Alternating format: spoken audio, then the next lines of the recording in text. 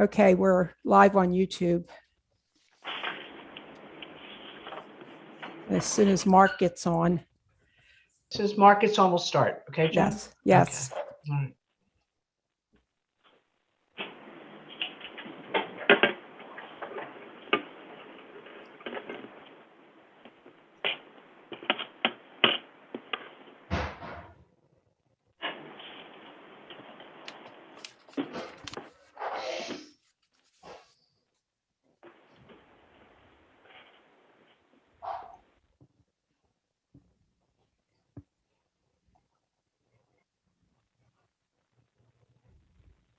Here he is.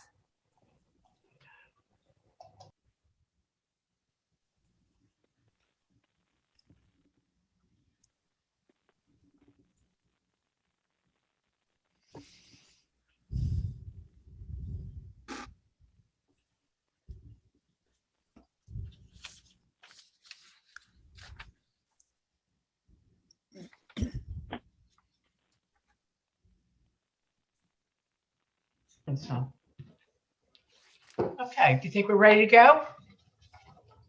Mark, are you ready?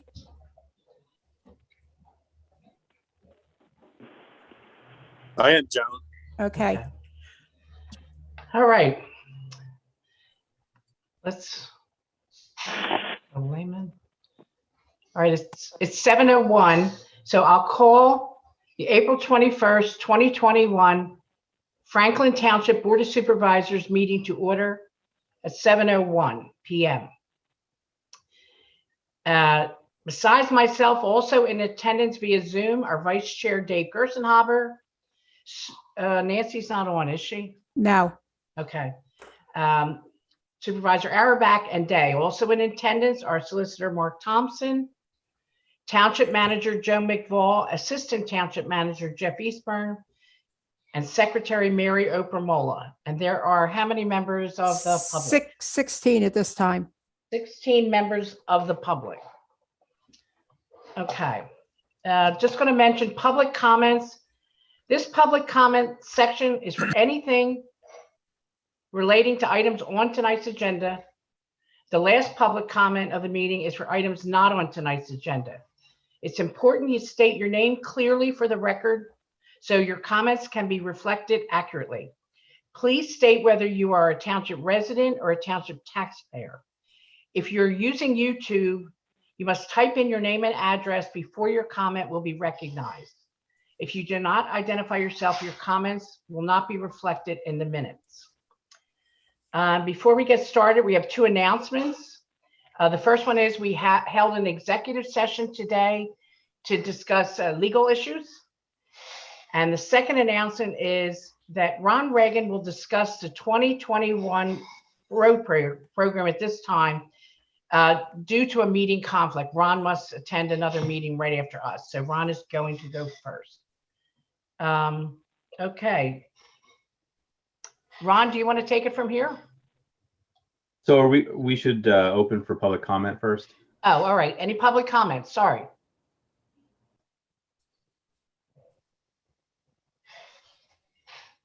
Okay, so you can comment at the end of the meeting also. All right, Ron, you're on. Okay, am I able to share this? Can you make it so I can share the screen? Yes, you can.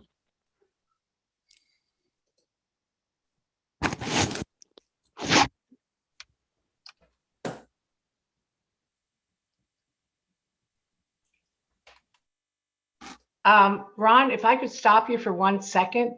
We didn't say our Pledge of Allegiance. Oh, yeah. Yeah, sorry about that, guys. All right. I pledge allegiance To the to the flag. flag, United States of America, to the republic for which it stands, one nation, nation, under God, God, indivisible, indivisible, with liberty and and justice for all. Thank you, everyone.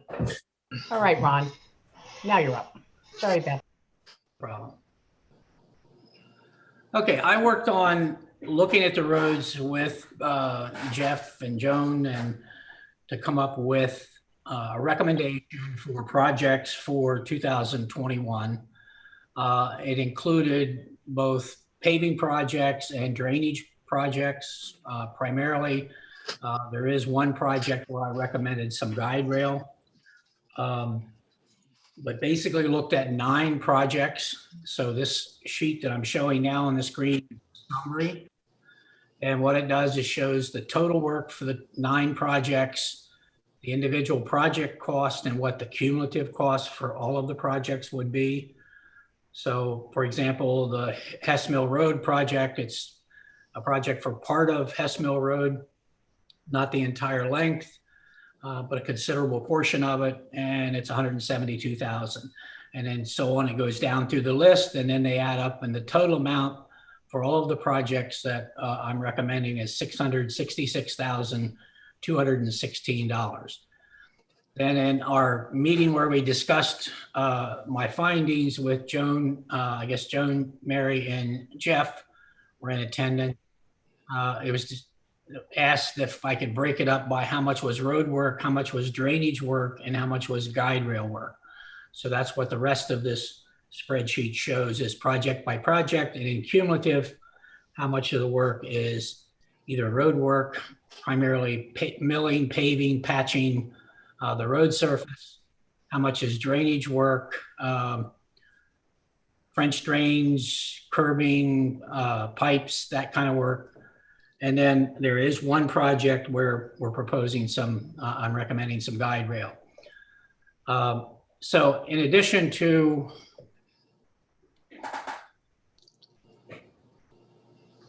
the summary sheet, I have individual sheets that give you a breakdown of the work on a project by project basis. And you can see for Hess Mill Road, we're looking at doing about 4,200 linear feet of Hess Mill Road.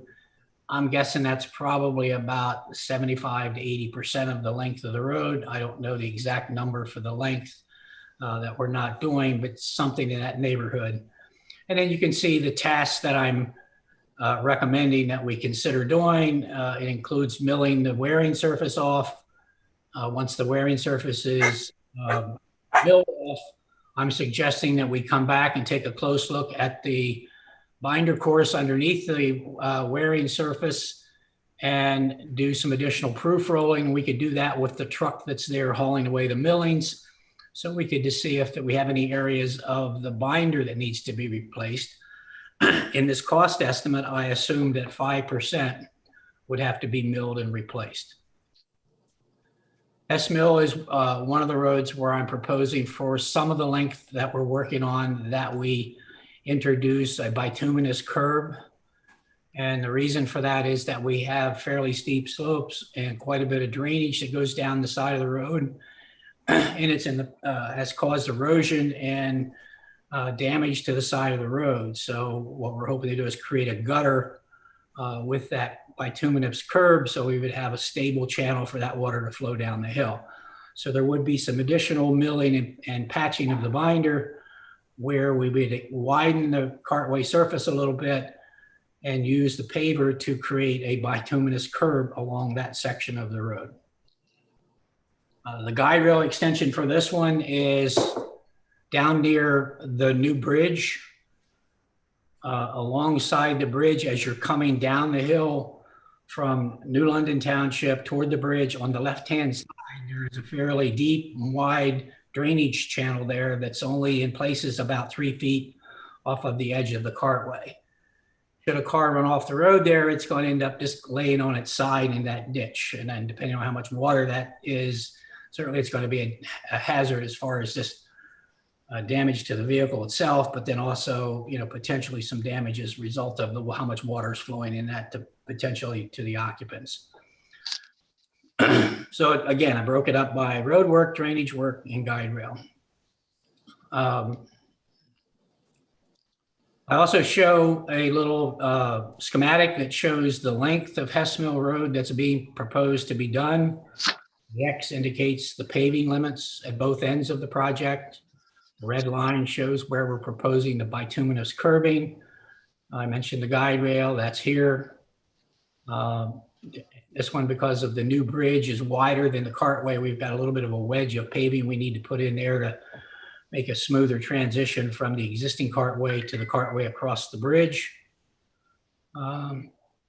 So that just kind of shows you the length of the project and some of the highlights of what's being proposed for that one. And then similarly, we go through the rest of the projects.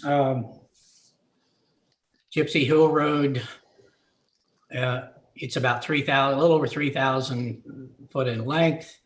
And we're proposing to mill the surface, inspect the binder, repair the binder as necessary. In this case, when we did our proof roll of Gypsy Hill Road, we did find a little bit more movement of the wearing surface when we ran over it with the truck. So I'm estimating 20% of the surface would need to be milled and have the binder repaired. And this one too gets curb. I'll switch over to the down that hill as you approach 841 on both sides. I'm proposing to put bituminous curbs so we've got a gutter for the water to flow down the hill. Schoolhouse Road, about 2,000 feet. Same drill, we're milling the wearing surface, inspecting the binder. And if we see anything in addition, we would add to this, but I assume for estimation 10% based on the proof roll that we did when with the binder still there. Somebody have a question? This one, I'm proposing some bituminous curbing on the hill going down the Schoolhouse Road as it approaches the 841 Churchill Road intersection. So again, it would be placing that curb to get a nice gutter there. We do have some stone that was put in alongside the cartway there that's resulting in some erosion and failure of the edge of the cart path. So I'm proposing to replace that and put in the curbing. Duncan Lane, this one is a little bit different in that we've got fairly new, compared to the others, probably a new surface. This is in a subdivision. We have rolled curbs, but we have a stream that flows down and flows through alongside the street, across the street, and then flows away from the street. And this area is relatively flat and very wet on both sides of the road. And in my opinion, what's causing the accelerated damage to this section of road is that it's wet underneath this road all the time because of the hydrologic configuration here with the stream.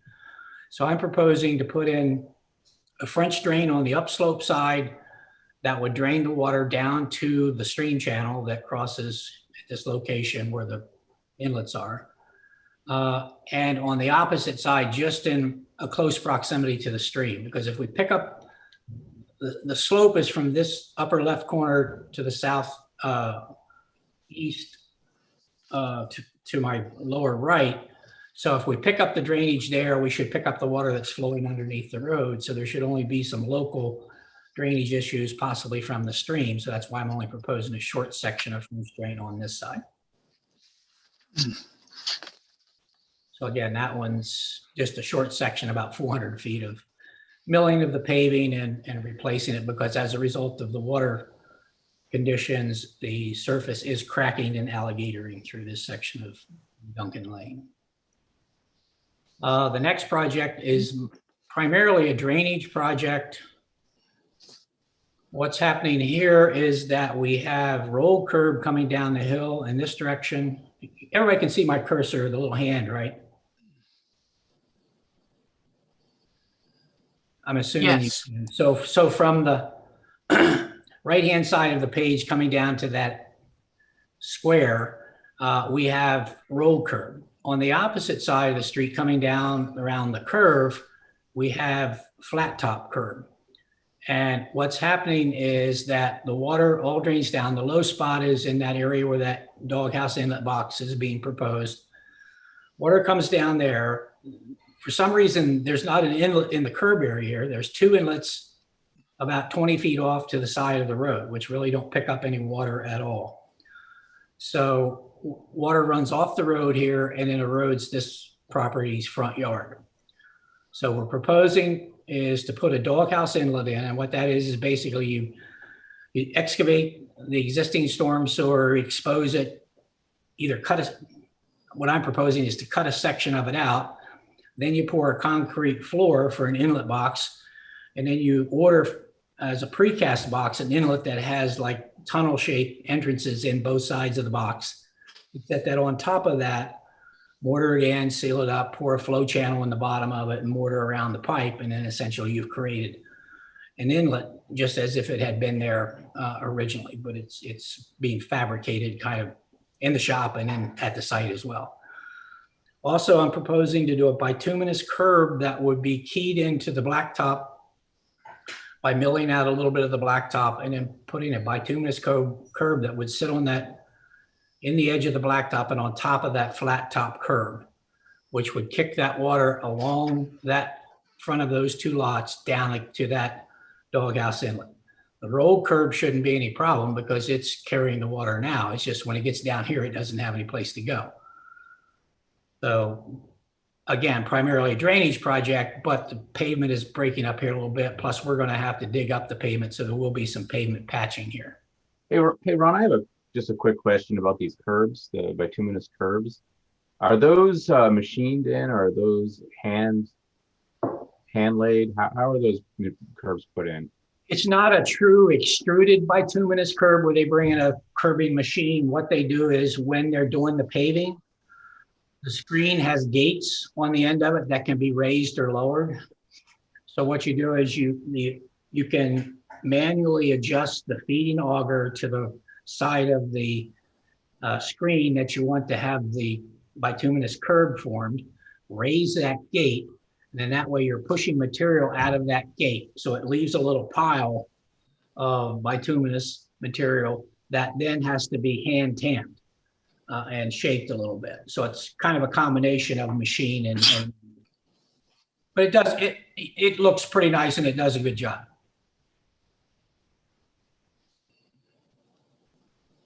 All right, the next project again is a kind of a similar project to the one that we just looked at. This is Mackey Court. Mackey Court also has the flat top curb, and we have drainage problems with water flowing off the road and causing erosion in some of these front yards. So what we're proposing to do is to, and it's pretty much just the half of the road because the road does have a crown in it. So the water on the lower side of the road stays on that side, and the water on the upper side, the yards drain away. So it's pretty much just the cul-de-sac and half the road, but it's enough that once it gathers for a couple hundred feet, it can cause some erosive force when it runs off into these yards. So the water would be gathered again in that bituminous curb gutter, flow down, and then we would install a dry well in the right of way alongside Cavender Lane and let that overflow into an existing inlet that's there. Cavender Lane and Walker, again, it's a drainage problem. Be a little bit of paving, patching work that we're putting in. But this one, my understanding is that there used to be a really major problem with drainage here until there was a basin put in this farmer's field. But we still get a lot of water that doesn't go into the basin and a lot of water that collects on the road and flows down in both directions. Essentially, Cavender Lane is like the low spot. So all this water flows down into that and isn't totally contained within the street. It's causing problems with the street breaking up and some flooding issues. So what we're proposing there is a system of inlets to pick up the drainage swale and an inlet on the opposite side of the road to get the water in between the embankment that was done for that basin and the edge of the road. And then on the Cavender Lane side of the road, there would be two inlets that would pick up the water as it comes down the hill in both directions before it flows onto Cavender Lane. And then that would tie at a junction for a manhole and then tie into a modified inlet box. There is an existing inlet there, but we would have to modify that to be able to accommodate the new pipe. So that's a drainage problem that would solve this area. Again, this is causing some pavement issues. They're not really severe at this point, but I think it's only going to get worse as we continue to have water issues.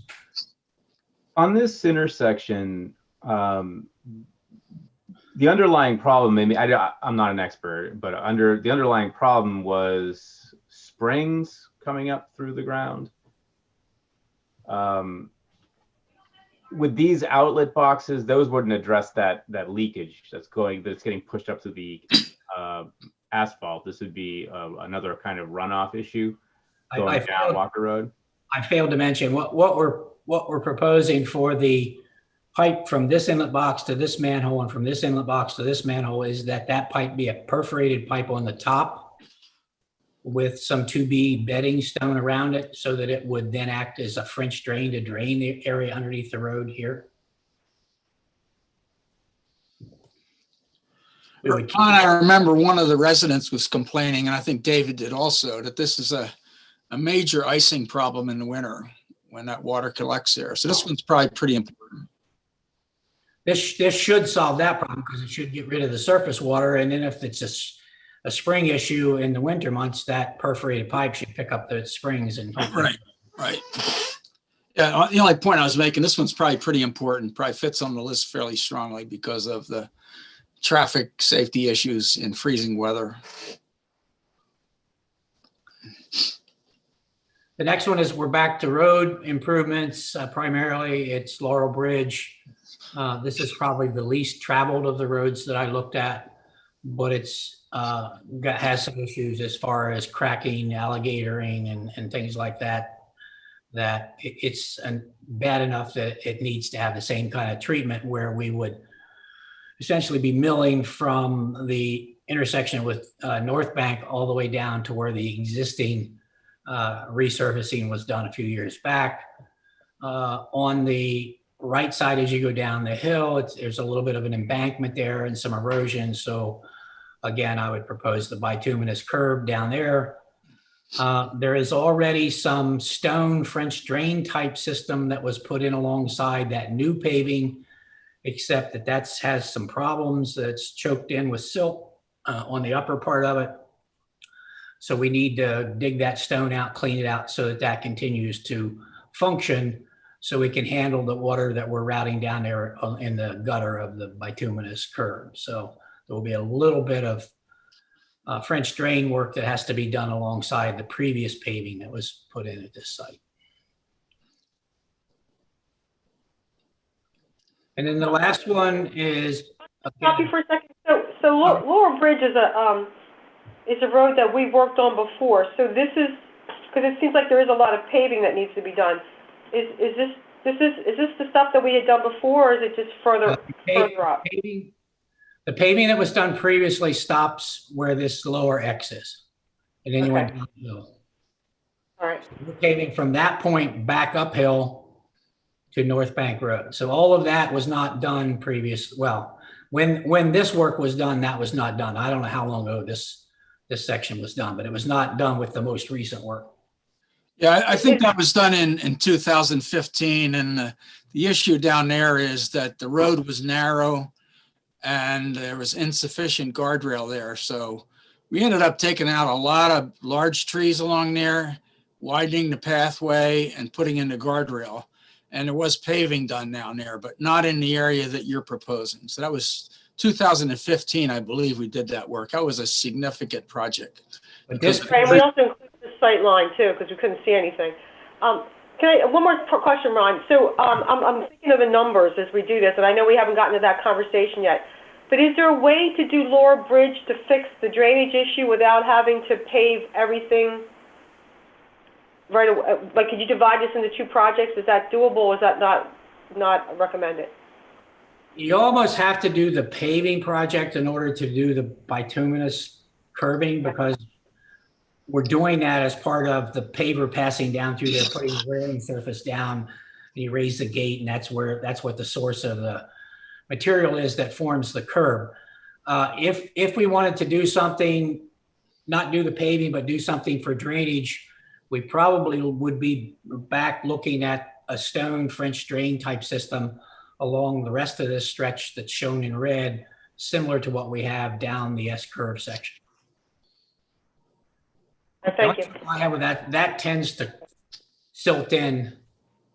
If we do that, if we were to do that again, what I would recommend is that you do a layer of the stone, leave it down about 6 inches, put fabric down, put another layer on top of that. And I'm not sure if this was done that way or not, because I didn't see it go in. And in that way, if it silts in, it's only going to silt in that top 6 inches. And it's a relatively simple repair job to come in, take that top 6 inches off, clean out the silt, and put a new layer of stone on top of it. But something like that would be done. You could, I don't think you could, it would be a significantly more costly curbing job to try to do something just to put curb in without doing the paving. All right, thank you for answering that question. Hey, Ron, just speaking, when we put that, you're going from the X down around the S curves.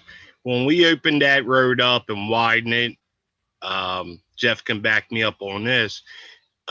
We did a similar thing to what you're saying for the drainage around that curve. Now, the part that we have the worst drainage on is where on your map where you have the curbs going in is our worst part. There's one driveway up there that needs to be lowered to get the swale to go in. And for the drainage that we did, we've only done this within the last 2 to 3 weeks. And I've rode up that while it was raining and everything. Everything seems to be working very well.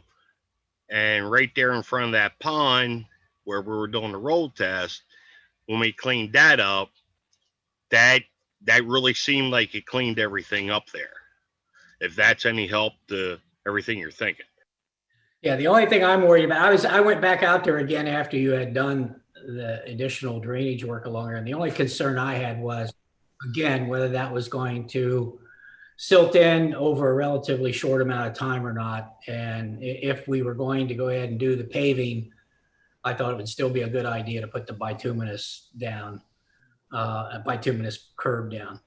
But yeah, I agree. I did see that driveway up there that we'll have to do something with that, either put a better swale in there or a pipe underneath that to tie into this bituminous curb gutter or something. Yeah.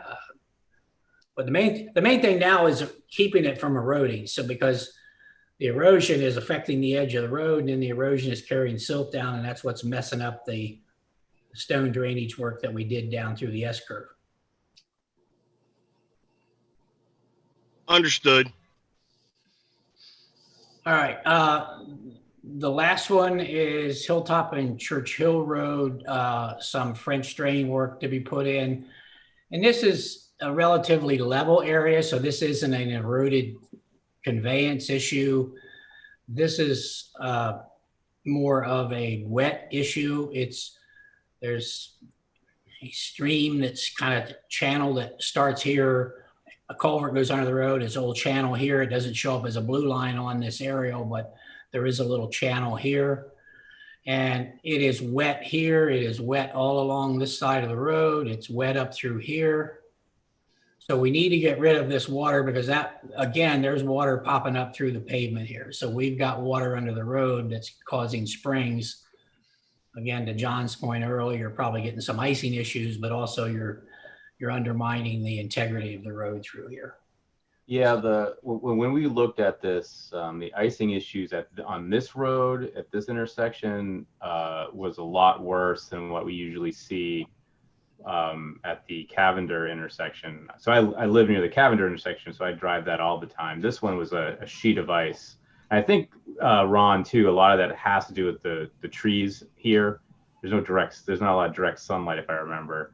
So I think this gets icy, and then there's a blind corner, or I don't know if blind's the right word, but there's a hill. This is at the bottom of a hill, so I think cars coming down here tend to have some problems negotiating this corner. So we ended up salting this quite a bit this year. So again, this is for the conversation later about how we prioritize. If we're going to do one or the other, Cavender or Hilltop, this might be 1 versus 2 because of the persistence of the ice at this intersection. But they both need to be done. So I just wanted to hop in there. So thanks, Ron. Yeah, those 2 drainage issues are both on my list. So I don't know whether we can do them both, but certainly they're the priority drainage issues. Yeah, for sure. I mean, how you spend your money is the board's call more than, mine. I mean, I would recommend doing all these projects in the order that I have them. So,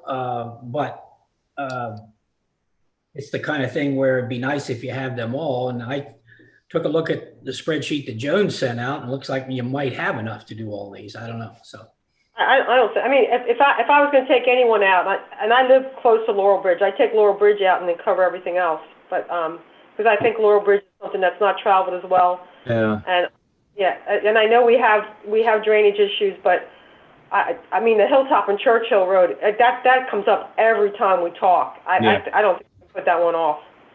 Yeah, I think that's kind of where we landed last time too, right, Donna? We were like, well, Laurel Bridge is the lowest traveled road, so that might put it lower on the priority list just based on the volume. But yeah, and it would take.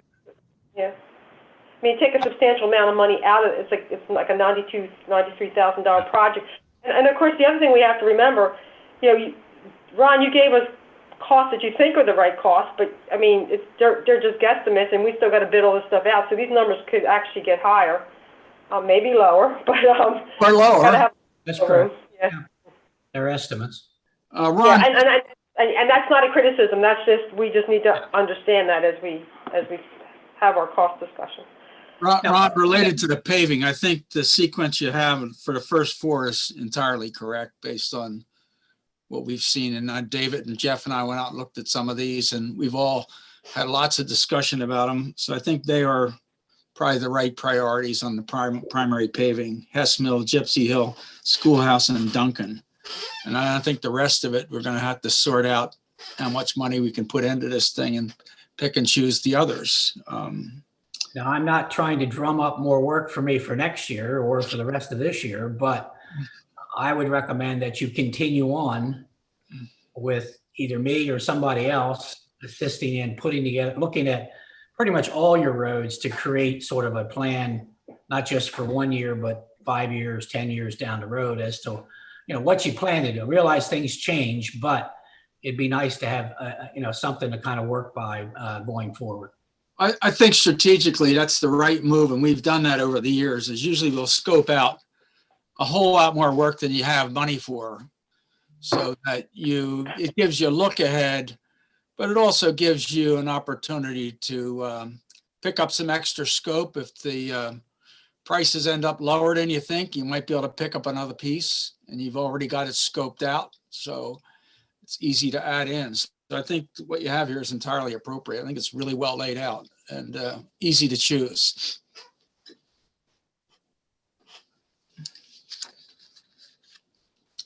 Well, I'm still well within my time. I've got to switch to the other meeting. So if you have any more questions, feel free to shoot them at me. I don't think I have any more questions. I think you did a really nice job laying all this out for us, because it's the delineation of the costs and what's going into these road projects. It was nice work. Thank you. No problem. Glad to help. Yeah, I don't have any other questions. The only thing I just alert the board to that it's somewhere we need to also do some striping. We certainly want to double stripe any of the roads we pave. And we probably want to go back and redo some of the ones we did about 3 years ago, because the paint we used back then probably wasn't as good as it should have been, and we're going to upgrade one step in quality. So we do need a striping program. It's an important safety issue on the roadways, because the impact of the striping makes the road feel narrower to the driver, and they drive slower. So, and it also keeps them on their side of the road. So it's a significant safety benefit. I mention it so once we get involved in the money discussions, we don't forget about the striping. And that's really a low cost compared to everything else, but an important part of.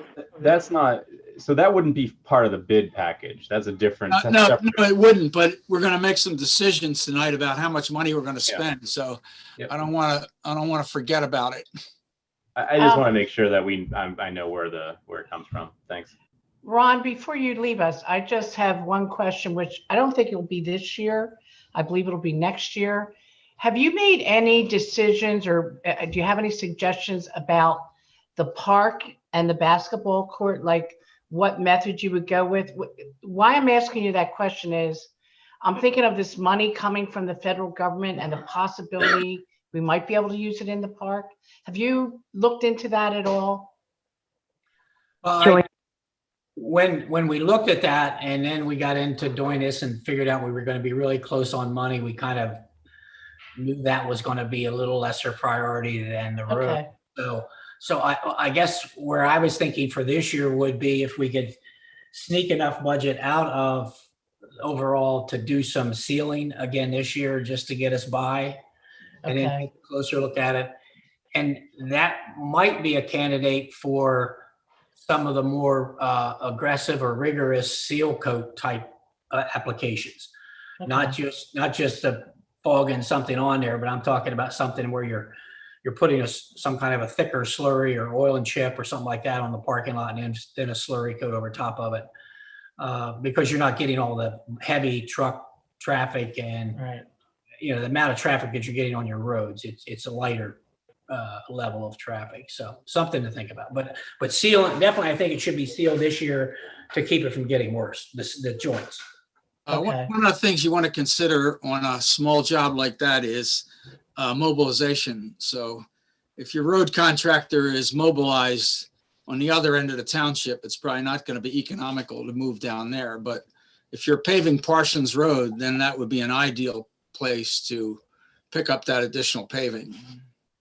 Well, if we Joan were- too brought up that being the baseball season has started and the sports fields are in use, we have to be cognizant of preventing them from using that. So Joan said, maybe we have to do this next year. So we give them a heads up on, don't book anything, June 1st, 2nd, 3rd, because we're doing this work in the park. I don't know. I'd like you to think about that too, Ron. Give us recommendations. Okay. Thank you. I think you did a terrific job. This was really easy to comprehend and understand. I appreciate it. Okay. And I agree too. So I did everything that everybody said. You did a great job. Appreciate it. All right, I don't, unless you want me to hang until 8 o'clock. I've got the other meeting. I told him I wouldn't be there until 8, but I could always leave and get there early and surprise him. All right. All right, I'll sign off then. Thank you, All right. Ron, Thanks, very Ron. much. Thanks, Ron. Ron. Appreciate it. All right, have a good evening. I guess we'll get back to the other stuff before we hit business. John, could you pick it up with the minutes? And we'll just go down the list. All right. So we want to pick up the rest of the road program in sequence on the agenda, right? Exactly. All right. So we're down to the minutes. Make a motion for the board to approve the version 1 of the March 17th, 2021 Board of Supervisors minutes. We have a second. I'll second that. Seconded by Donna. Is there any discussion, any corrections, errors, or upgrades that anybody wants to make, or general comments?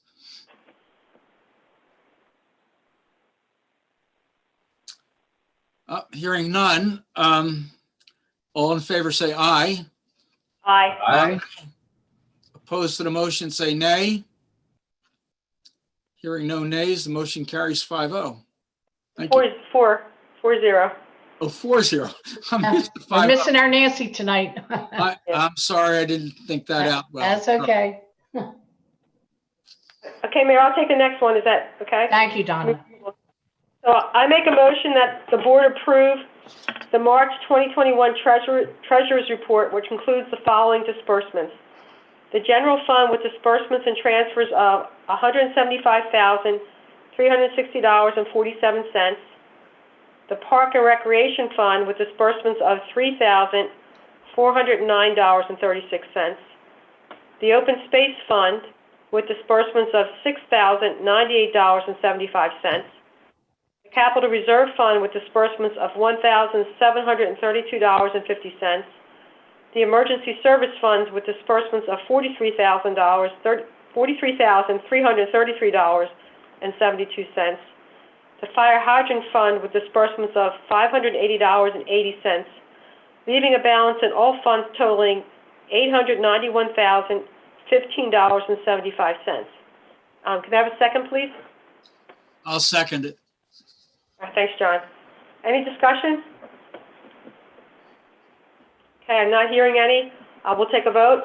All in favor, say aye. Aye. Aye. Any opposed, say nay. Okay, motion carries 4-0. Thank you. All right. I will take the zoning officer report.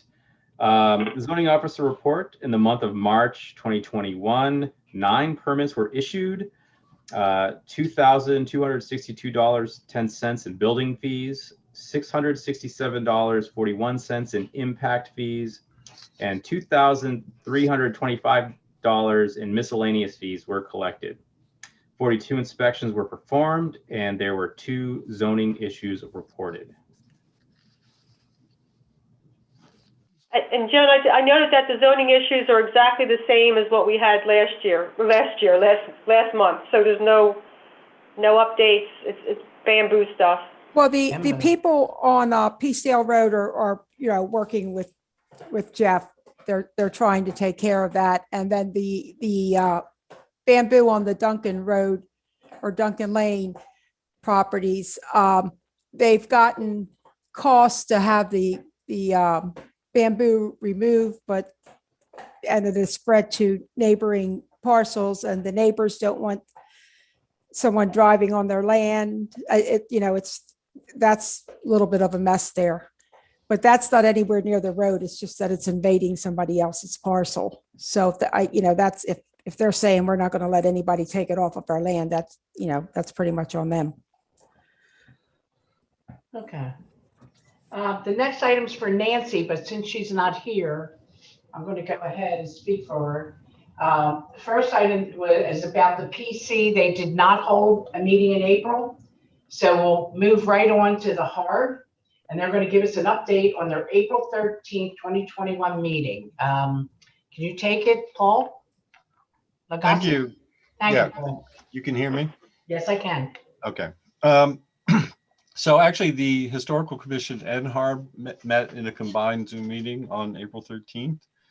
And the first item on the shared agenda was the Churchill African Cemetery. Research is continuing on the individuals buried there, but we've slowed down a bit, mainly because spring has forced people to get outside and do work in their yards, and so there's less free time for research and other activities than there were in the winter. I would point out in passing that the Churchill Hilltop intersection abuts the cemetery, which is parcel 72-3-3. So because the burials are ill-defined, which is to say the least, when they begin work on that stretch of road, they should be aware of the fact that there is a cemetery that is not well marked on the one side. Duly noted. I'm sorry? Duly noted, sir. Okay, thank you. Yeah, I just wanted to point that out. And then we approved the annual report that will be passed on to the supervisors at some point. That's the joint report of the Historical Commission and the HARB. We also reviewed the latest Chester County Historic Preservation Network Leadership Conference. And then the HARB went on to approve proposed changes to the COA application form. These are mainly for clarity and ease of filling out the form in terms of getting the information onto the application form. And then finally, there was a COA application for garage doors on a non-contributing structure, 105 Walker Road, which I presented the historical information, but then recused myself from the discussion because that is my property. But I will note that the HARB did approve the replacement of the garage doors as my wife and I proposed. And finally, we had a discussion briefly about an invitation that I'd received, which I have since participated in. There is something called the Mason-Dixon Connectivity Partnership, which is being developed by the Chester County Planning Commission with New London and New Garden and London Britain, and Franklin is also invited. I don't know if Eileen was going to get in touch with Joan Need to be careful. or Mary. I don't know if that's happened. She did, and I passed it on to Mary. Right. So basically, to cover this very briefly, there's a trails and cultural initiative. Paul, can I stop you for 1 second, please? I hate to do this to you, but Jeff just told me that Lieutenant Steele needs to leave at 8 o'clock. Okay, sure, no So problem. can we pass this? Yep, I'll on pause. Okay, and then you can take it up again. No problem. All right. Sorry, Paul, about that. No, quite all right. I was surprised you hadn't bumped me already in some ways. I do have to go by 8 p.m. I just wanted to say hello. My name is Dan Steele. I'm the new station commander here at Avondale. The other station commander who was here prior to my transfer was Lieutenant Nicole Palmer. She retired. She's doing well. So I'm very happy to be here. I grew up in Chester County. I did spend the last 8 years working in the Philadelphia area with the state police. So a much needed change all around for me. Super happy here. We're very proud to serve Franklin Township. I think the men and women here do a great job. Franklin, out of the 17 townships that we cover, is kind of in the middle of the road there when it comes to responses. For example, in 2020, we responded to Franklin 900 times for calls of service. Some of our higher end of the townships are in the 1,500 calls a year. So just to kind of give you kind of a ratio there. So Jeff Eastburn, we've met personally. We talk almost daily. We have a great rapport, and he keeps us updated here at Avondale with all any concerns in Franklin. He sends it over right away. So I'm always approachable. We want you to call the township. Call us when there are concerns in Franklin, so we can address them right away. And I just wanted to say hello. So I don't know if anybody has any questions for me, or we're just very proud to serve. And as I said, the men and women here, it's a young station. So these men and women, when they come out of the academy, they want to learn. They want to be out and about in the community and get to learn how to do their job. So I think that's very good for the community. Thank you for being here, Lieutenant Steele. Sure. So could we ask a question? Sure. So Lieutenant Steele, of the 900 calls, is the majority of that for traffic or burglary or murder, or what's going on? No, it's not for homicides, luckily. So just to give you a breakdown, calls for service. So this could be anything from a 911 hang-up call, a residential alarm, a crash. So in 2020, there were 34 crashes that we responded to in Franklin Township. That gives you an example. 57 property crimes. Okay, so criminal mischief, some other things, theft, and 24 personal crimes. Usually those are like your assaults or your harassments, those sort of things. I don't have it of how serious these were, but as you can see, I mean, as I said, from some of the other townships we cover, you're on the middle to the lower end with some of these things. So from my 19 years of experience, I would say Franklin is a very safe place to live, and we want to keep it that way. Yeah, Paul, this is John Auerbach. Over the 10 years I've been on the board here, we still get them the monthly incident reports from the Pennsylvania State Police. And when you look at that, there might be 45, 50 items on the list, and only one or two of them will generate some concern for you. They're fairly minor issues other than the crashes. So we have a fairly safe township, so there's not a whole lot to worry about other than crashes. And incidentally, we did have some excellent police coverage on a crash on Guernsey Road there last week on Thursday night, where a car rolled over on its side. Drivers were trapped in there, and fire company had to cut the roof off. And certainly the state police did their job. You had about 3 or 4 cars down there, and they did an excellent job with the DUI on it, and took care of the guy appropriately. The guy not only couldn't walk a straight line, he could hardly stand up. So we thank you for your service there. Thanks. If I could just ask a quick question, just for my records, what township residents? I got the number around 5,000. Does that sound right? 4,500, I think, is close. Okay. Gotcha. Well, I thank you. I do have to leave the meeting here soon, but please reach out anytime. We are here for you, and we're proud to serve you. Thank you. Thank you for coming. Thank Lieutenant you. Steele. We appreciate it. All right. You're welcome. Okay. Paul, before I go back to you, I know we're jumping around a bit on this agenda, and please ask everyone to indulge us tonight. I'd like to turn this over to Mark. Are you there, Mark? Yes, Mark Mayor. Thompson. Mark Thompson, you want to say something here before we go back to Paul? And let's see, we're jumping to Well, we have, that's 3327 Appleton Road, the COA, correct? if you want, I mean, I think Paul was giving a report on behalf of HARB, Right. but the point where we're dealing with the 2 certificate of appropriateness issues, then I can open the hearing, but I'm happy to let Paul finish with his report, and then when we get to those 2, I can move those forward. Okay, very good. Well, Paul, would you like to pick up where you left off there? Sure, I won't. Thank be you, very Paul. long, actually. So anyway, there's a similar initiative currently underway in the northern part of the county. Well, not northern, but north of us, as much of the county is, and associated with the Brandywine battlefield and involving interconnecting existing trails and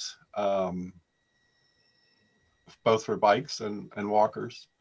And the approach that is developing at the moment and is being driven primarily by the Planning Commission and London Britain focuses primarily at present on the Mason-Dixon line.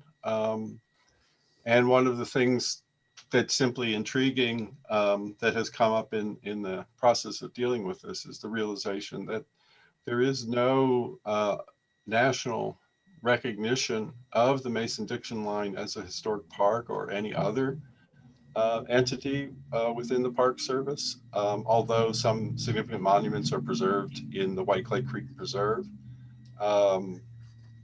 But this will undoubtedly be a long, not a short process. And as I said, will involve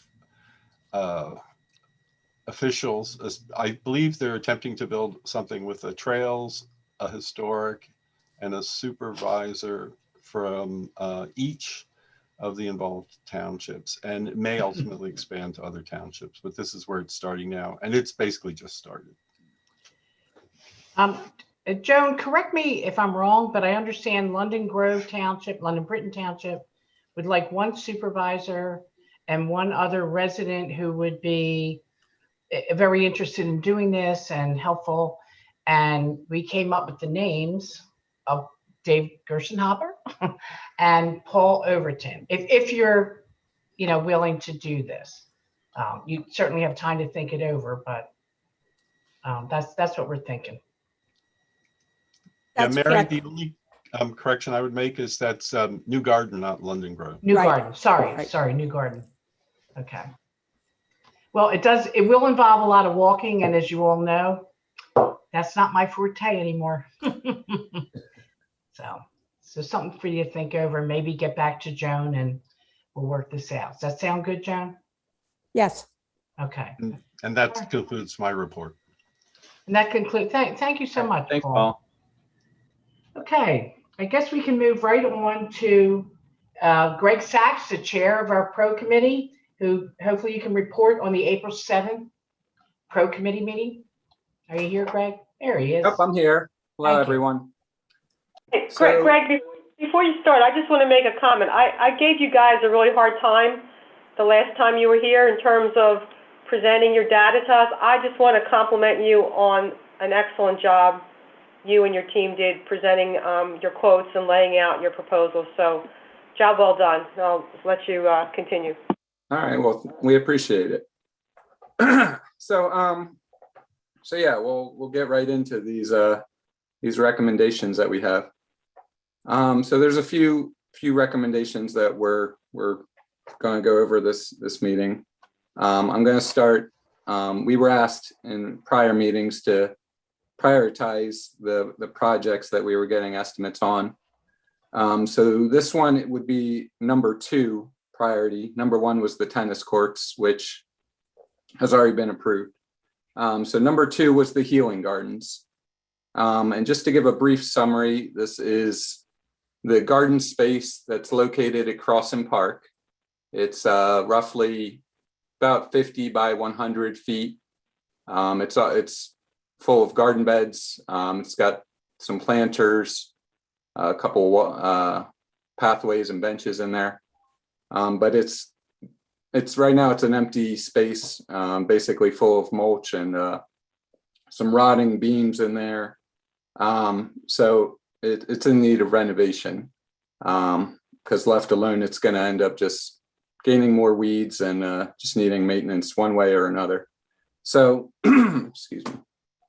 So after, a bunch of conversations, we decided that the emphasis with the design would include native plants, which is in order to provide food and habitat for pollinators and birds. It's going to focus on stormwater management. I sent over some images that I took of the garden space during a storm, and it definitely has some issues there, as well as deer resistance.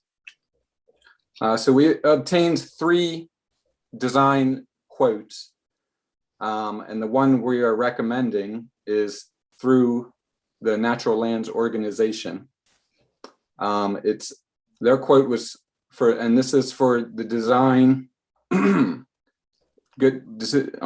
design the gardens, to assist with the plant selection, possible volunteer assistance, as well as helping us work out a maintenance schedule, which is important for, a successful project. So their quote was $3,200, but that was before a 50% match that they had, which was through the William Penn Foundation, Delaware River Watershed Initiative. So that brought that quote down to $1,600. Again, that's not including the plants and not including the actual installation, which they don't do, the installation. She estimated, the woman at Natural Lands, her name is Karen, she estimated the plant purchase cost to be roughly between $3,000 to $4,000. We are trying to keep it on the lower end, but this all is dependent on, the design and actual layout once, assuming it's approved. Installation, we recommend going with Red Tail Restoration. They've worked with Natural Lands and they're approved with their designer on their list of installers. They're very familiar with native plants, and they quoted us at $40 per hour. And they gave us a higher total hour installation number, but we're hoping to work with volunteers to cut back on costs. So we've kind of estimated it as using Red Tail for 45 hours, which would equal $1,800. This is to install the plants and, you know, to keep the plants weeded, the garden beds weeded. And we'll supplement, you know, this work hopefully with volunteers. Just to touch on the volunteer thing, I did kind of put a feeler out, and I got 10 parties that were interested in volunteering. I didn't push it too far because I didn't want to, you know, put the cart before the horse and get a bunch of volunteers ready to go without any project to do. But got some good feedback, and, you know, assuming that the project can be approved, I would go ahead and work on trying to obtain more volunteers for that. The other estimate included in this was through Signature Landscapes. And this was kind of to do some of the physical labor part of the work, which is removing some of the old mulch, the stones, some of the old stones, cleaning up and prepping garden beds and refreshing it with new mulch and stone. We came up with the idea of removing some of the deteriorated wood and replacing it with some of the wood from the garden, because it currently has basically 2 sections that are the same design with 4 entrances and kind of a center, I guess it's an octagon. And we basically would take out 2 of the entrances. That would allow us to reuse some of the wood, and, you know, it would expand the garden bed slightly. And their estimate came in, and that also included removing 3 shrubs in the wall on the north side of the gardens, which is near the parking lot, which would provide more accessibility and visibility to the gardens, and install kind of a basic walkway entrance at that point too. So that estimate came in at $1,550. So the total estimates, well, let me touch on. So there was also a donation that we obtained. This is through Matthew Brown of the Nancy D. Davidson Memorial Foundation. This donation was a one-time contribution in the amount of $2,500, as well as additional $750 per year for 5 years to support the maintenance of the gardens.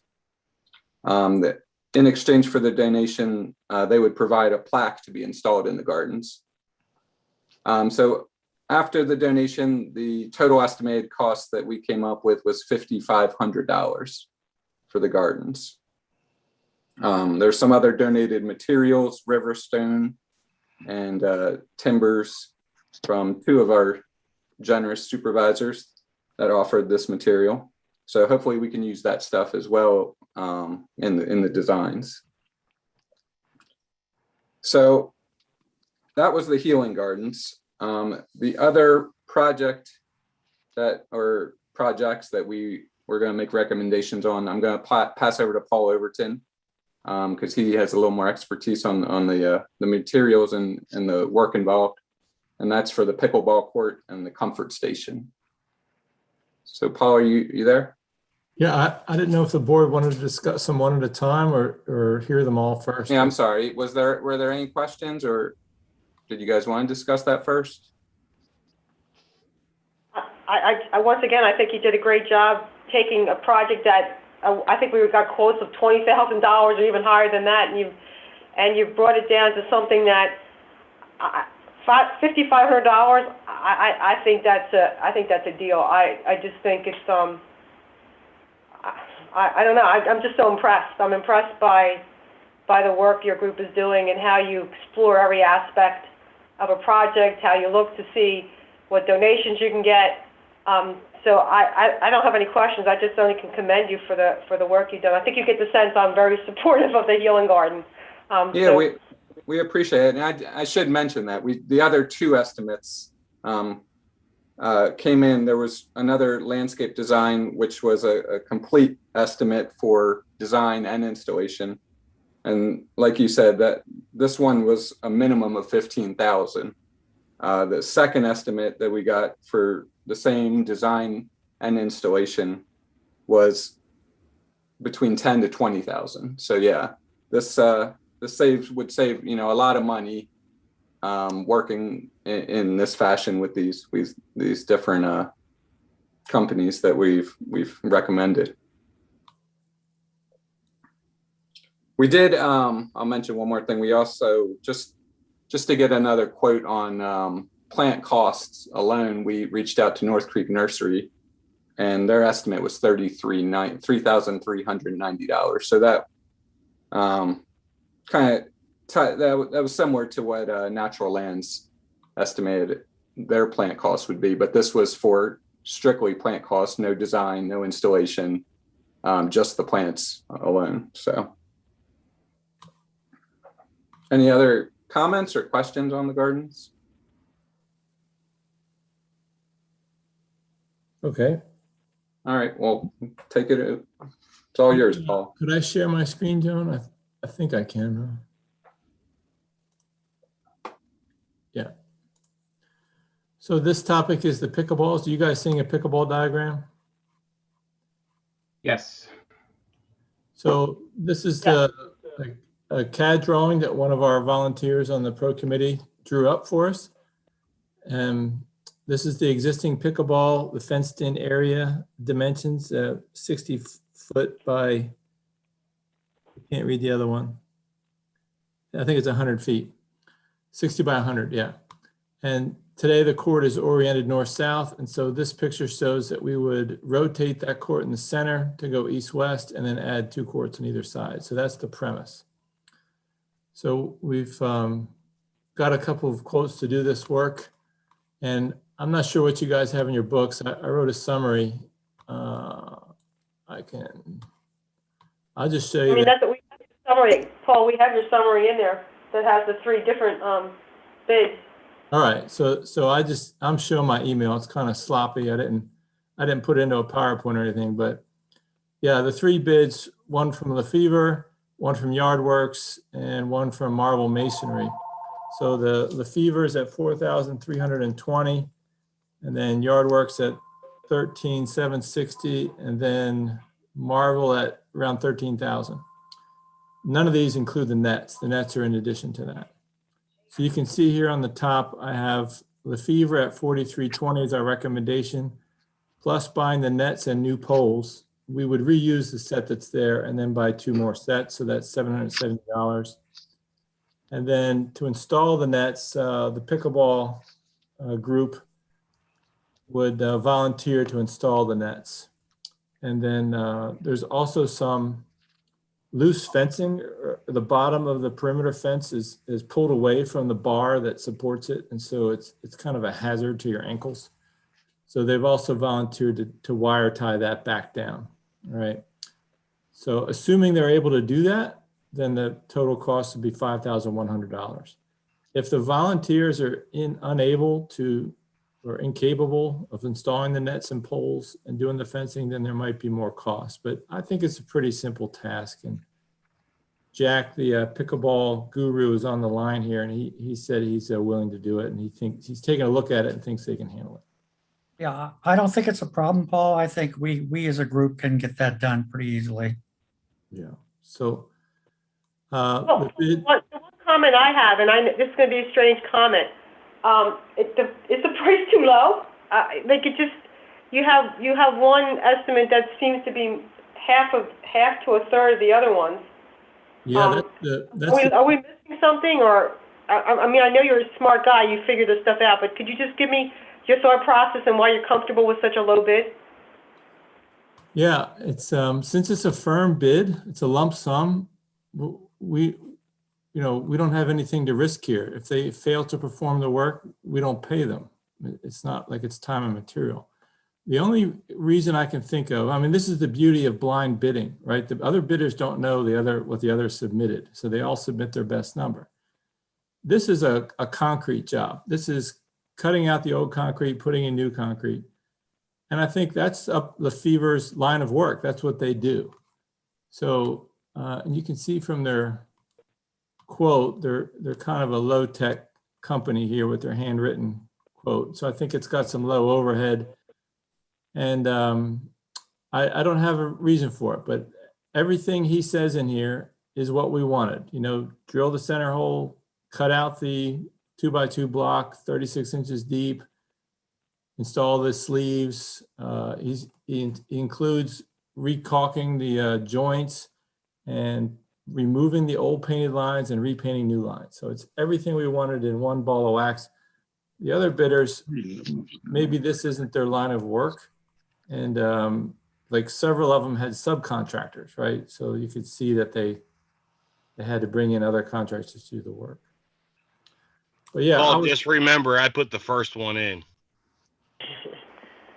yeah, Jimmy, nothing against what you did. I have to go by the dollars here, right? So if maybe Jimmy wants to comment. I mean, Jimmy's just time and material, and he might come out at $5,000, you know? So that's something to keep in mind too, Don, is his is time and material. He's just giving his best guess, but we would pay him on a reimbursable basis for the hours worked.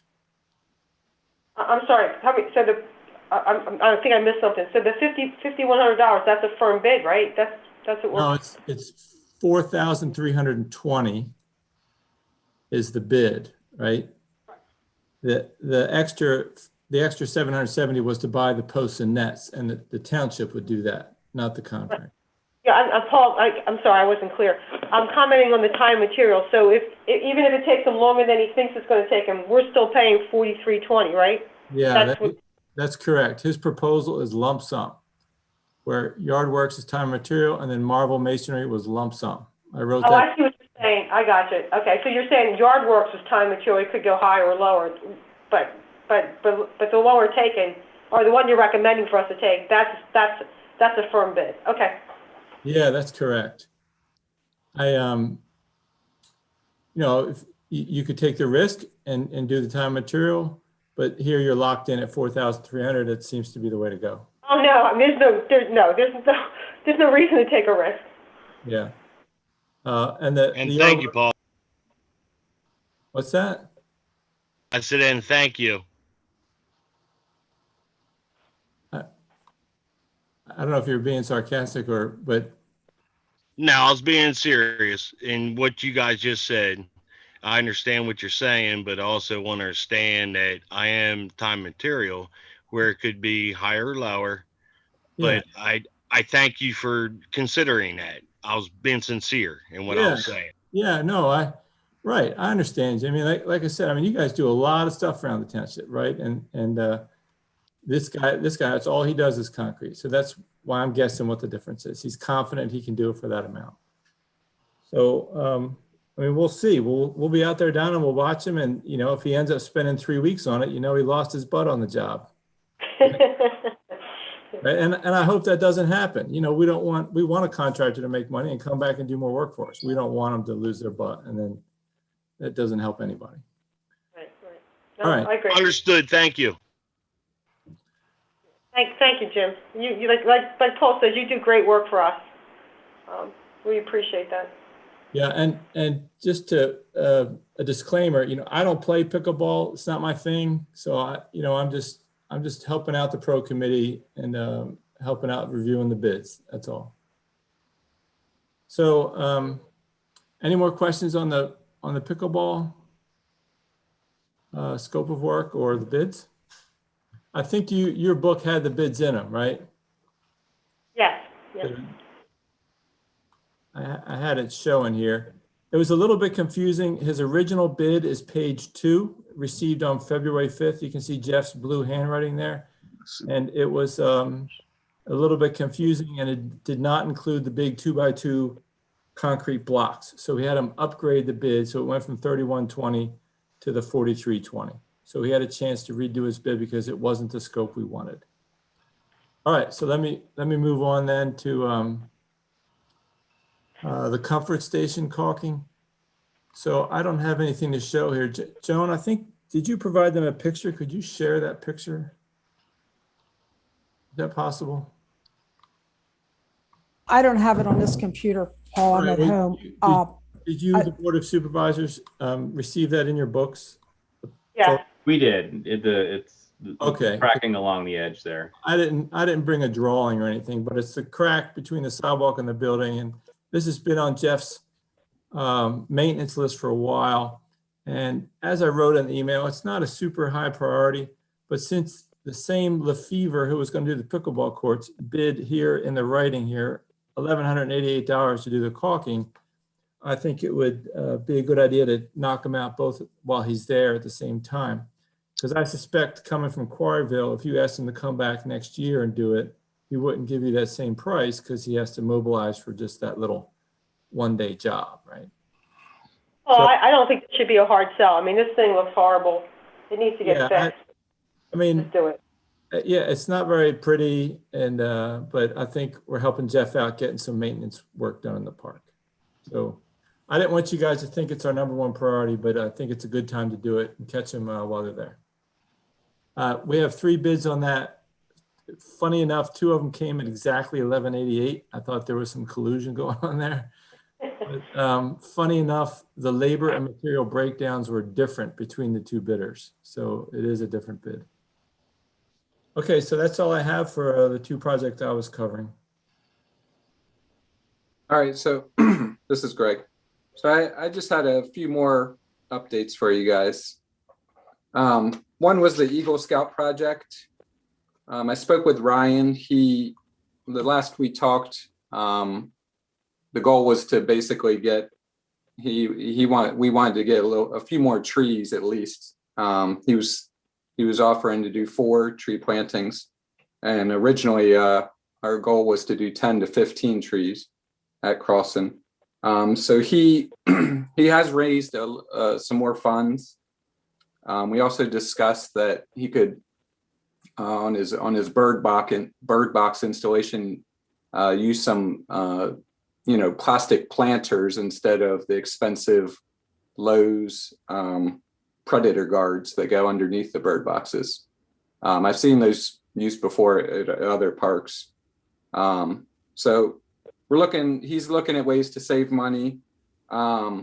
He had a meeting with his scout project coordinator this week, and he hasn't gotten back to me. I tried to follow up earlier today, but I haven't heard back how that went. But assuming he can raise the funds and get more trees, we're hoping to get that project going soon. Another meeting we had was with a local Landenberg resident. His name's Steve Cottrell. Steve's an invasive plant management specialist, and he serves on the Delaware Audubon Society. He's willing to volunteer his time to the township to help with our invasive plants, starting at Crossan Park, depending on his time and availability, possibly other preserves. And he's, like I said, he's a specialist, so he knows exactly what time, when to target these plants, how to target them. So he's ready to go. He's volunteering his time. He's not wanting to charge us anything for this work. And I just wanted to, I don't know, if that needs approval or what, since it's a volunteer job. But he's looking to help us out and just help out the parks, basically. The only other thing I had was just an update. We spoke with the FSA. They did update their calendar, and we're compliant with what their agreement was. So we thanked them for that, and we asked to their approval for the hunting season be put on hold, and we're, as far as the pro board, we're willing to recommend that they be approved for the upcoming year. So that's all I had for this. Any questions or anything? No, I think it's just to work out with Mary. We probably need a motion, right, for the 3 projects, and I would hope that you It's could verbally. further along, Donna. We'll get to that. Before when we do approve that, Okay. I know Jack's on the line. He is, I don't want to call you out or put you on the spot, Jack, but you are our resident pickleball person. You come to all these meetings, and you're very interested in the pickleball courts. when you see these plans, is this something that you're like, this is what we need? What are your thoughts on how we want to proceed here? Well, I'm totally thrilled to be able to get 2 additional courts being put in because of the fact, every day I'm getting more people actually that seem to be interested in playing, but because there's only 1 court, it makes it difficult to, as a group, gather together and play for any extended amount of time. Like right now, we play Thursdays and Saturdays, and a lot of the times we're just watching the other people play for 20 minutes before we can get back in and play. So putting 2 more courts in is going to be just a thrill to be able to do that. And I don't know if any of you are on the Nextdoor app, but there have been people on there actually wanting to know where they can play pickleball, beginners. So I actually replied to them recently within the last couple of weeks. So I think by putting those 2 other courts in, we'll probably triple the number of people playing pretty quickly. Wow. That's my estimate. Yeah, I was impressed, over the winter, I'd go in and it's a cold Saturday morning and there's people sitting on the benches watching a full court playing, waiting for their chance to play. It was impressive right through the winter. A lot of people wanting to play and a lot of people are interested. So this is I think we have a couple of pickleball players online here. I don't know if Phil, do you have any other comments you'd like to make? Phil, you need to unmute if you'd like to make a comment. Do I have to, am I still on mute? No, you're good, Phil. No, we can hear you, Phil. Yeah, I've been playing pickleball for probably 3 years now, and it's become extremely popular. And I think once the word gets out that there's more pickleball courts, as Jack had said, we've had at least 2 or 3 and upwards of 4 people sometimes waiting to play on that 1 court. So I don't think there'll be any problem getting 2 and 3 courts filled with the number of players. So I'm very anxious, about playing there more often. And I can see us expanding the number of days that we play from 2 to even 3 or 4 times a week coming up, especially in the summer months.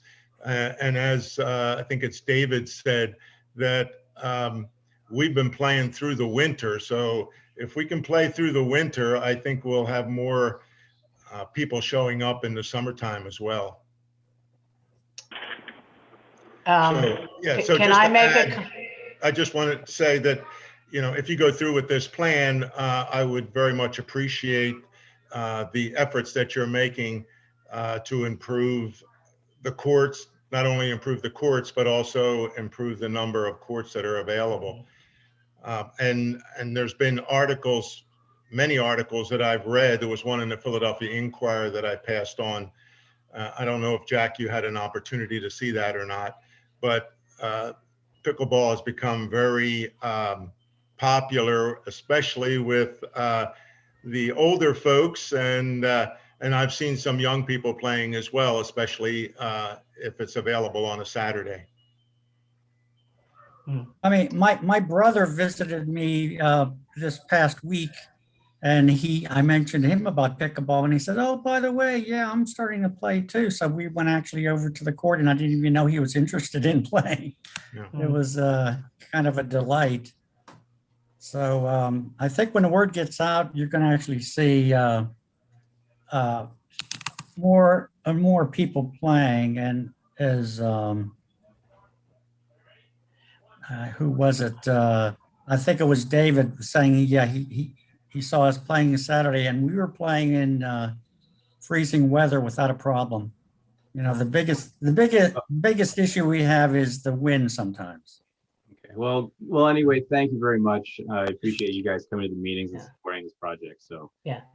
And Jack, I'd like to let you know, get ready. You will have more people. inquiring because you will be in our newsletter, our mail Okay. newsletter. Okay? Okay, terrific. So get ready. Okay, All right. Thank you. sure. Greg, do you have any other thing to say on the pro committee or? No, I mean, there just an update on the tennis courts. Okay. The crack in between the courts was scheduled to be completed by the end of May and mid-June for the repair and the repainting of the courts. So hopefully they'll be done sooner than later. Okay. Nope, that's all I had. Don't forget about the water fountain. Oh, and we have that beautiful water fountain installed with a dog bowl. Yeah. Yeah, that's great. All right. Awesome job, guys. Okay. All right. Is anyone else have any questions on anything the pro committee is doing? All right. If not, then I think Kathy Goen, I'm going to turn it over to you to give us an update for the comp plan. Are you there, Kathy? Hi, There she Mary. is. Hi there. Hi, everyone. Yep, I'll make this quick. The comprehensive planning task force met in March, and we reviewed the first chapter, the agricultural retention chapter, and provided some comments, collected some comments from other members of the community and the board. We are going to cancel next week's meeting because the next two chapters are on a bit of a delay. So we will review two more chapters in May. That will be the green infrastructure, also known as the natural resources chapter, and the trails chapter. And those will be distributed sometime in May in advance of the late May meeting.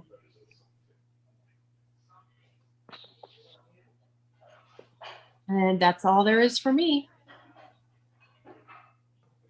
Thanks, Kathy. Okay. Anybody have any questions for Kathy or May meeting? So the next meeting is canceled and we're moving to May. That's right. Okay. Do you have a date in May, Kathy? I'll write it down. Oh, man, that's like a trick question. I should have it. Sorry. It's the last Tuesday in May. Forgive me. I should have had that. I had It's enough. hold on, I have it. 1, 2, 3, the 25th of May. That's May it. 25th. Thanks, Joan. Okay. Thank you, Joan. Okay. Man, that's a stumper. Good job, Mary. Sorry about that.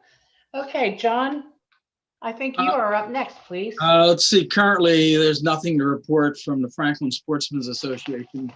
They're not required to report to the board outside of hunting season. So the first time they'll appear back will probably be September or something like that. And then they report every month through the hunting season, but they're not active right now with report backs. Okay.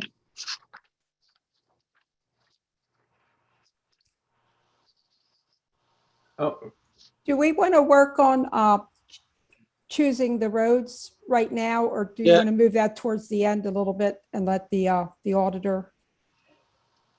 Yeah, we can That's do the that. chairman. That's the chairman's choice. We can let the auditor go. And then Okay. we'll talk about the roads last. Sure. So I guess you're up next, Donna. Lieutenant Steele, we heard from. And now we have, okay, Yeah, Tim thanks for Sawyer. All right, so I like Tim Sawyer of BBTC will review the 2020 audit. Okay. Tim, are you with us? I am. Good evening, everyone. Oh, good evening, Tim. Good evening. I'll be able to share my screen. I got a little PowerPoint for you. Okay.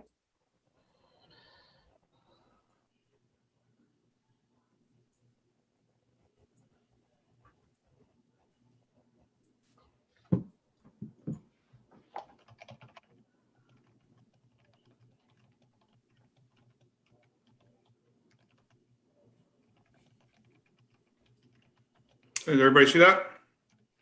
Yes. Okay, great. All right, so I'm going to give you a real quick overview on the results from the audit for this year for December 31st of 2020. Give you a quick overview of the audit timeline, what the audit approach is, areas of our emphasis during the audit, course, the results of the audit being what our audit opinion is. A couple other matters, and then I have one quick little chart to show you some financial results, very high level, comparing 2020 to 2019. So with the audit timeline, we performed what we consider, obviously nowadays with the with COVID and all, we did a hybrid audit. So we were on site some, and then of course we did finish a lot of some of the work off site as well. The field work was performed mostly in February.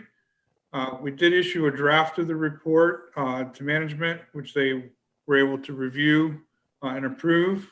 And then, of course, your DCD report was issued as well as electronically filed with the state by the April 1st deadline.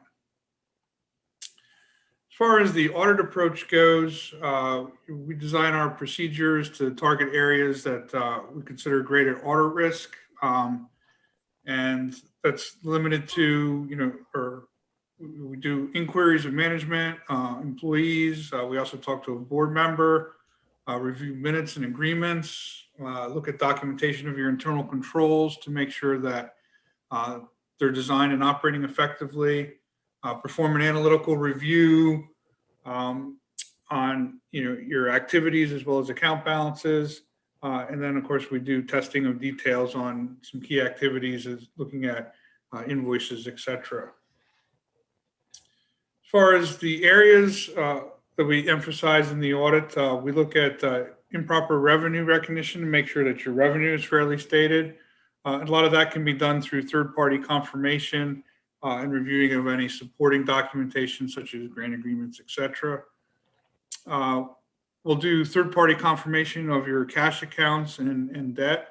We'll focus on major vendor payments, also focus on any capital outlay expenditures. One of the schedules in the DCD audit is a statement of capital expenditures.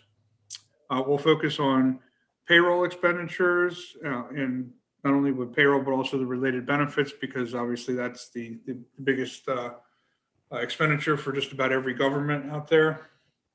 And then we'll also, as we're going through, we'll look at a random selection of other transactions and tying them out to documentation, et cetera. As far as the audit results go, we issued an unmodified opinion or a clean audit opinion on the DCD report in accordance with the regulatory basis of accounting. The DCD report is, it has its own format. They've used the same format for years, and you're allowed to use the cash basis of accounting, which the township does do for the DCD reporting. So that's why we say it's in accordance with the regulatory basis of accounting set forth by DCD as opposed to generally accepted accounting principles. So it's just a difference in the type of reporting that you can use, but good, clean audit report. Just like to make sure that, that management was helpful and forthcoming during the audit, got us all the information that we needed, no issues. There were no waived audit adjustments. So everything's been recorded and reflected in your statements. And if you do have any questions about the audit or anything related to accounting or how it may impact your future audits or anything being recorded for the financial statements, we are available year-round for any questions. And finally, looking at a quick overview of your financial results, we can look here. If you're looking at your cash balances compared to 2020 compared to 2019, overall, you're a little over $1 million. Last year, you had 860,000. So you're up a little bit there. And we have the breakdown between the general fund, your special revenue funds, capital projects fund, and then of course the escrow are funds that are on deposit for different projects, and that really is not township money. Overall, your total revenues were up a little bit from 2.2 to 2.3 million. The other financing sources are transfers. This is transfers of money in between funds, and they were up a little bit as you move some money over for capital projects. There was a small miscellaneous number in that other financing sources, as you'll see. Otherwise, they equal the transfers out as in the uses. And your total expenditures were 2.4 last year. They're actually down a little bit to 2.1, almost 2.2 million. So overall, last year as a township, you had about a $200,000 deficit, but this year you had about $134,000 surplus, if you will. So you had a good financial year, everything taking into consideration in 2020. With that, if anybody on the board has any questions, I'd be happy to entertain anything. Yeah, this is John Auerbach. I know I was talking to our elected auditors today, and they're on the line, so they've got some questions. One thing I did note is that nobody sent them the financial reports, which I did this morning by email. So it's a little bit of an email buzz among them today, so I assume they have some comments.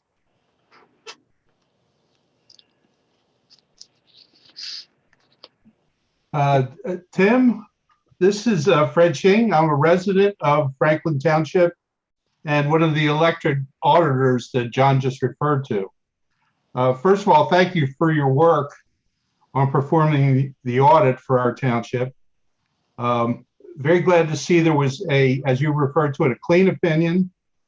And I just wanted to clarify one thing, one reference in the summary financial statement that it was reported, that a report dated March 30, 21, where reference is made to an adverse audit opinion in the summary financial statement. Now, I take it that's due to the fact that the DCED reporting provisions require a cash basis, which is not GAAP, generally accepted audit principles. Is my understanding correct on that? Yeah, yes, sir. Yes. Yeah, that's why I was pointing out. Yeah. So yeah, you get the unmodified or clean opinion on the cash basis, or what we also refer to as the regulatory basis as permitted by DCD. The adverse opinion gets reported kind of within that same report because the statements are not generally accepted accounting principles, which would be full accrual, which would include fixed assets and all some of that record keeping. For the smaller townships throughout Pennsylvania, nobody has those historical records. So DCD allows them to present on the cash basis, which is obviously accepted. So that's the difference in the reporting. Okay, that's good to know. Any of us in the trade know that when we see adverse, we don't like it. Correct. So thanks for clearing that up. Sure. One other question, if I may. There was a comment, a suggestion as far as how a compensating internal control could be imposed by having the Board of Supervisors, a member of the Board of Supervisors, to review the bank reconciliations periodically. Correct. And I was just curious to know, was that, to your knowledge, was that performed, or was the need to do that communicated to the Board of Supervisors? Right, Fred, if I could comment on that. So I take responsibility for this. This is Donna D. We talked about this last year, and I did volunteer to do this, and so it was on me. And with COVID coming up, things just got put in different places, and I never acted on it. So I'll make a commitment to the board and to the public that we will start doing that this month. It was on me. We talked about it. I volunteered for it. I just didn't carry it through. And like I said, it's on me. Okay. Tim, I wonder if you have any suggestions for Donna in that role that might make it easier on your field work in terms of providing something, that would serve as evidence for that procedure having been performed? Yeah, sure. The easiest thing would be for, if Donna's the one that's doing it, when she comes in and looks at the bank reconciliations, just as a sign off, if she initials and dates the bank rec, then when we come in at the end of the year and look at them, we can see that they've been approved. if you're thinking even with COVID, because obviously we're still doing Zoom meetings and all, if the bank recs are sent to you electronically, you can use an email as to saying, I have reviewed the bank recs, I have no questions, everything looks good. Here's keep this email as my sign off, or something like that, to keep an electronic confirmation as well would be fine. But yeah, it's just so that we've noticed no issues, and like I said, we confirm the cash balances and all, and look at the bank recs. So we've noted no issues with the cash, but it's just one more step, with obviously some recent things that have happened in surrounding townships. So just another way for the board to be a little more involved. Those are excellent suggestions. Thank you very much. And again, appreciation for your work. Tim, one more question on this topic. I know Donna has graciously put it on her to do this, this reconciliation. The suggestion was to potentially rotate supervisors, to just get different eyeballs periodically. Is that something that you would recommend as well, that maybe we just do this? We rotate every, couple of months, we'll have ask for another volunteer. It could be, and that's when we were talking about it last year, it was one of the things that we had mentioned, because you do a good job as far as having eyes, especially look at like the cash disbursements, because sometimes it's not the same board member who comes in to review the invoices and sign the checks. Yeah.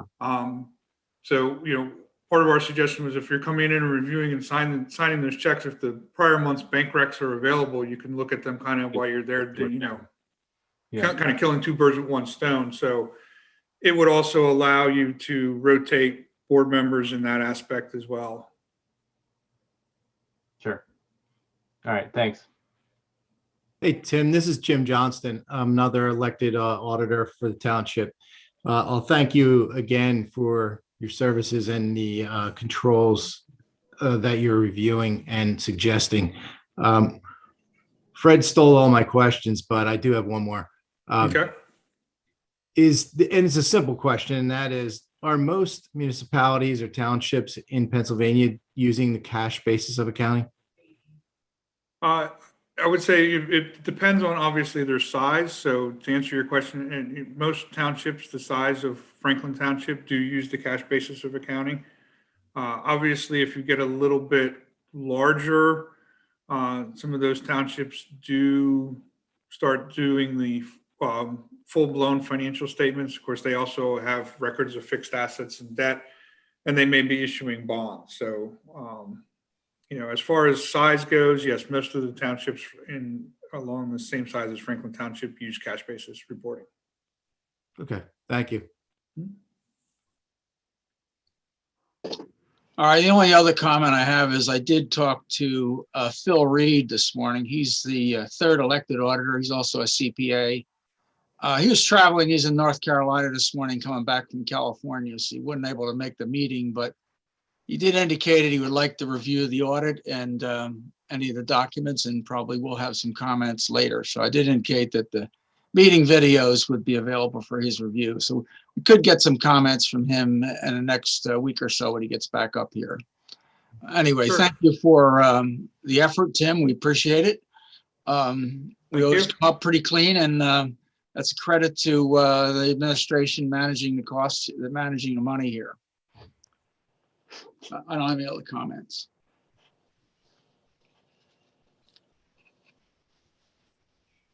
All right. Any more questions? All right, Mary, we're going to go back to the road program now. Okay, everybody have a good night. We can. All right. Thank you so much, Tim. We appreciate it. Turn the screen back over to your control. There you go. Thank you. All right. We'll go back to the, go ahead, John. You can read it about the bid. All right. Joan, is it possible you could share my screen? I got one of the pages out of the book we're going to look at initially. So I think just You can share it. Go ahead. I don't know how to share it. It's on my screen right now, so I don't know. I'm displaying it right now. Look at the bottom of your screen. It Yeah. should be a green share screen. Oh, yeah, I see it. Okay. All right. I'm not sure what I'm looking. Oh, there it is right there. Okay, that's it. I'm not going to read the motion because the motion really will be the results of what we discussed related to the total scope of work. So I think we're really into the discussion of available funds versus a wide scope of work that Ron provided. So I think we just want to look at this sheet here. This is one that Joan provided, which is the available funds. The only question I got is the rescue funds. I'm not sure what that is. Joan, can you give us a heads up on what that the $21,000 is? Okay, well, as I think you're aware, we're receiving about $480,000 from the federal government for the American Rescue Funds, and we are allowed to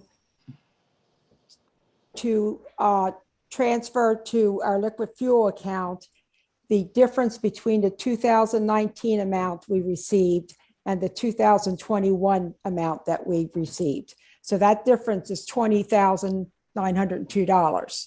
We're receiving less this year than we did in 2019. So we're allowed to make up that difference. So that's where that came from. Okay. We don't have the money yet, but we're supposed to get the first half of that in June. So we will have it by the time we start the road program. Okay, but these are federal funds, right? Yes. Okay. All right, so looking at the highway fund, then we have about 255,000. We got 158,000 in the capital account. We have a significant winter excess, 128,000 plus, giving us a total available funds of 541,000 plus. We also have two other accounts, the impact funds east, impact funds west. We have used some of those funds for infrastructure and drainage in the past, but they are geographically limited. So there's certain boundaries for each of those funds. And if you're going to work on something and you get to take that money, it's got to be, the work has to be within that boundary. So there are some limits on using those funds. Looking further down, the stormwater funds, 135,000, is that's available for the drainage work that Ron has put out there? John, that's the amount that was available as of last Friday when I did this for the books. I have since paid some bills that involve some stormwater work, so it's slightly less than that now. Okay. And I truly, I'd like to see us not spend all of that on these projects that Ron has given us for stormwater, because we will need some of that for, other projects as they come along. But I just want to let you know how much is in that account, and we can use some of that towards any stormwater project.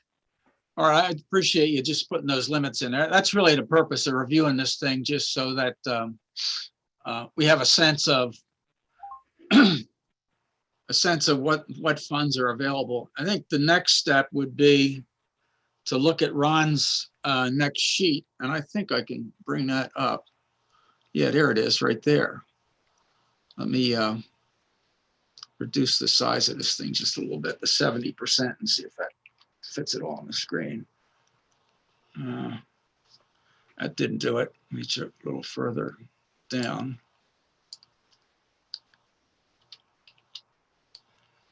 Okay, now I got the whole thing on the screen. So this is the sheet that Ron reviewed, and it's got all the projects out there. We've already discussed them. So I think we really need to have a discussion about what we're going to include based on the funds that we have available. So he does have a cumulative total in the right-hand column, so it gives you an idea how far down the list you can go.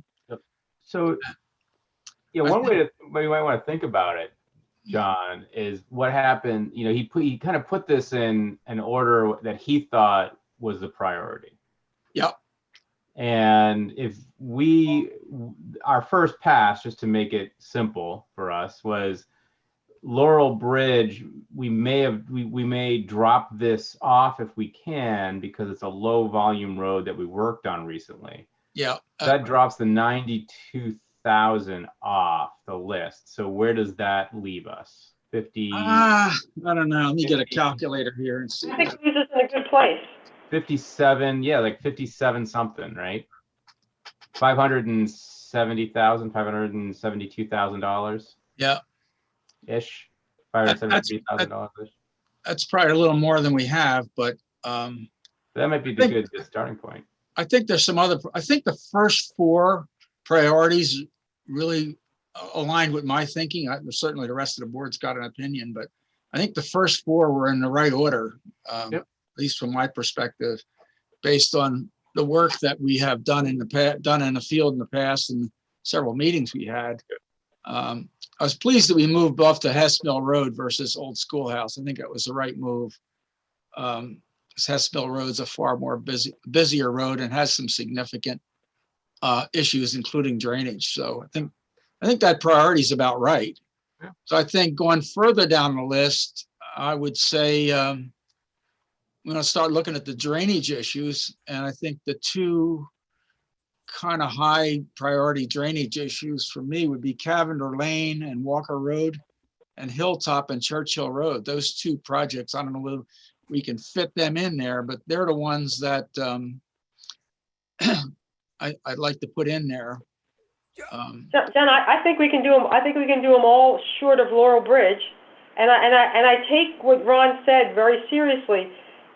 He said the drainage issues we really need to consider, because the longer they go on, they are degrading the road, and then that's just going to cost us more. Yeah. So if we can make it work, and I think and of course we're not going to spend it all at once, right? So if we make this decision, put them in an order, and we start running out of money or something unforeseen happens, we can stop, but at least we'll have the bids. But I say we go for everything except for Laurel Bridge, and have that as our plan. Bid them out, and then we don't do them all at the same time, right? I think you have to stagger them. I don't know. Jim will have to tell me. But I think there will be a chance to adjust if we have to. But I think we should try to get them all done. Well, Donna, I agree with you, Donna. I think we should send them all out for bid, see what the bids come back, because we also could take out the guide rail work, 12.5. I saw the number 27,000 something Joan had set aside for guide rails. If you take Laurel Bridge and make that our lowest priority, but still get a bid on it, Joan, if I'm adding up the numbers right, we have enough money to do it all. Maybe not Laurel Bridge, but everything else I think we could do. Well, that's assuming that drainage. Ron's numbers are good. Exactly. If I can suggest, I say that we come up with what we want to be a concrete package, saying these are the roads we definitely want to do, and you bid those as one package, and then you take these other roads that are a little bit further down the list and bid those at the same time, but bid those as an add alternate. And then if the main package comes in low enough, then we can add these other in as well, then I would agree with John that number 1, 2, 3, and 4 we bid as a package. Everything else, we'll see what that will cost us, and then Cavender Lane, Mackey Court, guardrail, all that would be whatever money we have left. But number 1, 2, 3, and 4 send out for bid. Yeah, I think that's the right way. I think the right way. Can we make it 1, 2, 3, 4, and 9? I don't want to lose Hilltop. Yeah. Is that okay? It's 16. It's $16,000 for Hilltop and Churchill. I mean the rest. Yeah, but that's not really like milling and paving, correct? Yes, maybe no. It's just it's drainage. Yeah, so that's what I'm saying. For milling and paving, roads 1, 2, 3, 4, and we'll see what the bids come in at, and then we go on with all the drainage and guardrails and all that till we run out of money. Do we not have to bid? Do we not have to bid for milling and? There is milling and paving involved. So remember, if you look at the Hilltop project, you're going to have. You're right. There is no road work for Hilltop, and you're absolutely right. There is none. Yeah. I think the way Joan's got it is you really want to come up with what we think the base bid is, and then all the others will be add alternates. That way you don't put out the whole thing to the contractor and then you tell them you're not going to do something.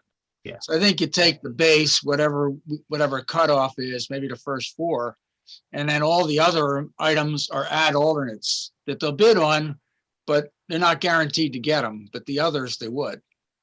Yep. So I think that's I think Joan's got the right idea. It's a base that's the bid with plan. add alternates.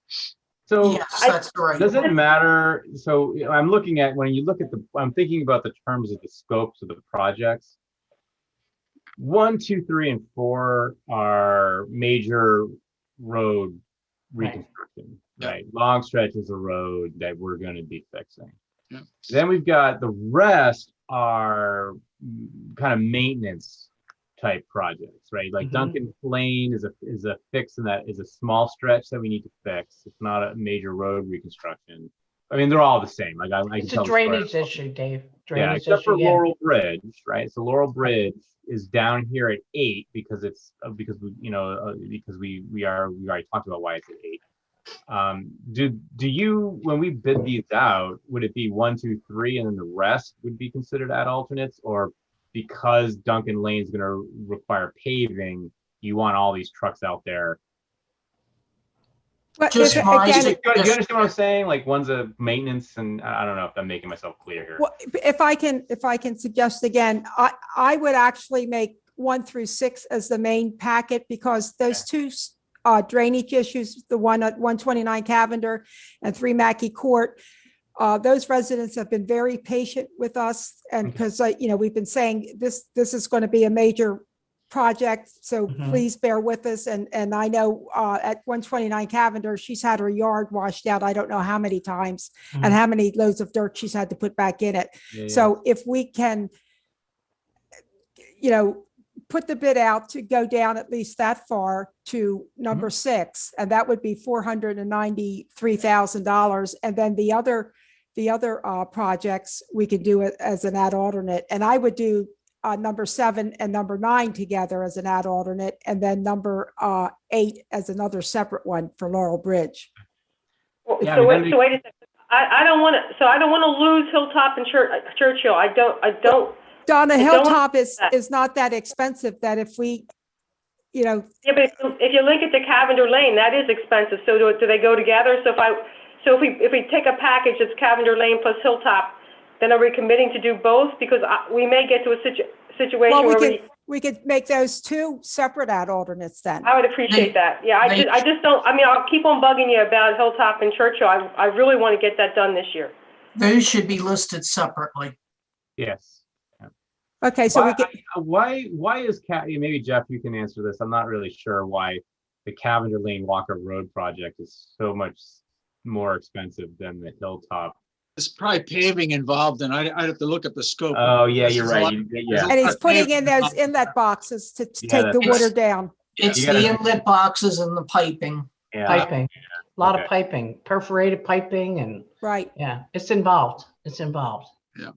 But Donna, if we go with like what Joan just recommended, the first 6, that's the package we put out to bid. Okay, and then we come back, we see what we have left. We may not have enough money left to do. Yeah, but Cavender Mary, Walker. you want to bid those all at the same time, but you want to say this is one packet, and then the other 2 are 2 separate or 3 separate bid alternates. Yeah, and then we depending on can what mix and funds we match. have left. Yes, and we can mix and match as after we see what the main packet comes in at. Yeah, and Donna, there's no reason why we couldn't, when we get these first 6, say we get the first 6 done, why can't we come back together and say, okay, we have money left over. Is number 9 our top priority, or is number 7 our top priority? And I think you're going to make the case that number 9 is, Donna. You're shocked, right? Shocked. Oh no, but I think that's what we're all. I think we're all saying the same thing. Yeah, I agree, Dave. I agree. It's just how do we package them up, right? It will make things a whole heck of a lot easier if we bid them out as separate add alternates at the end of the day. Okay. All right, let me try to draft the motion and see if people agree. So it looks like we want 1 through 6 to be in the base bid. Yes. And then 7 and 9 as discrete add alternates. Well, you could actually make 8 in that alternate too. We might as well get a price on it while we're bidding. It All doesn't right, cost so- any more to get a price. All right, so then 7, 8, and 9 will be discrete ad alternates. Yes. Yes. All right, let me read the motion and see if we can get the words straight. See, I make a motion to authorize the advertisement of bids for the road program with the following roads and ad alternates. The base bid will be items 1 through 6, which will be Hess Mill Road, Gypsy Hill Road, Schoolhouse Road, Duncan Lane, 129 Cavender, and 3 Mackey Court. Additionally, we'll have 3 ad alternates. Number 7 will be Cavender Lane and Walker Road. Number 8 will be Laurel Bridge Road, and number 9 will be Hilltop and Churchill Road, with the last 3 being individual discrete ad alternates. Does that sound okay, Joan? Yes. All right, so where are we at? Does that sound okay to the board? Are we ready to vote on something? We're ready to vote, John. I think we're ready to I like go. that. All right. All Donna, right. Donna second. Donna seconded. All right, that went a whole lot easier than I thought. So, okay. All right, now we vote. I assume there's no further discussion, so I'll call for the vote. All in favor, say aye. Aye. Aye. Aye. We got 4 Aye. ayes. Opposed, nay. Hearing no nays, the motion carries 4-0. So thank you for that. That turned out to be a lot easier discussion than I ever imagined. Quite thank you. Thank you for the. John, to be honest with you, give me your opinion. You've been doing this a long time. I'm a newbie at this. I feel that bringing Ron Ragan in and his, walking the roads with that truck full of stone, giving us the analysis and everything he gave us, it has made it so much easier for us and clearer, and we could all get on the same page a lot faster. I think That's true, but valuable. that's true, but a lot of the work, and I'll just look back at what we did it before. We didn't always involve an engineer, but we knew when the character of the defect or issue required engineering, so we didn't use the engineer on everything. And we'll see how these costs play out in the future. Exactly. But we're definitely picking up engineering costs, and I'm not complaining. I'm just making a point that we are putting a whole lot more money in engineering. And we actually backed away from that back in, I think it was 2014 or 15. We spent a whole lot of money with LTL on engineering, and Joan and I looked at that at the end of the year and said, man, we don't really need that much engineering. So we backed down to engineering as required. So I'm not complaining. Don't get me wrong. I'm just trying to give you a perspective on what we did before. So Thank you, and that's exactly what I was asking you, John. Mary, let me give you a perspective. I think a part of the reason why this was relatively painless, I think you should take some credit for it, is because we had the prep meetings, the public, we had our information meeting, and then we had the public meetings, and that was done at your insistence, and I think that was really, we did our homework, and I think that's what made this so much easier, and it's something that we need to continue to do in the future, so take a bow. I agree, Donna. I agree, Donna, and I think what I've thought about now that we're tonight, we were all coming at this from a different expertise. I mean, John, you have a lot more experience than I do. Donna, you do. Dave and I are new on this, and it's just, I think finally we can all be on the same page and understand it all and be able to vote intelligently, and we'll see how it works out. Hopefully Ron Reagan's estimates are really good ones, but he's been doing this a long time, so I have confidence that he's pretty close. So do I. I think Yeah. When you get an engineer involved, things get very organized. That's just the nature. Stop tooting your horn, John. Stop tooting your horn, okay? All right. Okay. The only other comment I'll make is we make sure we don't lose sight of the striping program, and that's separate, but I'm going to make sure we have plenty of money to do that. So we probably want to start working on that contract separately. And the guide rails is a separate bid too, because that is a totally different company that would do that also. Yep. Okay. So. All right. All right, I think that was a good discussion. Thank you I agree. for all the support agree. from the board here. All right, Dave, we already heard from Tim Sawyer and Lieutenant Steele. So Dave, I think you're up about 105 Walker Road. if you Well, could- Mark wants to go to 3327 Oh, first. Mark, okay, Okay. Mark, go ahead. John, you want to take your screen down, please? Oh, do I have to take it down? Okay. Yes. So I'll read How do I do that? Joan, Oh, stop, it'll say stop sharing at the bottom of the screen. I'm not seeing that button here. All right. Let me just, before we do anything, we've got the. Oh, I court- see it. I see it. It's at the top of the screen. So stop share. I got it. Okay. All right. Sorry. The button was on the top of the screen. All right. We're cool. All right, so we have, good evening, board. We have 2 hearings tonight related to recommendations that the Historic Architectural Review Board has passed on to the Board of Supervisors. Nancy, are you okay? You ready to go? Yes. It looks like you're sitting in a wooded area. But,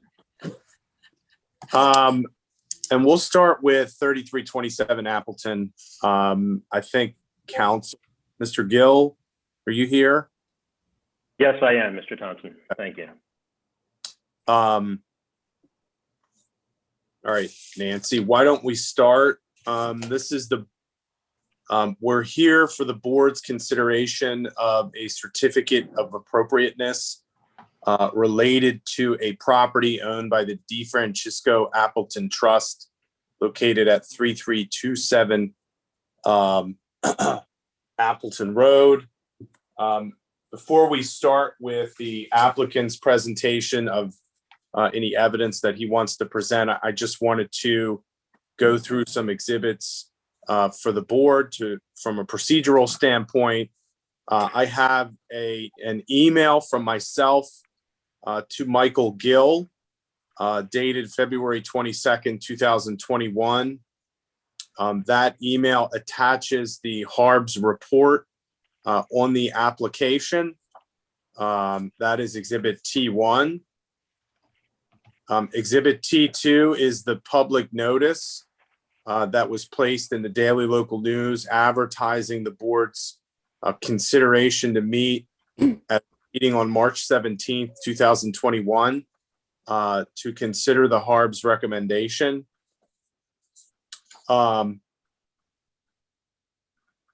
Exhibit T3 is an email from myself to Mr. Gill dated March 5th, 2021, providing the notice of that meeting and the consideration of the application at that meeting. Exhibit T4 is a letter from Michael Gill to the Franklin Township Board of Supervisors through myself, indicating that the township was granted an extension until the meeting tonight to consider the application. And Exhibit T5 is the HARB meeting notes when they recommended the certificate of appropriateness. Mr. Gill, are you prepared to proceed? We are, thank you. And just so that I just wanted to be clear, I know you have a list of exhibits that you want to go through. The certificate of appropriateness recommendation was an attachment to the exhibit I had as T1, and that includes the actual application that was submitted to the HARB. So all of that information is part of T1. I think you probably have that information in your exhibits as well. We could be duplicative, but I just wanted to point that out. Thank you very much. Yes, we do have that as an exhibit. Let me just start by saying, I don't know if you want to share your screen or have that ability, but I think we can accommodate that, right, Joan? Yes, we can. Okay. Go ahead, Mr. Gill. All right, I'll share my screen then.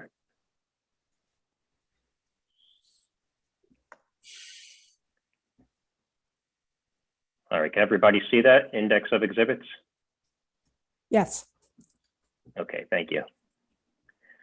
All right, well, thank you very much, Mr. Thompson, members of the board, Ms. McFall, and township staff, consultants, and members of the public.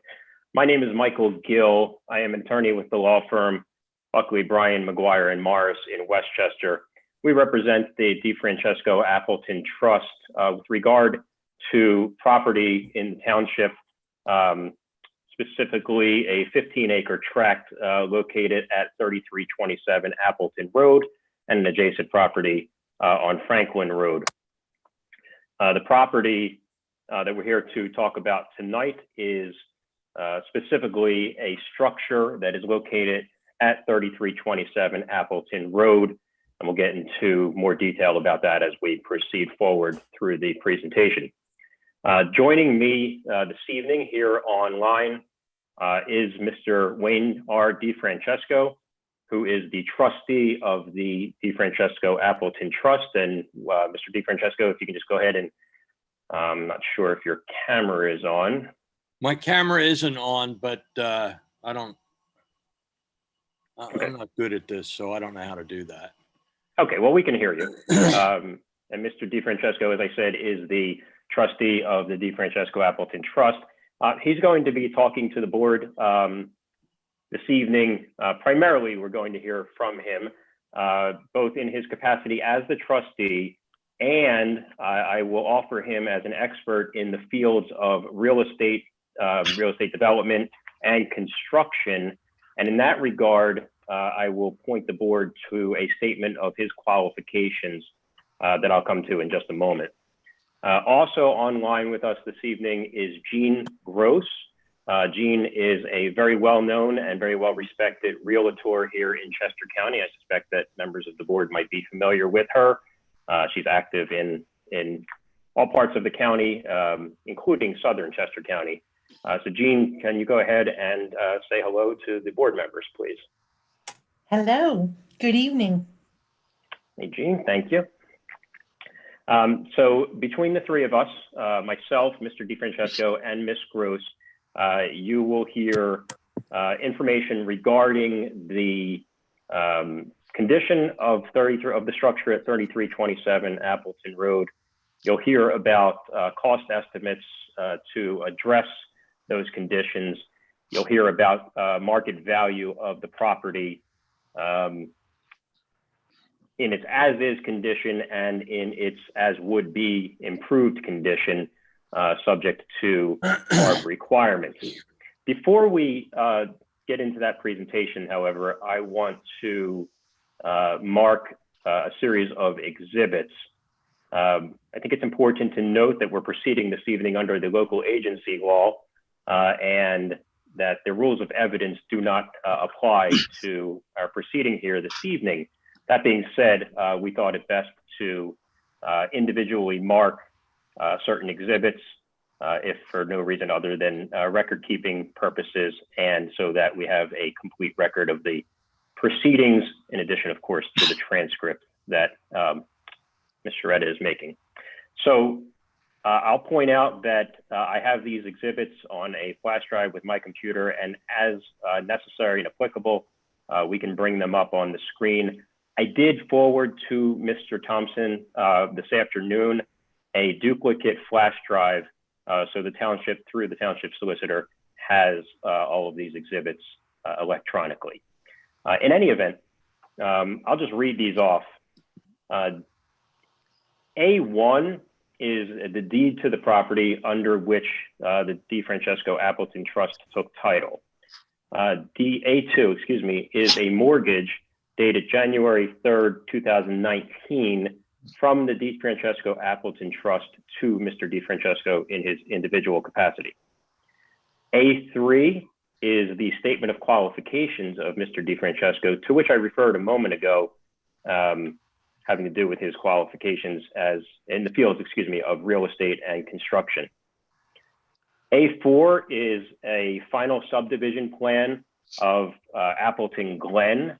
Appleton Glen is the development name of the 15 acres and then the 1 Franklin Road parcel, which this board approved conditionally back in 2007, and then amended that approval back in 2008. That plan has not been recorded in the Office of the Recorder of Deeds. A5 is a duplicate exhibit, and that is the report of the Historical Architectural Review Board, to which Mr. Thompson made reference a moment ago. And A6 are minutes of the January 5th, 2021 meeting of the HARB. Those exhibits are offered by way of background, so that we can have an orientation of the property, the ownership of the property, and an understanding of why we're here this evening. Moving on then into more substantive exhibits. A7 are invoices for repair and maintenance work, which the trust has performed at the property. A8 is a structural inspection report of 3327 Appleton Road, which was prepared by Area Engineering Incorporated. That's dated June 30th, 2020. A9, A10, and A11 are all estimates for work to be completed, or what would be completed at 3327 Appleton Road. In order, those are by Merv King Construction LLC, KMS Services, and Ennis Construction Company. A12 is a letter dated October 30th, 2020 from Ennis Construction Company. A13 is an order, a copy of an order of the Court of Common Pleas of Chester County, which the court entered earlier this year in a demolition by neglect case, which the township brought against the DeFrancesco Appleton Trust, excuse me. Mr. McGill, I'm sorry to interrupt you. I really am. Your screen sharing is real blurry to me, but something happened and it was real clear, and now it's real blurry again. So whatever you did to make it clearer and larger, could you please do it again? There you go. Thank you. Thank you very much, Ms. Dowling. I don't know what I did. I didn't touch the screen, but there we go. Thank you for bringing that to my attention. A14 is a letter dated January 25th, 2021 from Mr. Thompson to myself. That includes a reference to this board having authorized Mr. Thompson to institute an action under the Blighted Property Act to seek the appointment of a conservator for the property at 3327 Appleton Road. A15 is a printout of an electronic mail message from Realtor Connie McNeil. A16 is the affidavit of Jean Gross. And of course, as I said a moment ago, Ms. Gross is here with us this evening. A17 is an agreement of sale, which the trust received as a proposed offer of purchase of the property, of which 3327 Appleton Road forms a part. I've redacted from that agreement signatures and other identifying information of the proposed buyer because we did not have the permission of the buyer to identify them, proposed buyer to identify them, and therefore didn't want to be presumptuous in identifying them.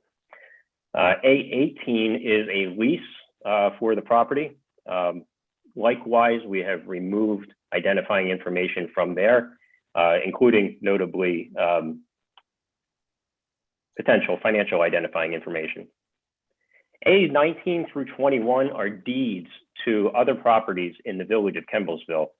And those are deeds which reflect transfers of properties within the village within the last several years. A22 is an aerial photograph of the property and its surrounding environment, which we obtained from Chesco Views. That has identification of tax parcel numbers on it. Again, that's offered for the purpose of identifying, orienting people to the location of the property, but also for the purpose of identifying the proximity of properties within the village to which those deeds refer that I mentioned a moment ago. And A23 finally is an itemized list of repairs, which Mr. DeFrancesco will talk about in just a moment.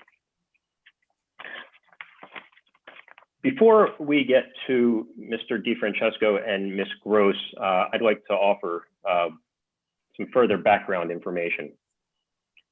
The purpose of our presence here this evening and the purpose of this presentation is for the Board of Supervisors to consider the application of the trust for a certificate of appropriateness. The certificate of appropriateness for which the trust has applied is for demolition of the structure at 3327 Appleton Road. Your ordinance your historic preservation ordinance at Chapter 11 of the Township Code expressly contemplates exactly this type of proceeding. Certainly, there are situations where applicants go before HARB for certificates of appropriateness for modifications or alterations to an historic structure. And those would go through the HARB process and come before you as a request for a certificate of appropriateness. And importantly, the ordinance also contemplates that sometimes the HARB will consider and the board will pass upon applications for certificates of appropriateness to demolish structures which are designated by the township as historic. This is not an exotic request. This is not something that never happens anywhere in Pennsylvania. In fact, as I said, your ordinance and the state law under which your ordinance was passed contemplate precisely this type of proceeding. HARB's report, which we've offered for informational purposes along with those minutes of the January HARB meeting for informational purposes, does not include an analysis of a cost-benefit analysis in which HARB would examine the cost of the improvements which it would require to be made to the property in lieu of demolition as compared to the market value of the property. And that's unfortunate because your ordinance expressly contemplates that an applicant for demolition should have the opportunity and HARB should have the responsibility of examining whether or not a property owner can obtain an economically reasonable rate of return or an investment-based expectation, an investment-based expected rate of return from the property. Taking my words out here. So the HARB report does not include any analysis of costs of improvements as compared to market value. And that's unfortunate. Like I said, can I just stop you there? You're referring to section 701 in the historic ordinance concerning unreasonable economic hardship. I just wanted to make sure that's what you're talking about. Is that correct? Mr. Thompson? Yes. Go ahead. Sorry. Thank you. Thank you. As I said, and as we're all aware, the reason we're here is because 3327 is a contributing resource within the Kemblesville Historic District. The HARB report includes the historic designation forms under which the contributing resource is identified. It includes a series of photographs and it includes the resource survey form, all of which establish that this structure is indeed a contributing resource within the Kemblesville Historic District. Like said, however, what you're going to hear about this evening is a story, a narrative of the cost of renovations to that structure based on the current condition of that structure. And that's a condition that I'm going to come back and touch on in just a moment. And then you're also going to hear about what the market value of the property would be, even if those improvements were to be made to the property. And at the end of this presentation, the board will be left with one inescapable conclusion. And that is that the cost to renovate and rehabilitate 3327 outweighs the market value of the property, even if all of those improvements were to be completed. In other words, both in its as-is existing condition and in its would-be improved condition, the market value of the structure at 3327 Appleton Road is lower than the cost of improvements. And that, members of the board, is the measure of an unreasonable and infeasible economic return on a property. A note about demolition by neglect. I note on the agenda for this evening that this proceeding is identified as a hearing on a certificate of occupancy for demolition by neglect. It is not. This is a hearing on a certificate of certificate of appropriateness for an application for a demolition permit. There have been a series of enforcement actions brought by the township alleging demolition by neglect.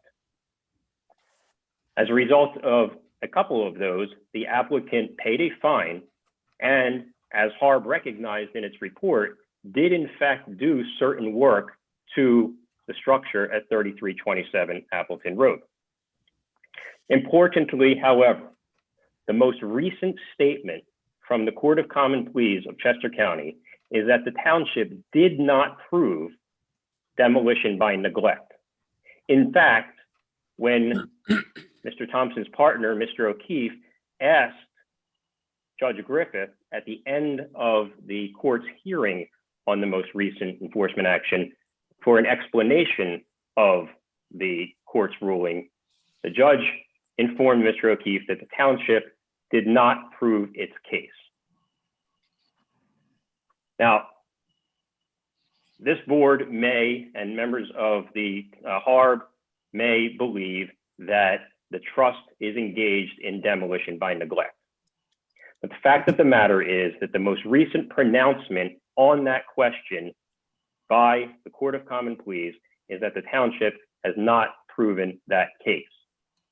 Therefore, as we sit here today on April 21st, 2021, it is not appropriate for this board, nor was it appropriate for HARB, to substitute its judgment for that of the Court of Common Pleas.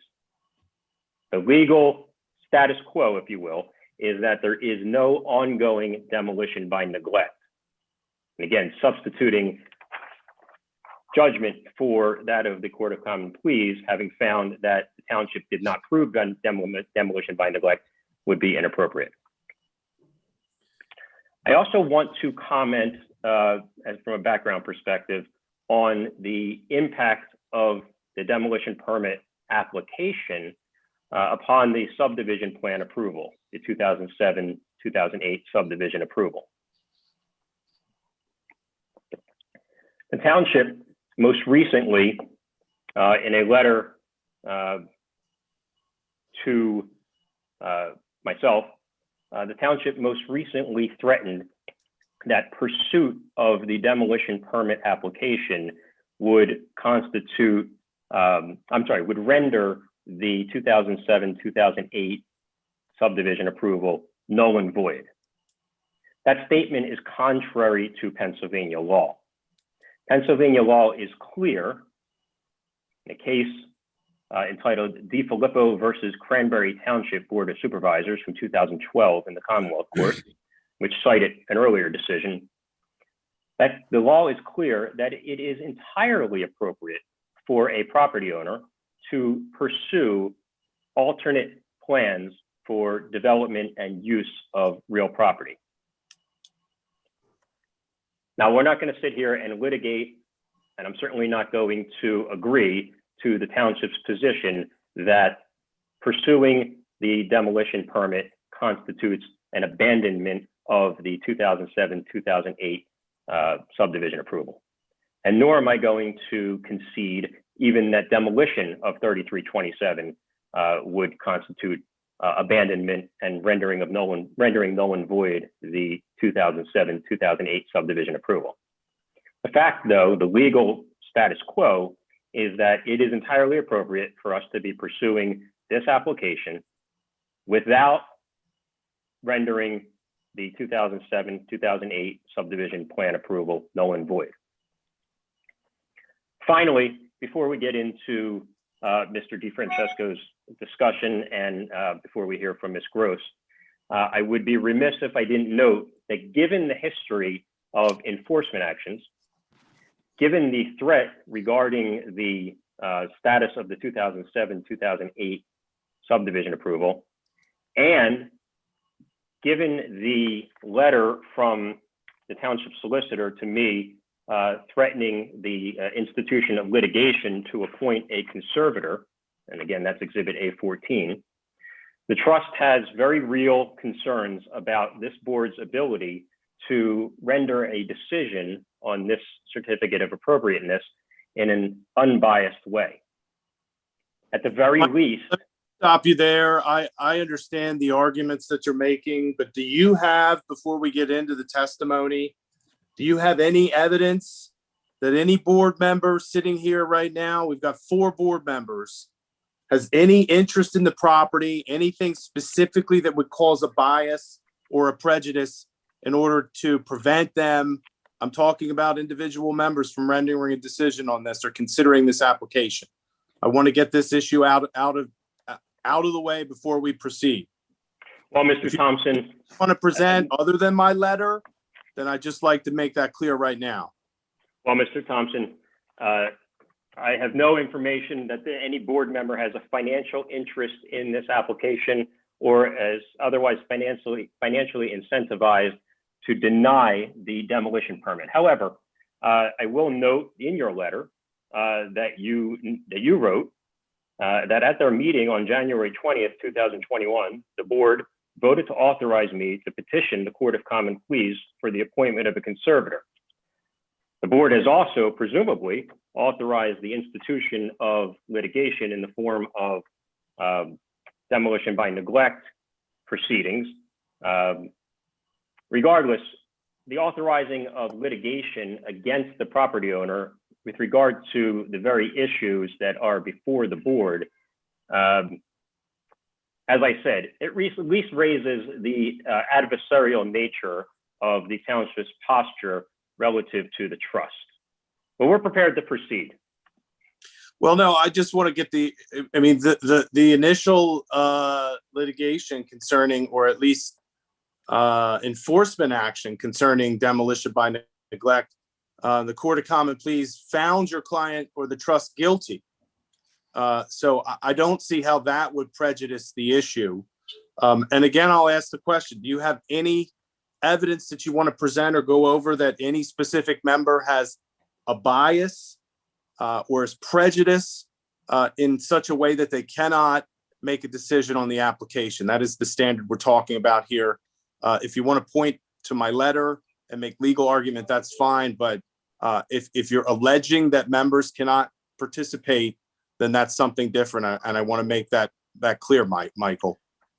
Mr. Thompson, I think what I said was clear, and that is that I am making a statement about the ongoing adversarial nature of the relationship between Franklin Township and the DeFrancesco Appleton Trust regarding 3327 Appleton Road, a relationship that is marked by litigation instituted by the township and the threat of the appointment of a conservator, which essentially would constitute a seizing of control of the property.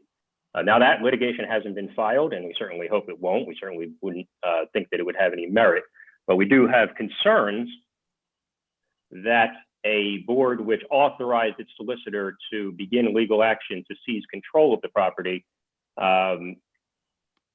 putatively over the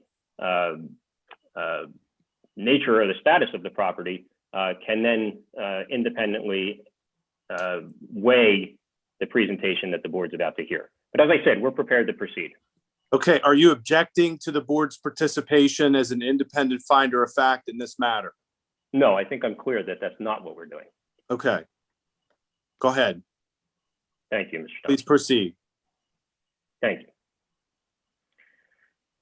As I said, now we're going to move into discussion, and we'll hear from Mr. DeFrancesco as the trustee, and we'll also hear from him based on his qualifications as noted on Exhibit A3. Now, Mr. Thompson, I know that we're not in a an evidentiary hearing per se under the rules of evidence, but based on his statement of qualifications, which I'll ask him to confirm in just a moment, I'm going to ask the board to recognize Mr. DeFrancesco as an expert in the field of real estate sales and construction. Well, why don't you go Mr. through? Mr. DeFrancesco, are you here with us this evening still? I am here, but I unfortunately am having difficulty with the technology here. I don't even have you in a picture now. I'm sorry. Okay. But So- before we proceed with the testimony, I just wanted to make something clear for my own,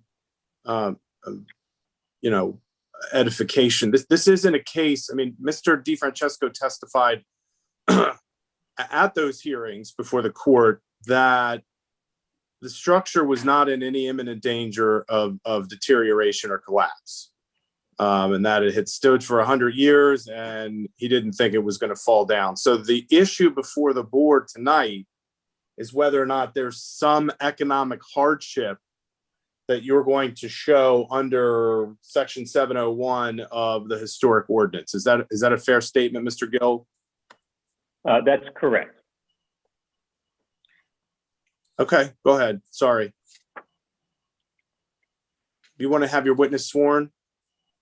Yes, Mr. DeFrancesco, would you go ahead and be sworn by the court reporter? I have to tell you that I can hear you, but I cannot see you. You're not on my screen at all, so. Okay, well, as long as you can hear me. Would you take a minute to let me log out and try to log in again? Sure, why don't we do that? If that's, Mr. Thompson, is that okay? It's fine. Okay, Mr. DeFrancesco, why don't you go ahead and do that? I don't know how to log out. I'm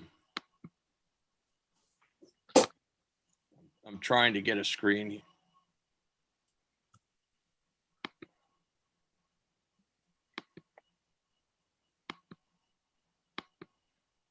Okay. I've tried what I've been able to do, and I have not been able to have a screen that I can see you or the members that are participating in the meeting. So.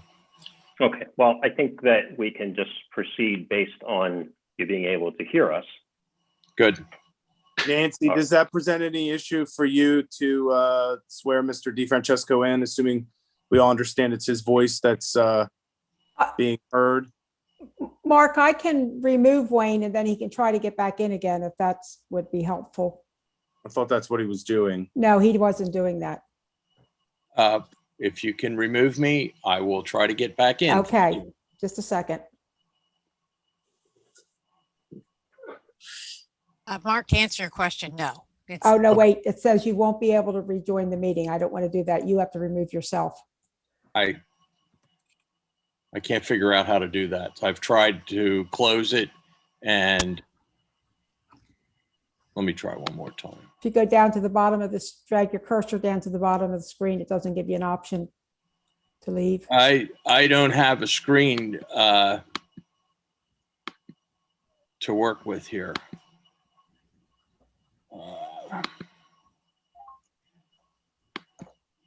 All I keep getting is the launch meeting screen. Look at Oh, Wayne. yes. Wayne, look at the bottom. Is there a little camera icon at the bottom bar? No, I'm afraid not. I just have a white screen that says click allow on the dialog shown by your browser. If you don't see dialog, click launch meeting below, and I've done that a couple times.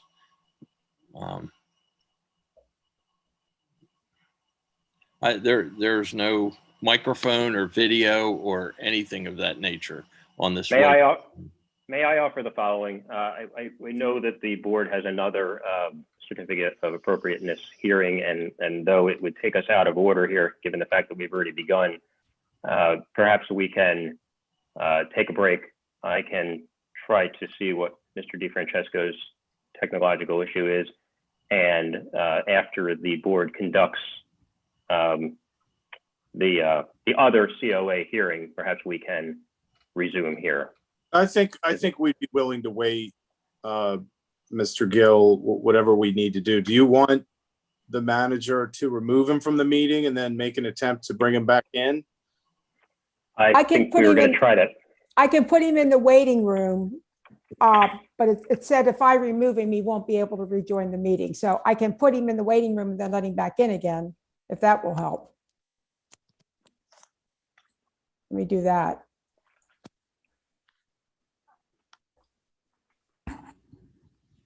Okay.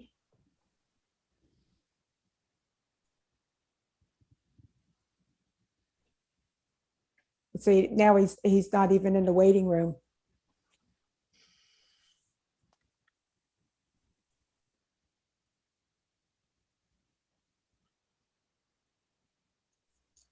Can you talk with him, Mr. Gill, to see what's going on? Let me just bear with me 1 second. I'm going to mute and turn off my video.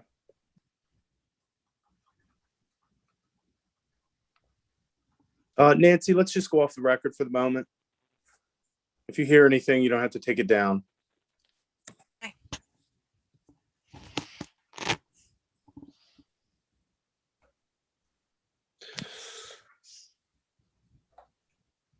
Ms. McFall, Mr. DeFrancesco says he's waiting to be recognized for the Zoom meeting. Yeah, but it doesn't show that he's in my waiting room. You're not showing. Okay, wait, I got him now. I got him now. Oh, wait a minute. Okay, I'm gonna admit him now.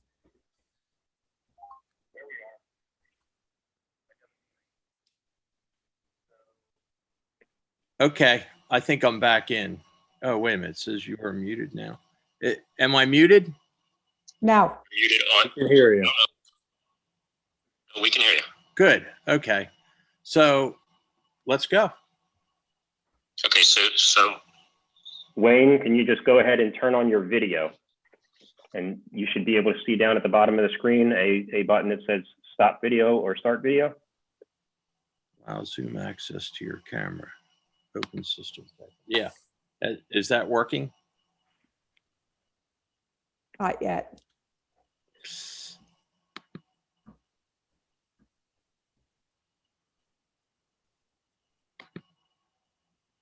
How about that? No, it still is a blank screen. Do you have a cover over your camera? I don't think so. Yes, below, access your camera. Click the lock to make changes.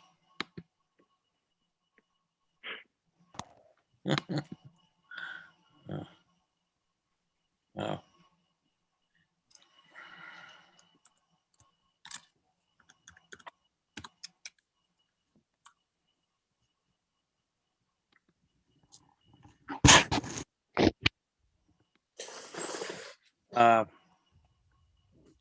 I'm sorry. Do you not have a picture of me? No, we don't. No, it's just a blank screen. It's just a dark screen. We can hear the witness well, though. Okay. At least I can. Yes.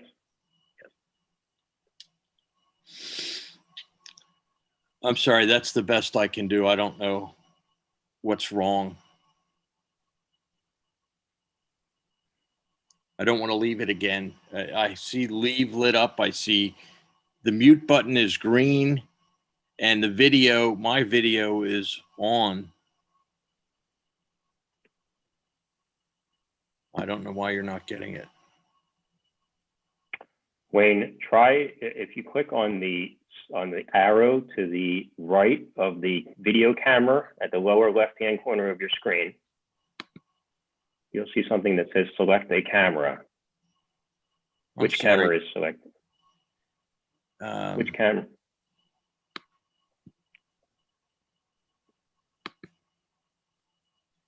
Well, Mr. Gill, I don't think it's critical that the board sees your client. I don't know if your client needs to see what you're referring to, but we certainly don't have any. I don't have any objection to proceeding without video of him. I don't know if the board has an opinion on that. Nancy, are you able to swear the witness in based on his voice and the acknowledgement of myself and Mr. Thompson that we are hearing Mr. DeFrancesco? Yes. Okay. In that case, Wayne, would you go ahead and be sworn by the court reporter? Mr. DeFrancesco, do you swear the testimony you're about to give will be the truth, the whole truth, and nothing but the truth, so help you God? I do. Thank you. Okay. Mr. DeFrancesco, you previously forwarded to me a document which I referred to here as a statement of qualifications. It identifies your name, core competencies, key accomplishments, professional experience starting in 1960 through the present, education, and hobbies. Are you familiar with that document? Yes, I have it in front of me. Okay. I'll represent to you the document which you provided to me, and I'll represent to the board that the document that Mr. DeFrancesco provided to me is what I have marked as Exhibit A3. Mr. DeFrancesco, is that statement of qualifications current and accurate as of this evening? Yes. Okay, would you just ever so briefly, because we have it here on the document, and let me bring up the document actually for the board to see. Excuse me.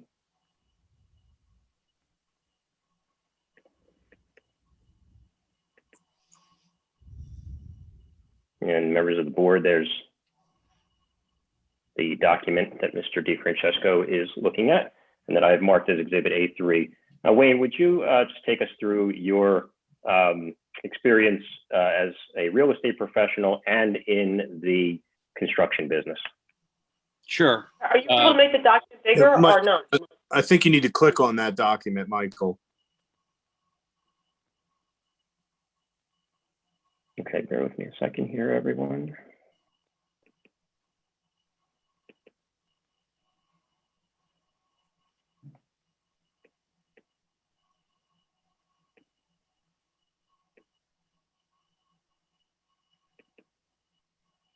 Okay, can everyone see that now?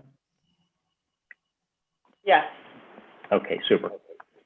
All right, Wayne, would you please go ahead and again, it can be brief because we have the document here, but can you relay for us your experience as a real estate professional and as in the field of construction?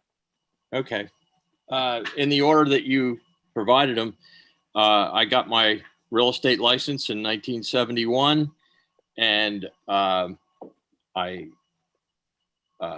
managed multiple real estate offices. Excuse me, Wayne, I'm sorry. I hate to interrupt, but once again, this is all foggy. Can you do whatever you do to make it clear? It was clear, now it's all, there you go, thank you. Okay, there you go.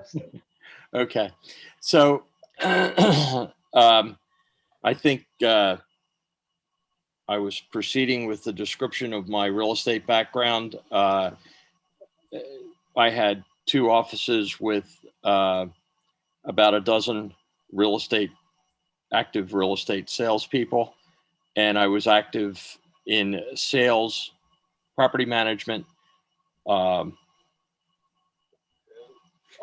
aspects of real estate, including financing, leasing. At that point, appraisals. Today, a broker can't appraise; they have to have an appraiser license to do that. But at that point in time, it was part of our repertoire. So, what about for the construction business? Okay, so let's go to that. We had a family construction business that started that preceded the 1960 date, but that's when I became more actively involved in it. And I started at the bottom, clearing lots, doing all the grunt work, and grew to setting houses, negotiating with subcontractors, reviewing, developing and reviewing plans, and had overseeing the tradesmen. As I became more advanced, I took roles in financing and sales, and we built multiple neighborhoods in Chester, Delaware, and Lancaster County. Okay. So on my own, I have renovated and restored older structures, ranging from barns to houses, multiple structures. So I have construction experience and cost experience in those areas. Okay. And I see on your statement of qualifications that one of your projects has been the renovation and restoration of a 1700s residence. Yes. And a 1700 barn. I'm assuming those 1700 figures refer to the 18th century, correct? Yes, the date stone on the residence is 1776, rebuilt 1873. The barn was dated by construction techniques used at the time. All right, and when you say you renovated and restored those structures, again, we don't need to go too far into detail, but can you tell us what you mean by you renovated and restored them? Sure. The barn was extensively rebuilt from replacing structural beams and floors, wall supports. It was a multi-year project, and it's still ongoing. The original barn had 11 levels in it, just on the bottom floor. It's quite a large barn with several additions on it and so forth like that, and all wood floors, or I'm sorry, dirt floors that have been advanced to concrete today. Access to the barn was through small passage doors.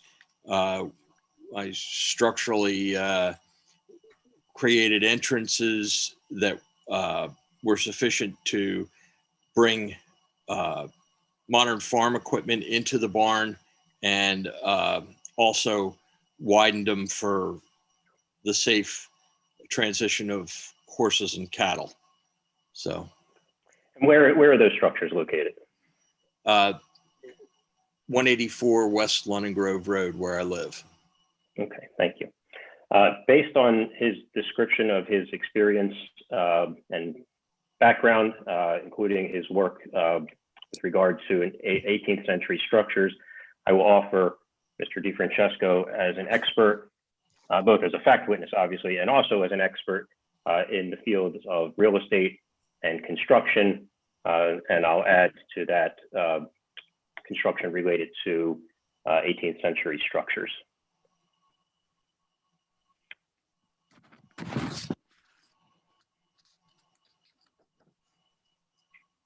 You're muted, Mark. Mark, you're still muted. Sorry about that. Let me start over. Mr. DeFrancesco, other than the 1700s home and barn that you've indicated you live in, that you have renovated, it does indicate that you've renovated historic homes, barns, garages, and other structures. What other structures have you renovated that may have been historic? You mean other structures as in exclusive of barns and residences? Well, I guess are we are you offering him, Mr. Gill, as an expert in historic renovation or just real estate in general and construction in general? Real estate and construction in general, but I think it's important that the board acknowledge that he has a level of experience with regard to historic structures that is greater than the average layperson. Right, and I guess my question is, has he had any experience other than renovating the home and the property that he lives in? I mean, does he do this? Yeah. So go ahead, Mr. DiFrancesco. Yeah. Yes. What was the Yes. answer? Yes. And you do this for a living? You've renovated other individual historic homes and structures, like for other people? Most were for my own account. But over the years, I've owned many historic structures. But you don't do this for a living. You don't renovate historic buildings. I'm a real estate investor and I buy properties and renovate them. Some I've sold, some I retain. Okay, Mr. Gill, I think he's indicated, and certainly this document indicates that he has expertise in real estate. The board would give that some weight, whatever weight that's due, but I don't know if what I'm hearing is an expertise in specifically the renovation of historic structures. I don't think he is giving an opinion based on actually looking at this structure and making a determination on what needs to be done. At least I don't see that as an exhibit. No, but so he will. We'll make a note of his expertise in real estate. And it appears that he's owned a construction company that was a home builder, but I don't see anything other than renovating the house he lives in that would qualify him as an expert in historic renovation. Well, Mr. Thompson, I'm inclined to disagree. He just testified a moment ago that he has been involved in a number of historic structures as an owner and as a renovator. I'm not sure that the rules state that he has to do that as his living, as his primary living, in order to qualify as an expert. The only thing that's required for him to qualify as an expert is that he has knowledge based on experience or education that goes beyond the average layperson. And I think he certainly has testified as to that. Okay, well, you've offered him as an expert. The board's going to take it under advisement and certainly give whatever weight is necessary to testimony that you would request as expert testimony, Mr. Gill. So why don't you proceed with the witness? Well, I think we're entitled to know whether or not the board will recognize him as an expert as a result of voir dire, rather than not knowing until after the fact whether or not he is recognized as such. Why don't we see what he's going to say? I don't know if he needs to be an expert in historic renovation. Is he going to testify what needs to be done to the property? He will offer opinions of costs with regard to certain of the improvements which would need to be made to the property. But he hasn't done an analysis of those costs, correct? You've got other, I guess, bids, you would say, as exhibits, but none of those bids are Mr. DiFrancesco's bids. That is correct and incorrect at the same time. Mr. DiFrancesco has not prepared any bids to do the work, but he has formulated his opinion of the costs of certain work. So we have both his opinion as to the cost, and we have independent bids or proposals. So it's as to the first of those, and on the point of his ability to offer his opinions as to the cost of those improvements, and that's the reason we're offering them. Okay. Well, like I said, I mean, it's up to the board to give whatever weight to the testimony Mr. DeFrancesco is offering as to whether or not they can rely on him as an expert. I don't think it's the appropriate thing to do for us to say that yes, he's an expert at this point, and certainly you would agree that the rules of evidence don't apply. I would agree that the rules of evidence don't apply, but I would also posit that any litigant or participant in a due process hearing is entitled to know whether or not they can question a witness based on the witness's expertise, or whether the questioning of the witness is limited to factual testimony.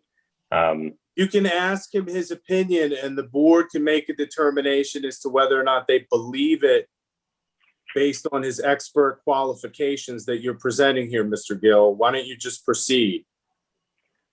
Again, I'm not sure that's consistent with how these things work. I think an advocate is entitled to know whether or not his witness or her witness has been recognized by the fact finder as an expert. But we'll proceed. Well, if you put his questions up on this exhibit, I'm suggesting to you that I'm not going to object if you ask him questions as to what his opinion is, and it's up to the board to give whatever weight they feel necessary to that opinion based on these qualifications. So why don't you? It sounds to me then that you are advising the board to recognize him as having the ability to offer an expert opinion. The weight and the credibility that the board gives to that opinion is another issue. But we'll move on. Let me drop out of this and move to our next exhibit. Now, Mr. DeFrancesco, I'm going to bring up here in a moment what I've marked as Exhibit A1, and I'll represent to you that what we're looking at is a copy of a deed to property that's from Wilkinson Signature LLC to DeFrancesco Appleton Trust, and it's dated November 17th, 2010. Are you familiar with the document to which I'm referring? Yes. And does that reference Chester County UPI number 7253913? I can't see that on my screen. Is this deed something that you provided to me in our preparation for this evening's hearing? I believe so. All right, and it references 15 acres of land, more or less, having the UPI number that I just referred to. Is this the property at which 3327 Appleton Road forms a part? Yes. Okay, and does that property remain in the ownership of the trust as of this evening? Yes. All right. Mr. DeFrancesco, you acquired, or I'm sorry, the trust acquired this property from Wilkinson Signature LLC. Did you or does anybody affiliated with the DeFrancesco family or any of the DeFrancesco business entities have any relationship with anybody at Wilkinson or any Wilkinson entity? No. It was a transaction. Okay, and how did the trust come to acquire the property from Wilkinson? Can you describe the circumstances of that acquisition? It was as a result of money that Wilkinson owed. Okay, so Wilkinson had a debt to DeFrancesco entity, and as part of the satisfaction of that, the property was conveyed to the DeFrancesco Appleton Trust. Is that correct? That's correct. All right. Now, I see as part of Exhibit A1 a realty transfer tax statement of value. The value that was ascribed to the property for transfer tax purposes was based on the county assessed value of the property, correct? Yes, that is correct. Okay. And that was, of course, as we just said, in 2010. And in the ensuing 10 plus years, has the trust ascribed values to the property for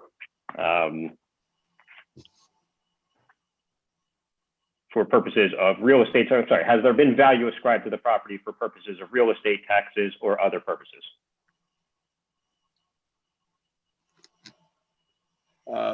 We have not appealed the taxes or anything of that nature, if that's what. Okay. Now, I also am going to, let me stop sharing this and bring up the next document. Now, Mr. DeFrancesco, I'll represent to you and to members of the board that I have brought up on the screen can members of the board see that, Exhibit A2? Not yet. I don't see anything. The little whirring wheel. Yeah, bear with me a sec. Technology will get the best of us all.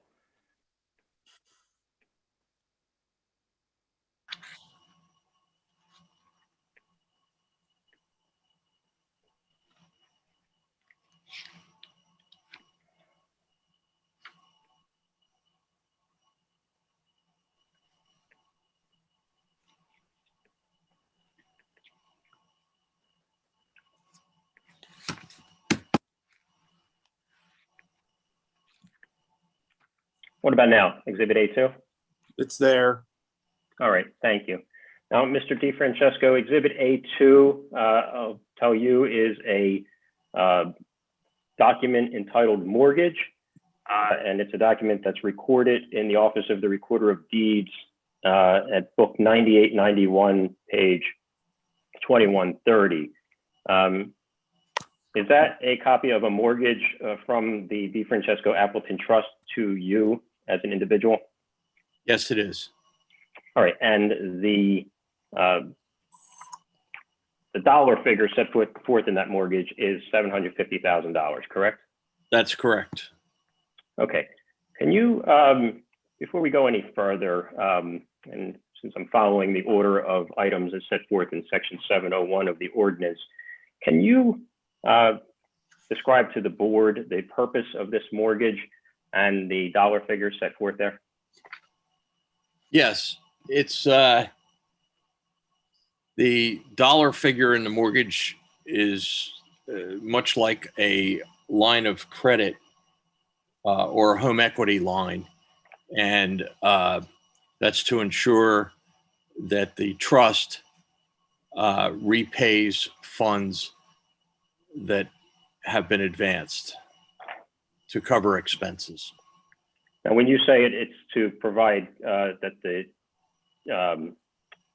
trust covers expenses that have been advanced, can we understand that to mean that Wayne DeFrancesco individually has from time to time advanced funds to the trust for the purpose of maintaining and other costs associated with 3327 Appleton Road? That's correct. Okay, and the mortgage bears reference to two tax parcel numbers, correct? One of them is 72-539-13, and the other is 72-539-22. Yes. What's the difference between those two parcels? One is the 3327 Appleton Road, and the other is 1 Franklin Road. Both parcels are connected and part of the Appleton Glen subdivision. Okay. So the $750,000 figure is not intended to represent your or the trust's statement of the value of these properties, correct? That's correct. Okay, but rather, to be clear, It's to provide security for amounts that you may have or may in the future advance on behalf of the trust for purposes associated with the property, correct? That's correct. All right. Are there any other mortgages on the property right now? No, Have there been any other mortgages on the property during your period of ownership? no. Okay. Does the trust make regular payments of any amounts owing to you, or is this mortgage in the nature of security to provide a lien position to you for amounts so advanced? The trust does not make payments. It is merely a secure position that I'll be reimbursed in the future. Okay. Now, in fact, when we talk about the trust, the DeFrancesco Appleton Trust, can you describe for us what the corpus or the body of that trust is? What makes up the trust's assets? The only assets of the trust are the two parcels of real estate that I previously gave you the addresses on, 1 Franklin and 3327 Appleton Road. That is the corpus of the trust. Okay, but there's no bank account somewhere that has the where the trust has cash on hand, correct? Oh, well, there is a bank account, yes, and we use that for transactions. Okay.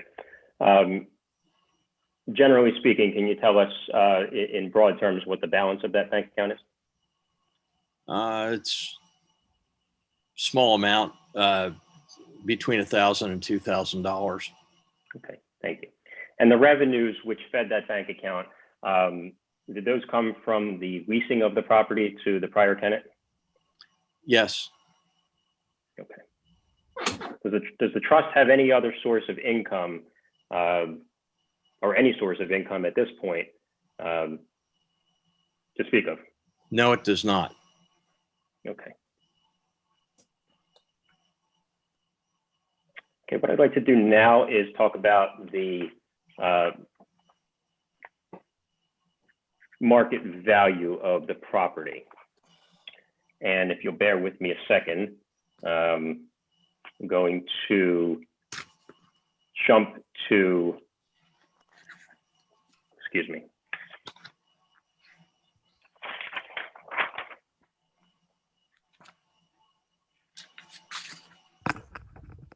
Members of the board, I'm going to bring up what's marked as Exhibit A17. And Wayne, this is the agreement of sale that that the trust received. Okay.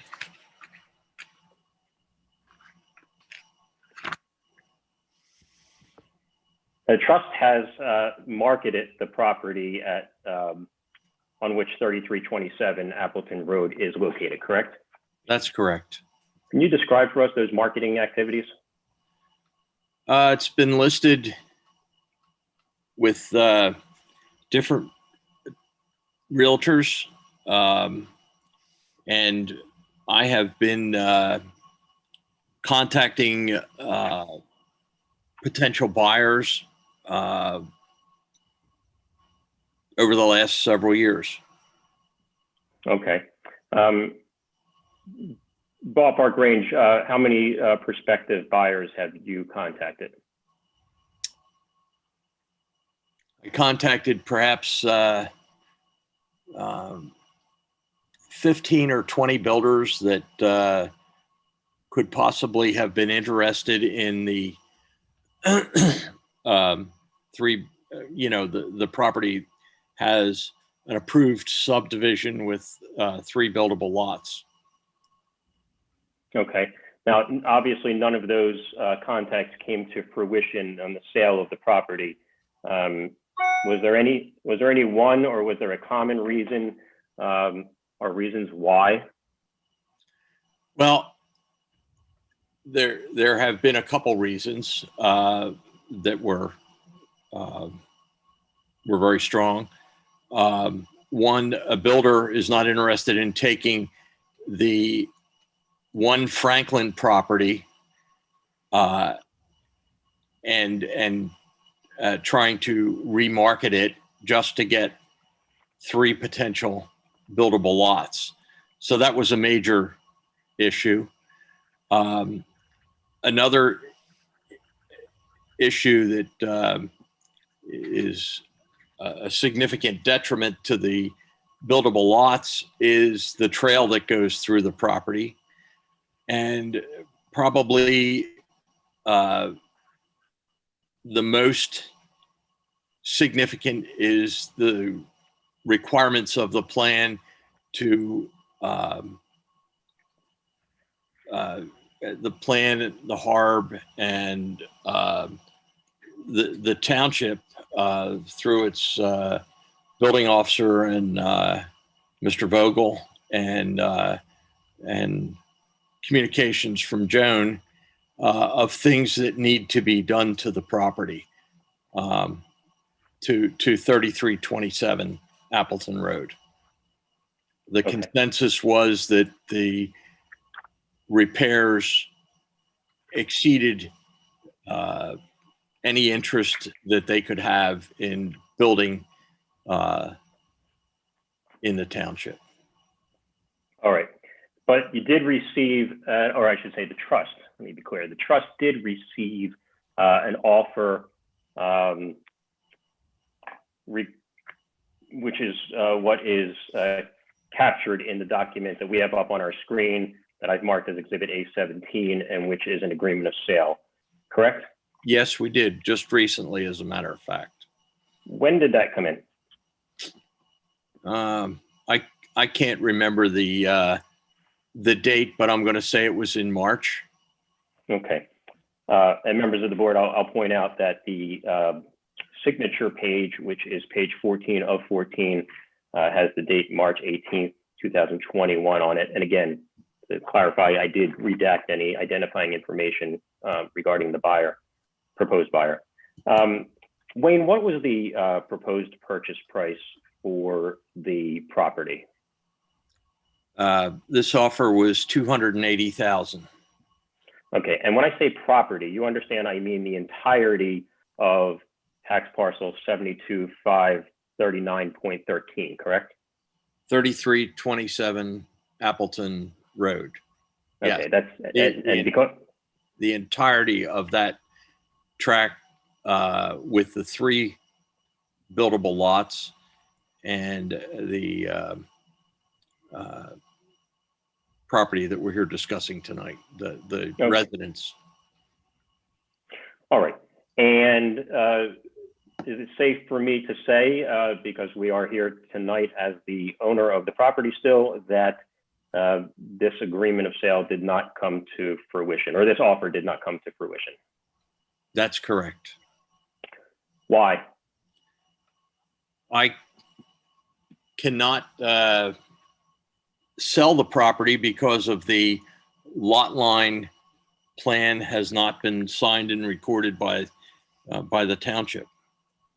When you say the lot line plan, do you mean the lot line adjustment plan that was approved in 2017? Correct. We've been waiting 4 years to have it signed and be why able to record it.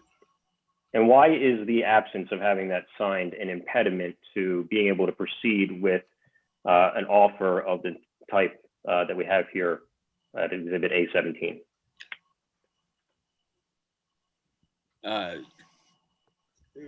Because we can't convey title to it if the plan for the lot line adjustment plan were signed and recorded, then we would be able to sell the balance of the tract.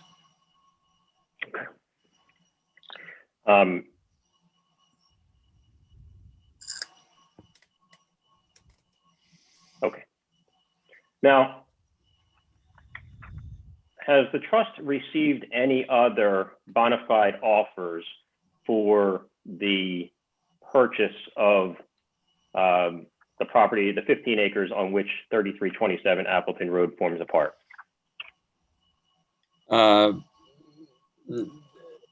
No, this is the only offer that we've had that has gone to agreement format. Okay. And again, to be clear, in this particular situation, this prospective buyer was offering $280,000 for the entirety of the 15 acres, including the structure at 3327, correct? That's correct. Okay.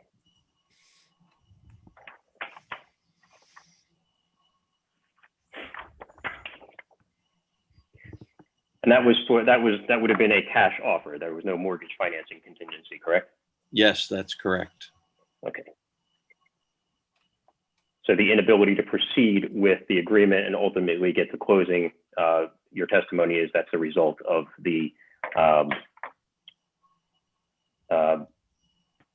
non-recordation, if you will, of the lot line adjustment plan and the orientation of the 15 acres relative to Franklin Road, correct? Yes. Okay. Now, I'm going to ask you to take a look at, or let me do it this way. Are you familiar with any other properties within the village of Kemblesville which have sold over the past several years? Yes, I've looked at comparable sales. And there are two that have sold very recently. I don't have the closing dates on them, but 3307 Appleton Road is particularly comparable because it's the exact house that we have at 3327 Appleton Road with a few differences. The number one difference is that it's there are windows on the left side of the house, and it's better located on the lot that provides a yard space and play area for kids, and it is not at the intersection of Appleton Road and 896, which presents a access issue. All right. Now, I will tell you, Wayne, that I have up on the screen a document which I've marked as Exhibit A20. Can members of the board see that? Mr. Thompson, can you see that? Can. All right. Thank you very much. And Mr. DeFrancesco, you say you're familiar with this, with the transaction under which 3307 Appleton Road was transferred, correct? Yes.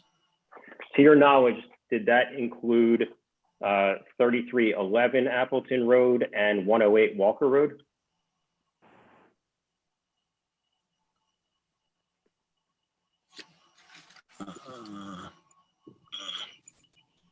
Yes. Okay. Thank you very much. I didn't know if you could still hear me. If you'll bear with me a second, my AirPods just died on me, so I'm going to switch to my computer speaker. Mr. Wayne, to your recollection, what was the purchase price which was paid for 3307 Appleton Road and the other addresses that I just referenced? The consideration for 3307 Appleton Road, the comparable sale to what we have is 185. Okay, and members of the board, again, that's what's up on the screen there. Mr. DeFrancesco, the technology here is a little clunky, so I'm not going to go back to the HARB report, but do you recall if HARB in its report to the Board of Supervisors said anything about the similarity of 3307 Appleton Road to 3327 Appleton Road? The structures, at least? I'm sorry, I can't recall anything, but there may have been something that I'm not focusing on. Okay, and in that situation. Just bear with me 1 second here.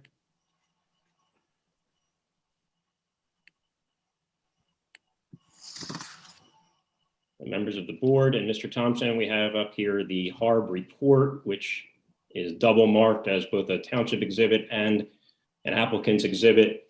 And I will refer to page 3 of 7. And that, now, Mr. DeFrancesco, I'm going to read something and ask if it refreshes your recollection. HARB wrote in its report that the core of the house is a twin of 3307 Appleton, and makes reference to HRS 100, and states that they were constructed on the same plan. Does that refresh your recollection? It does, yes, I'm sorry. Okay, so your testimony is that 3307, your testimony is that the HARB's conclusion that 3307 and 3327 from at least from a plan perspective, are very, very similar structures, correct? Yes, they're, except for the windows on the left side of the house. The main structure of the house is, very similar. Okay, that's 3307 Appleton Road. Are you aware of any other transfers of property within the village of Kemblesville besides 3307 within the past several years? Yes, another Appleton Road house, the address is 3313. And that's a different style house. It's more of a Victorian style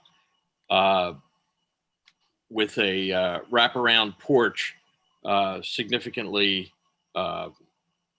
more attractive than the 3307 house.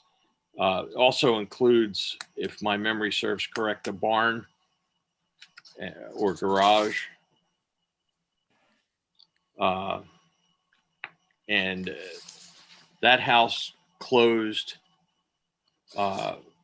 recently also. I don't know the exact date on it, but for $219,000. Okay, and members of the board, I'm showing you on the screen what I've marked as Exhibit A21. Mr. DeFrancesco, does it refresh your recollection if I was to represent to you that the date on that deed is November 18th, 2020? Yes, I knew it was a recent sale, but I didn't recall what the date was, so. Okay, and the consideration that was paid for that transaction was $219,000, correct? That's correct, yes. Okay, where is this property 3313 in relation to 3327?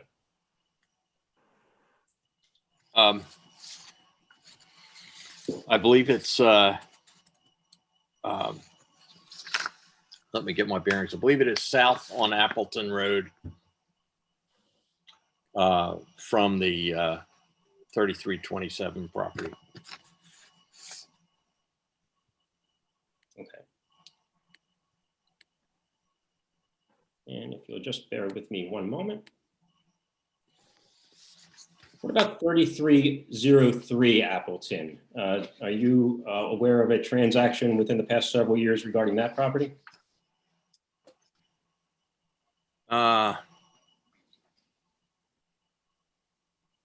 No, but I see that you have a copy of the deed on this property. Okay, well, using, I'm sorry, I wasn't aware that you could see the, excuse me, strike that. If I was to represent to you that that property closed on September 26, 2018 at a value of $170,000, would that refresh your recollection? I believe that deed would bear that information out, yes. Okay. So to your knowledge, there have been 3 transactions within the past several years of properties along Appleton Road in the village of Kemblesville, correct? Yes. And the consideration paid for those ranged from $170,000 to $219,000, correct? That's correct, yes. Okay, and to come back and clarify, or to restate, I should say, the trust has received within the last month and 3 days an offer for 15 acres, including the structure at 3327 for $260,000, correct? That's right. All right. Now, the trust also had excuse me, not also, but the trust leased the property or the structure at 3327 to a former tenant, correct? Yes. Okay, one moment. Did you provide to me a copy of that deed as we prepared for this evening? The lease. Copy of the lease as we prepared for this evening? Yes. Okay. Members of the board, I've put up on the screen what I've marked as Exhibit A18. Mr. DeFrancesco, I'll represent to you that this is the document that you provided to me. And again, members of the board, just to be clear, I have redacted identifying information, including Social Security information for the tenants. Mr. DeFrancesco, was this lease something that you first entered into, or were these tenants in the property when you acquired, I'm sorry, when the trust acquired it from Wilkinson, or contemporaneously with the trust acquiring it from Wilkinson, I should say? The tenant was in the house during Wilkinson's ownership, and he was an employee of Wilkinson. Okay. Now I see that the lease itself, just to clarify, the lease itself is dated December 1st, 2010, with a lease beginning date of January 1, 2011. And to be clear, that is subsequent to the trust's acquisition of the property on November 17th, 2010, obviously, correct? Yes. All right. You say that the tenants that were the subject of this lease, or the counterparty to this lease, were living there under Wilkinson's ownership. That's correct. Did you, were the economic terms of this lease the same as the tenant had during the Wilkinson period of ownership? The rent did not change. It was $700 both for Wilkinson and this lease. Okay. Now, I see it's a month-to-month lease. When did the tenant leave the property?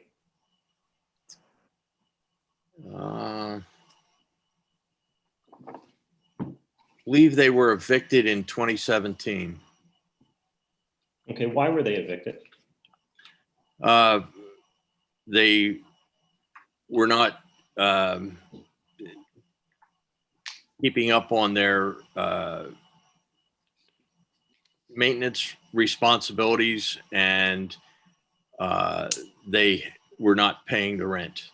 So for both of those reasons. Okay. So though we had a month-to-month lease that went on for approximately 6 or so years, correct? Yes. Okay. Now,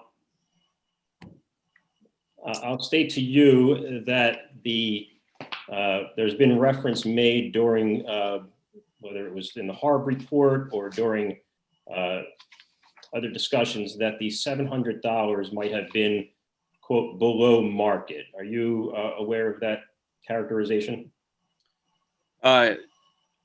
Yes. Okay. Do you agree with that characterization? I was slightly below market, but the house was not a desirable house, and it was in difficult condition. So I wasn't interested in trying to find a new tenant that would pay more rent, and it worked out that for the years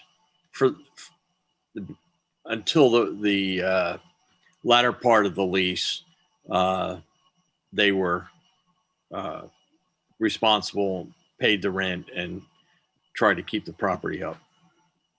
Okay. And you say it was a little bit below market. Based on your experience in the real estate business and your expertise, what would have been a market rent for the structure at 3327 Appleton during the period of time that the tenant was in possession?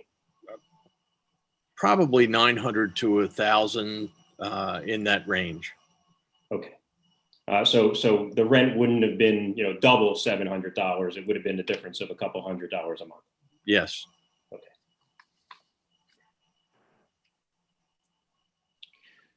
Okay. We're going to hear from Miss Gross, assuming she hasn't. Oh, there she is. We're going to hear from Miss Gross, not just yet, Gene. We're going to hear from Miss Gross, but did you ask any realtors to offer any conclusions or any to inspect the property and offer any conclusions regarding the market value of the property?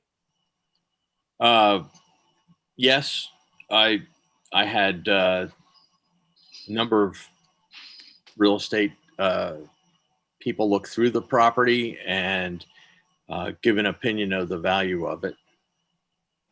Okay. And it was one of those real estate professionals, Constance McNeil. Yes. Okay. Did you provide to me, as we prepared for this evening's presentation, a copy of an email from Ms. McNeil? Yes. Okay. Members of the board, I'll represent that what is shown as Exhibit A15 is the attachment to an email. I did not include both pages. This is just the attachment. The first page was the cover email under which the letter came. Mr. DeFrancesco, are you aware, are you familiar with the letter to which I'm referring, dated August 7th, 2020? Yes. Can you tell us what Ms. McNeil had to say following her inspection of the property? I can read it to you. I'm a realtor with Berkshire Hathaway, Chadds Ford office. I went with Wayne DeFrancesco to inspect his property at 3327 Appleton in Landenberg on July 22nd, 2020.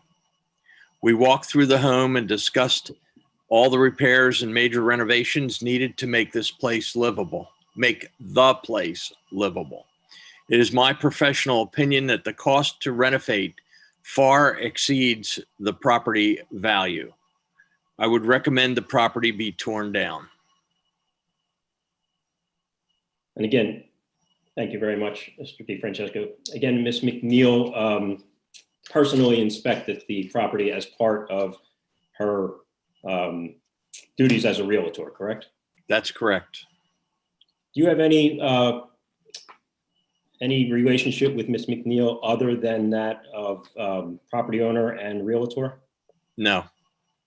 Was she compensated in any way for the opinion that she offered in this letter? No, she was not. Okay. You also asked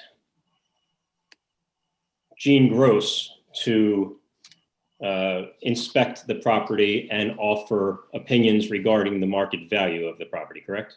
Yes. Okay. And did Ms. Gross did Ms. Gross sign and deliver to me, to your knowledge, an affidavit of her conclusions? I haven't seen the signed copy that was delivered, signed and notarized copy that was delivered to you, but I'm aware of the affidavit and reviewed it, yes. Okay. Now, we're not going to go through that with you because Ms. Gross is here and she'll be available to talk directly to the board. But I just wanted to ask you to confirm that you had in fact asked Ms. Gross to undertake those tasks. Yes, I have respect for her. She's very knowledgeable, and I thought she could offer an important opinion on the property. Okay. Now, I don't want to jump the gun and go a little bit out of order, but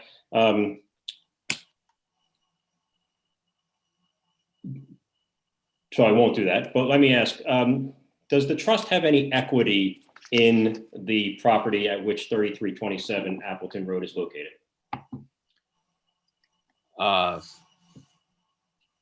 I believe that the repairs required by the HARB and the township through their letters and emails and so forth like that, both from Mr. Vogel and Joan, would far exceed the value of 3327 Appleton Road. Okay. And when we talk about the value of Appleton Road, and again, we'll hear from Ms. Gross in just a moment, but at least from your perspective, having received the offer of 260, is that what you're using as a lodestar, if you will, for the value of all 15 acres? Well, for purposes of your analysis of the equity in the property. It's apparent from that offer that we've discussed that it's not, the market does not value the property enough to cover the repairs to the house. Okay, we'll talk about repairs to the house in just a moment with you. But before we do that, am I correct in stating that given the tenant's eviction in 2017, that there has been no income generated by 3327 Appleton Road in the last 2 years? That's correct. Nevertheless, the trust has continued to bear expenses associated with owning 3327 Appleton Road, correct? Yes, it has. Can you describe for us those expenses with limiting yourself to the past 2 years? Sure. I can offer several areas of expense that we've maintained: property taxes, mowing the fields, mowing the lawn, which we've done on a regular basis. We've done some major capital expenses, and of course, repairs, including the roof and other property management. Okay. The taxes on the property, and forgive me if this is repetitive, approximately what are the annual taxes on the property? They're in the range of $6,000. Okay. And you mentioned a moment ago some capital expenditures that the trust has incurred on the property. I'm going to bring up, members of the board, Mr. Thompson, what's marked as Exhibit A7.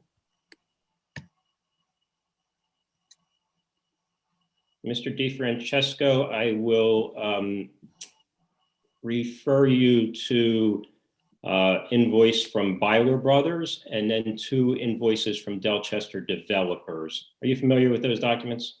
Yes. Okay. In fact, these were exhibits in one of the proceedings that I referenced earlier regarding demolition by neglect, correct? Yes. Okay. What work did Byler Brothers do at the property on behalf of the trust? There was a leak in the roof of the house. Okay. And was that in around the beginning part of 2017? Yes. And Byler Brothers corrected that or fixed that leak? Yes, they came out and did the repair. Okay.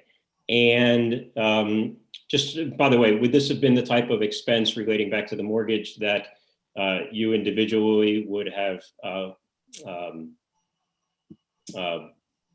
fronted, for lack of a better word, Yes. money to the trust to cover? Yes. Okay. And there's another invoice here from Delchester Developers LP to the trust for $4,092 and another one for $6,900. Are you familiar with those? Yes. To be clear, Delchester Developers is an entity, it's a DeFrancesco related entity, correct?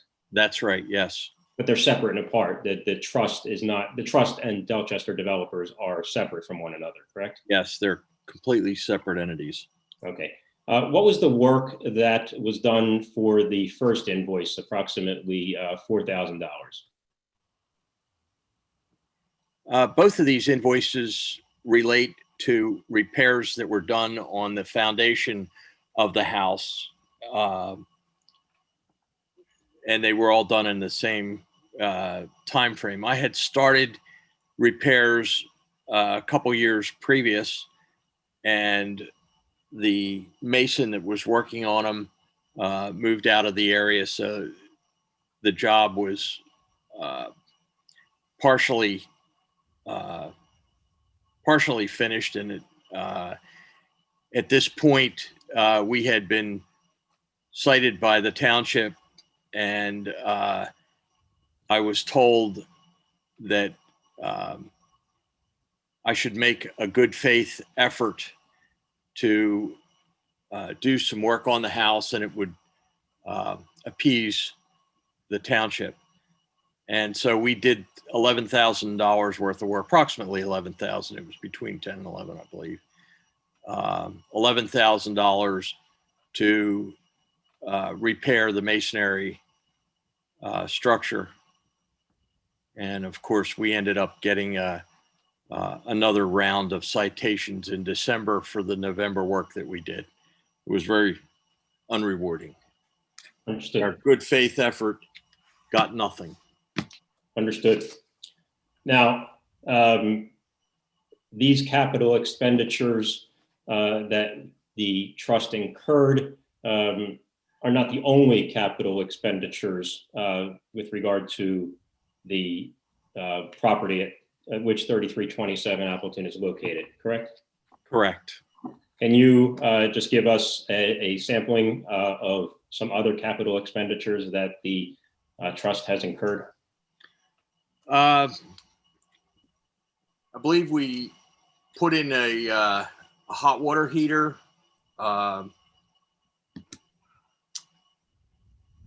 Trying to think off the top of my head, because there was a significant expenditure for cleanup of the porch after it was torn down by what the state police believed was the previous tenant.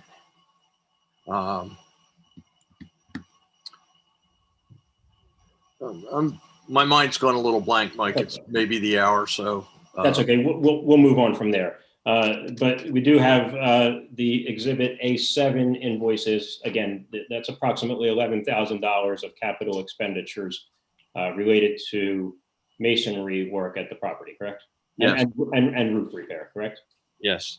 Okay. Now let's move on to costs associated with the renovation of the structure at 3327. Yes. If you'll bear with me 1 second, just gonna make a note to myself here.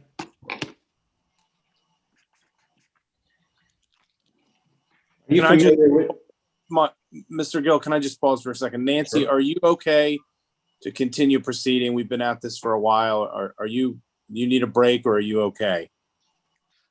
I'm afraid to take a break. Let's just plow through. Okay. Thank you Go for ahead. asking. Go ahead, Mr. Gill. Thank you, Mr. Thompson. Mr. DeFrancesco, in the summer, let me put it that way, of 2020, the trust commissioned a structural analysis of the structure at 3327 Appleton, correct? Yes. All right. Was that from Area Engineering Incorporated? Yes, that was. Are you familiar with the document that they produced in response to that commission? Yes. Okay, I'm going to bring up here Exhibit A8 and share screen.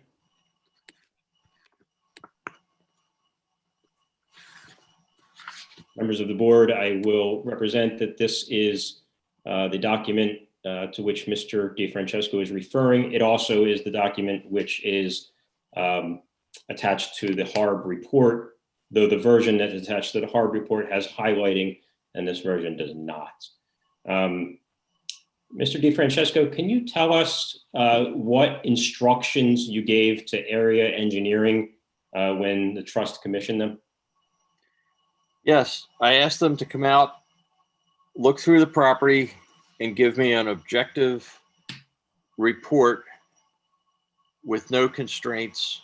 And I specifically avoided discussing with them anything that would perhaps influence their decision or their thoughts on the report. So, okay.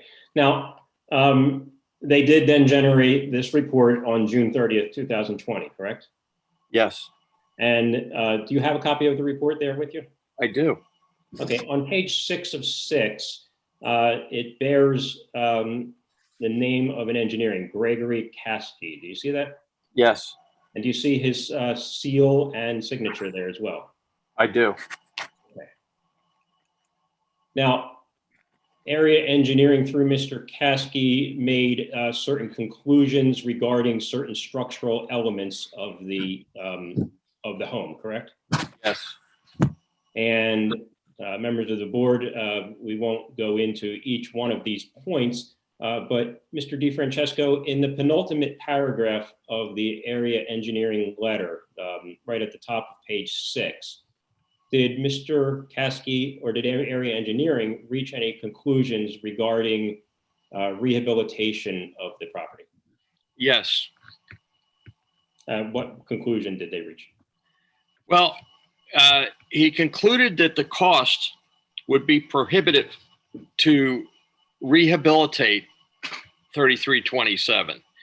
And he had further said that their report was based on visible items needing repair and was not including any interior items, not interior to the house, but interior to the walls that could have additional structural issues that would be discovered during the course of the rehabilitation. And in his professional opinion, he concluded that it would be better to remove the structure, to tear it down, demolish it. Okay. Now, this report, as I indicated earlier, was submitted to HARB, correct? Yes. Do you understand that HARB has taken the position that not all of the elements noted in the Area Engineering report would be required or desired by HARB? Is that your understanding? I think they made that comment in going through the report. Some of the items would not be required by their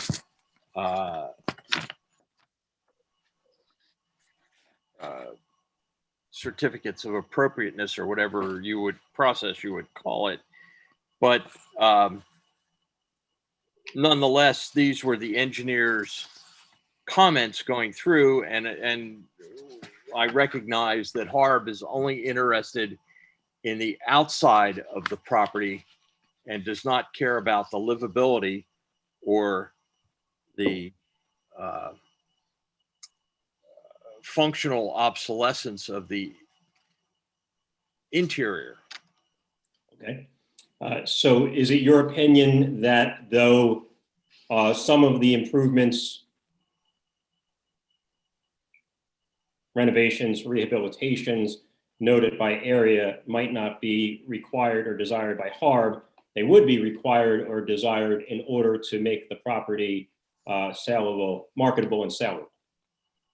That's correct. Okay. And interestingly enough, ethical requirements are that we now show this area engineering report to any prospective purchaser of that house.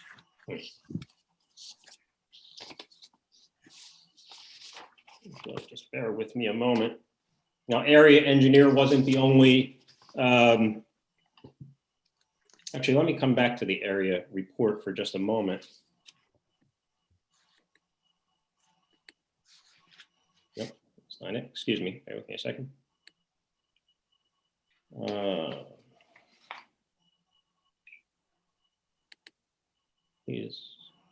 This whole process will be a lot easier when we are able to do this in person again.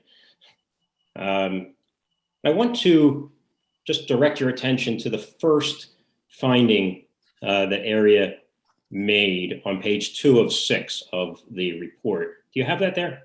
I do.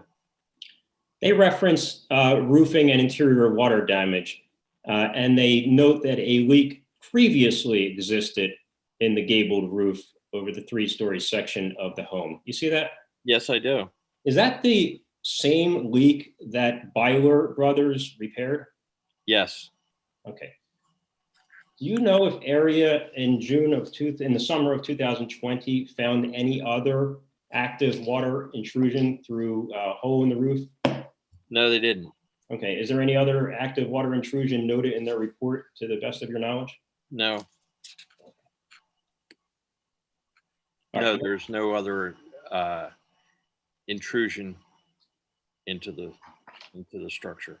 You just preempted my next question, and that was, are you aware of any other active water intrusion into the structure? No, I have been in the home while it was raining and several times subsequent to the issue of this report, and there's no evidence of any water coming in at all. Okay. Now, the area report wasn't the only opinion or estimate of the condition of the property or costs associated with renovations or rehabilitation of the property that the trust obtained, correct?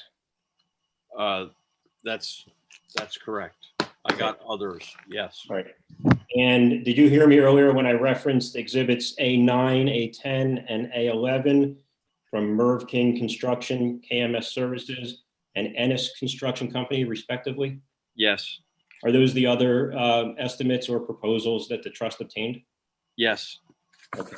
I'm going to ask you to turn your attention to what I've marked as exhibit A9. Members of the board, that's up on the screen. And Mr. DeFrancesco, is this the proposal from Merv King Construction? Yes, it is. Okay, I'm going to need my glasses for this one. Now, there's an itemization of renovations that Merv King Construction proposes to make to the structure, correct? Yes. What instructions did you give Merv King Construction prior to them issuing this proposal? I showed him a list of HARB required, township required repairs, and said that in addition to that list of repairs, we'd like to know what it would cost to make this property livable. Not Cadillac livable, more Chevy livable. Mm-hmm. And So he based his estimate on that, and I did not give him any guidance further than that. Did you have any personal or professional relationship with Merv King Construction prior to this, seeking out this proposal? No. All right. He has done work for me on other properties, and I found him to be a good craftsman at a reasonable price, but he did the work, I paid the bill. There was no other relationship than that. Okay. Now, again, not all of these items are things that HARB or the township may have the legal right to demand, but it's your opinion that these are items that would be necessary for livability, salability, and marketability of the structure, correct? That's correct. Okay, and again, we don't have to run through them line item by line item, but I see things here like new plumbing, new electrical panel and wiring. Let's stick with that. What's the electrical system in the property right now?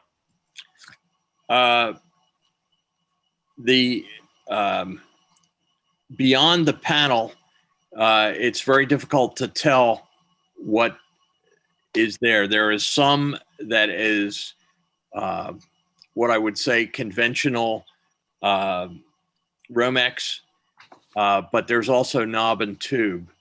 So in order to upgrade the electrical system to a more acceptable, the knob and tube would have to be pulled out and replaced. And that's part of what he was looking at. And what's your understanding of why that would be necessary if there's a whole-scale program of rehabilitation or renovation to the property? A potential purchaser of the property would not tolerate. Knob and tube is not considered to be a safe, reliable electrical distribution system. So it's not grounded. It's basically a two-wire system without a ground. So a sophisticated, an intelligent buyer would not be satisfied unless the electrics was upgraded to today's standards. Okay. And again, we don't need to go through each and every line item. They're on the exhibit. But I noticed that there are some structural elements here that are also noted in the area report, such as the basement joists, repointing of brick walls, replacement of lintels. You see those there? I can't really read the copy that I have, but that doesn't surprise me that those are items that you're able to discern. All right. And finally, I see a reference to new HVAC. Why, in your opinion, would that be necessary in order to get the property to a condition where it could be sold or be otherwise livable? Well, the current heating system is a boiler with radiators, and the boiler is the coil in it is bad, and the radiators have cracked. Okay. Apparently, the tenant was not using the heating system, and it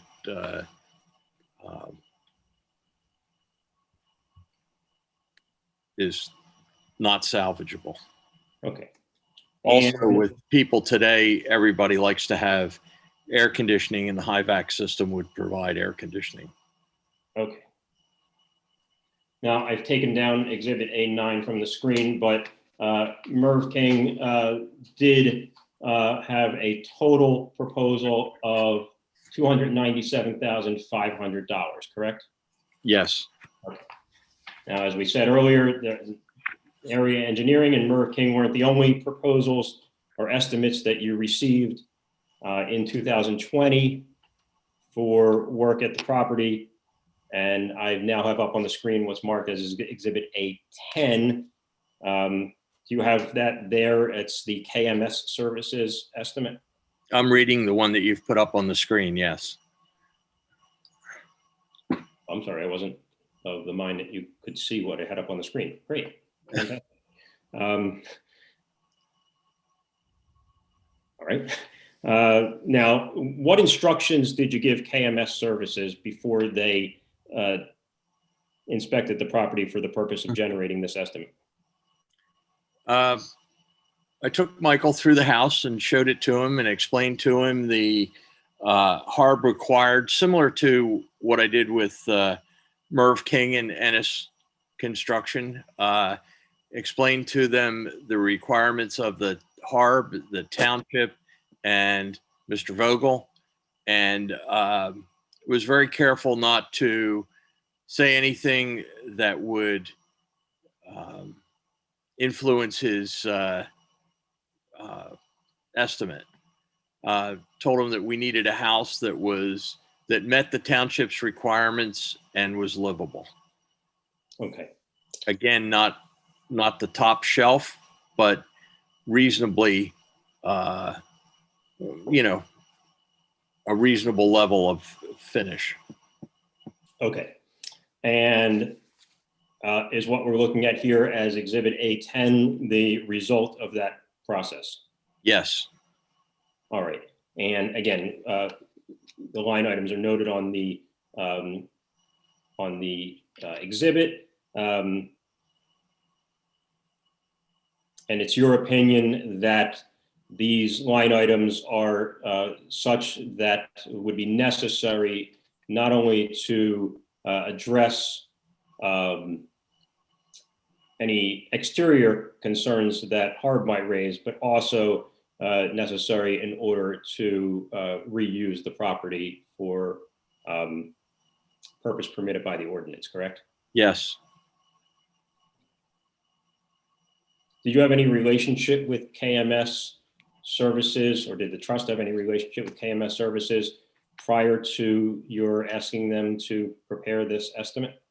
Again, KMS Services has done work for me on another property, and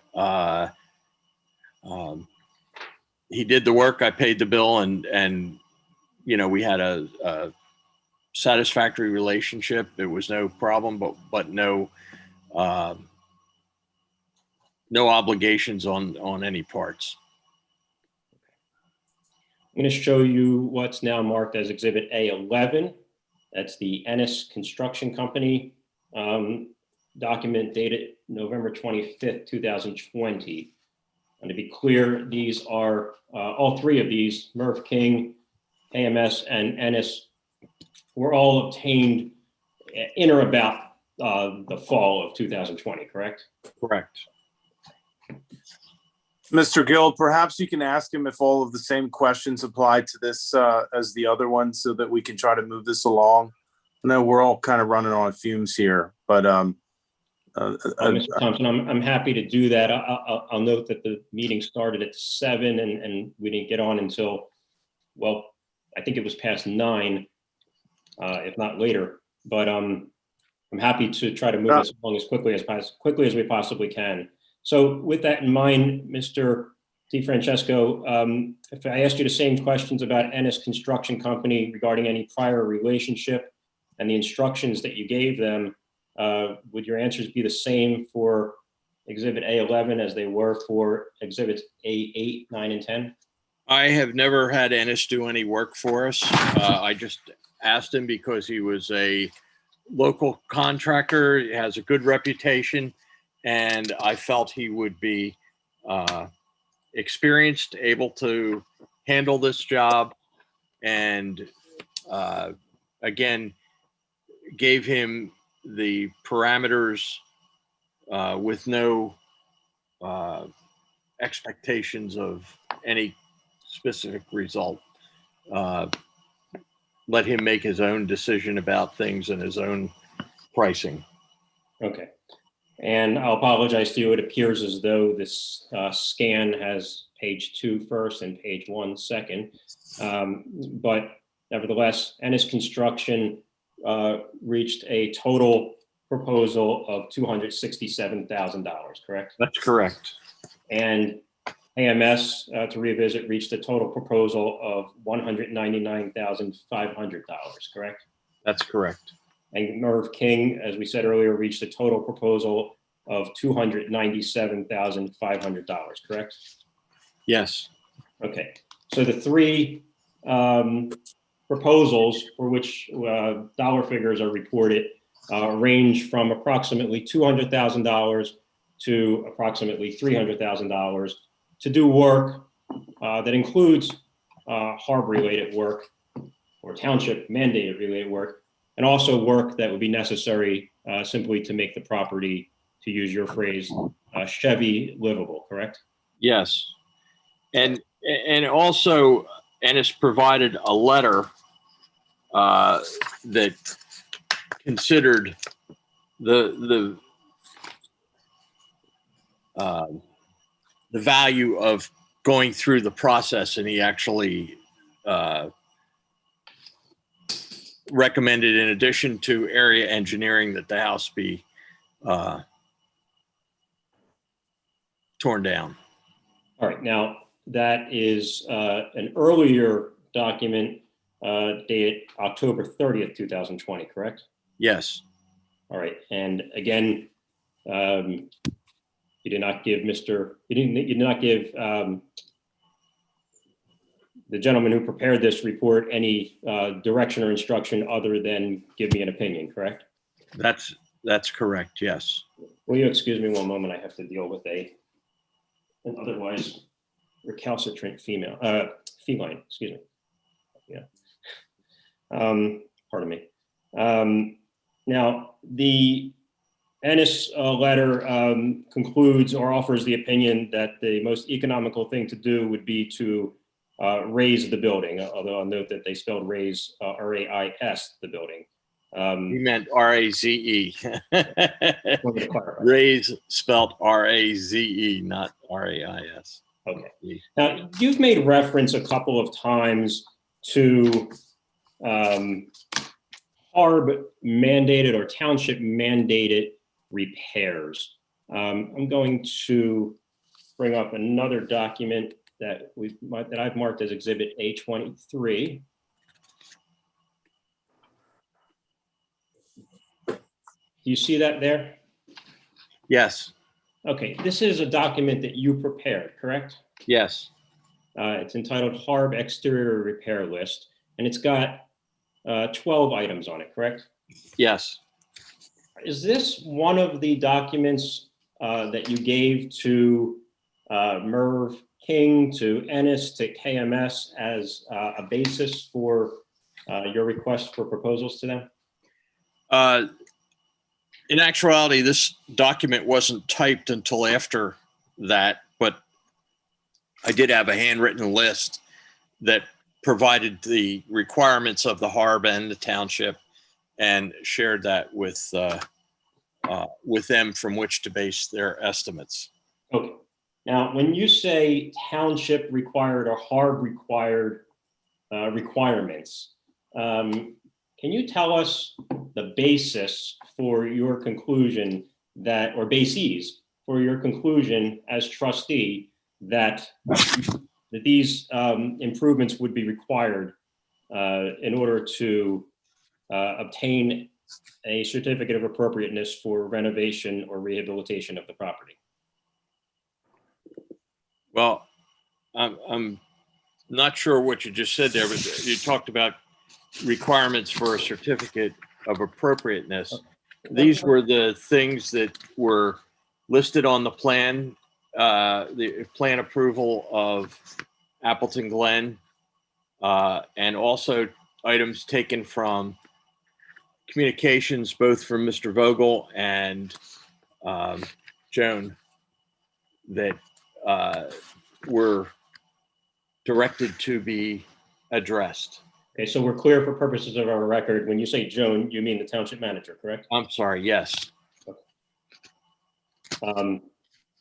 So it's your understanding from either township consultants, township staff, or from notes on the 2007 subdivision plan that we referred to earlier that we've marked as Exhibit A4, that in order to satisfy township requirements, this would be, at least these 12 items would be required. Yes. Okay. Now,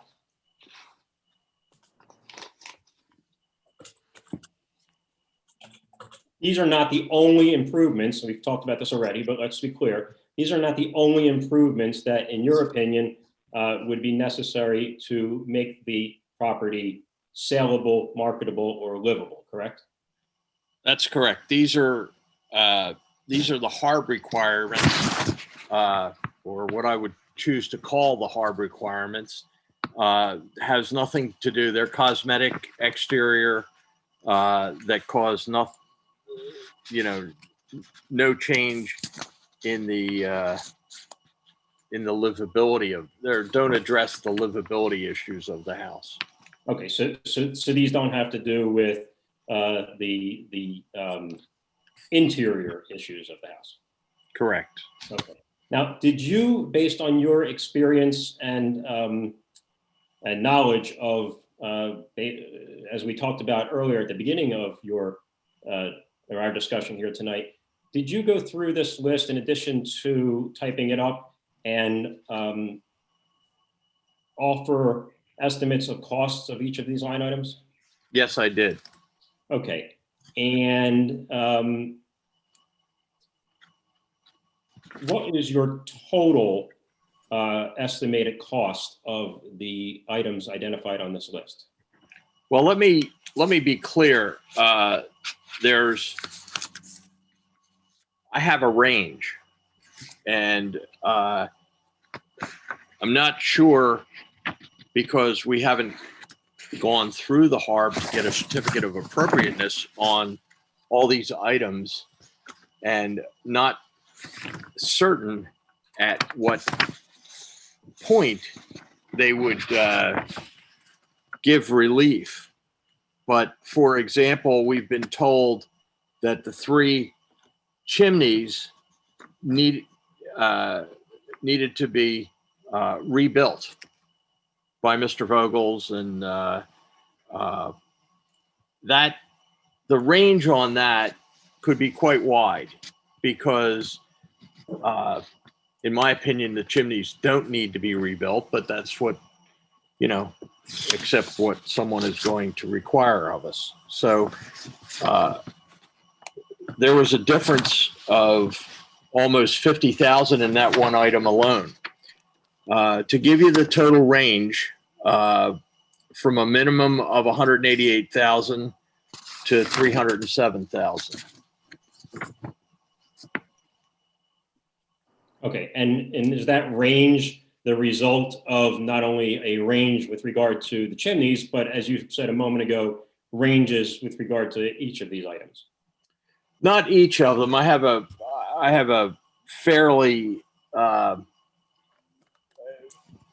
solid opinion on some of the items, but on some of the others, the chimneys, for example, that was a $50,000 range. Repointing the brick mortar joints of the entire house. If the entire house, I did a range on that of $35,000 to $50,000. The only way you get that type of work done is with time and materials, and unless someone's quoting an outrageous price, you got 3 stories of or 4 stories of scaffold to set up to get all the way up to the top of the roof line and moved and so forth like that. So there's a lot involved in that, and people are not going to give you a fixed price to do the job. But I've spoken with a handful of masonry contractors to to develop the accuracy of that price. And it's not only my opinion, but theirs. All right. So, and again, to clarify, these items are, though the typed list wasn't given to the contractors who offered the proposals, the substance of the information was part of what you relayed to the contractors, correct? That's correct. Could I just clarify, what's the exhibit number that we're looking at again? This is 23. 23. So your range, based on your experience, Mr. DeFrancesco, is that these township requirements would range between $188,000 and $300,000. And I'll just move that aside for a second. Mike, let me clarify something on these things too. Please. This is an estimate to do the work, but in addition to that, I would consider that a hard cost, and there are soft costs. For example, I have no idea. We've been 8 months on this process now, how long it's going to take to go through the HARB review and how much it's going to cost. That's a soft cost. There's also soft costs with financing and management and that sort of thing. So that could add as much as 25% to the bottom line that we're talking about here. Okay, actually, I was just about to ask you about soft costs as compared to these hard cost estimates, but thank you very much for noting that. I want to double back and talk about any studies or analyses that the trust has done with regard to uses other than residential uses of the property. Have you as trustee given any thought to whether or not the property at 3327 could be adaptively reused for some other purpose? Yes, I exchanged my trustee hat for my real estate experience hat and looked at the property and said, well, here's what can you do with this besides, as a single residence. And some of the conclusions that there's a variety of possible uses for the property. Perhaps a country store, perhaps an office. There's an accountant next door. So I presume that the township would not object to using it for an office. I have not researched the ordinance to see what type of uses would be approved by the township or are uses by right. But, I looked at all these alternatives. I even thought about perhaps splitting it into a business and a small apartment, not knowing whether the township would encourage that or discourage that kind of adaptive reuse. And some of the concerns that I had were, as a residence, the property is not desirable. It fronts on Appleton Road. To the right side is a driveway. To the left side is the well and septic system. So there's no, and the rear has a parking lot in it. There is no usable yard for kids to play. Additionally, the access to Appleton Road would not be desirable for a high traffic use. That intersection is very problematic, and I'm sure a traffic engineer would have a field day with recommendations for, some sort of high traffic use of this property. So that I didn't think would work. Okay. Nevertheless, or excuse me, strike that.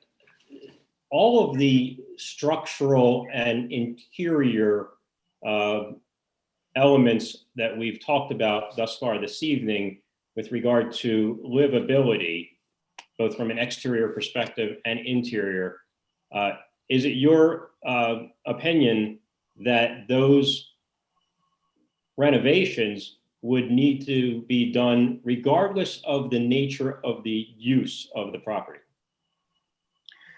Unquestionably, extensive renovations would have to be done inside to make it usable for any combination of uses that I've discussed. The exterior would be meeting the demands of HARB and the township on those points. Okay. And in fact, is it your understanding that for some commercial uses, there would need to be further renovations, such as ADA compliance? Oh, yeah. If you were to go with a commercial use, the bathroom would have to be ADA compliant. Harrisburg could even go to the extent of requiring sprinkler systems. I'm not sure what the township ordinances are. I didn't check into that, but my experience is that with some commercial uses, you're required to have sprinklers and extensive. That's a very, very expensive system, since there's no public water to supply the sprinklers. You'd have to install a tank and pumps and so forth like that. Okay. Nevertheless, at the bare minimum, the improvements that we've talked about already this evening, which would be required for residential purposes, would at least be the scope of improvements, in your opinion, that would be required for another type of use. Yes. Okay. Now, Mr. DeFrancesco, we're pulling into the station here on your testimony.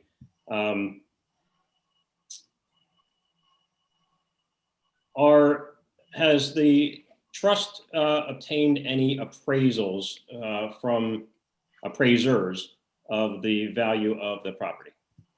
No.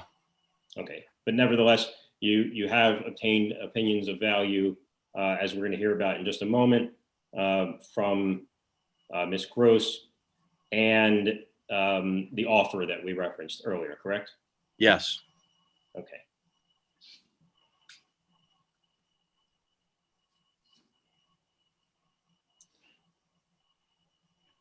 Mr. DeFrancesco, one of the elements in the Franklin Township ordinance is the property owner's inability to pay for renovations that would be necessary, to use the ordinance language, corrective action at the property. Now, earlier you mentioned the present cash or approximate present cash balance of the trust's bank account, but the trust does have assets in the form of 2 separate tax parcels, correct? Yes. Okay. Have you considered the prudence of monetizing 1 Franklin Road, in other words, selling it, and using those funds to pay for the scope of renovations to 3327 that we've discussed here this evening? Assuming that you could sell 1 Franklin as a separate lot without the lot line adjustment plan from 2017 or the subdivision plan from 2007 being recorded. Is that what you're referring to, Mr. Gill, the lot as it exists today? That is. Is that what you're referring to?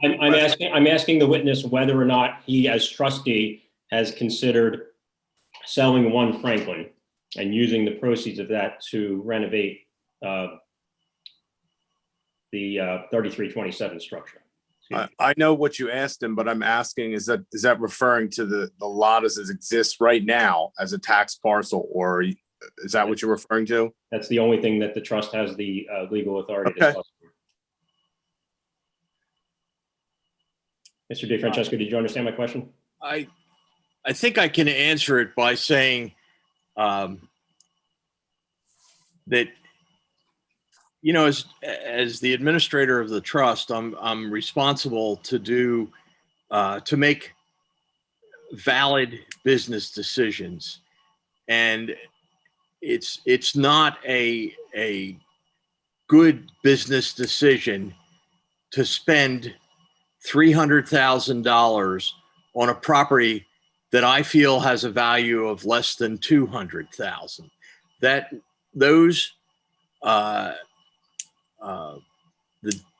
Losing that much money is not a good business decision. So yes, I have looked at all sorts of alternatives. My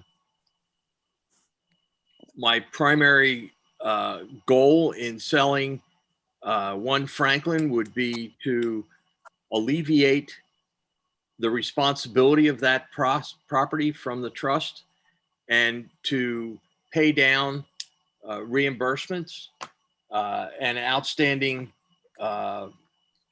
accounts payable. But it's not to waste money on repairs or renovations, or most assuredly, it's not to waste anything that will not enable the property to generate income. To continue to sit there and be a drain on the trust without any income would not be a prudent decision. Okay.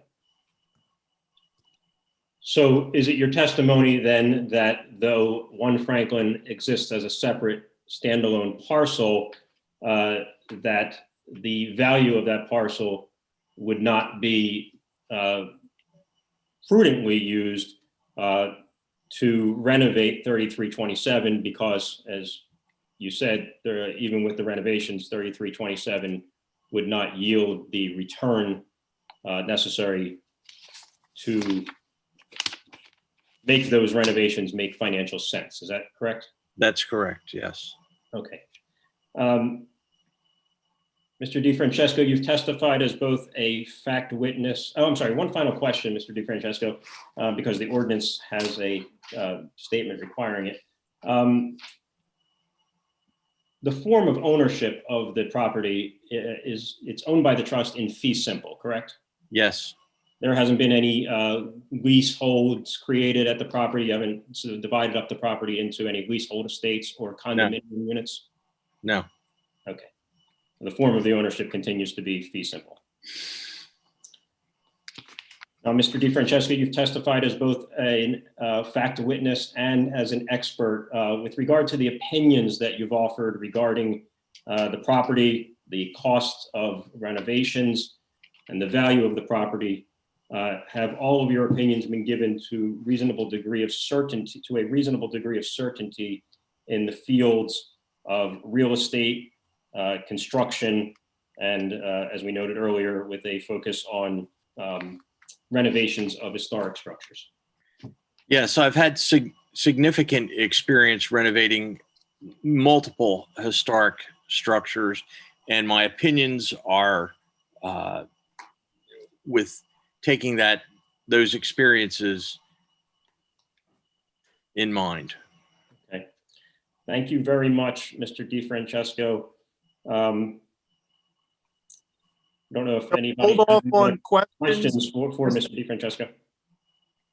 Does the board have any questions for Mr. DeFrancesco? Mark, I have a question. I don't know if it's appropriate. Can I ask it and you can tell me if it's an appropriate question? Go ahead.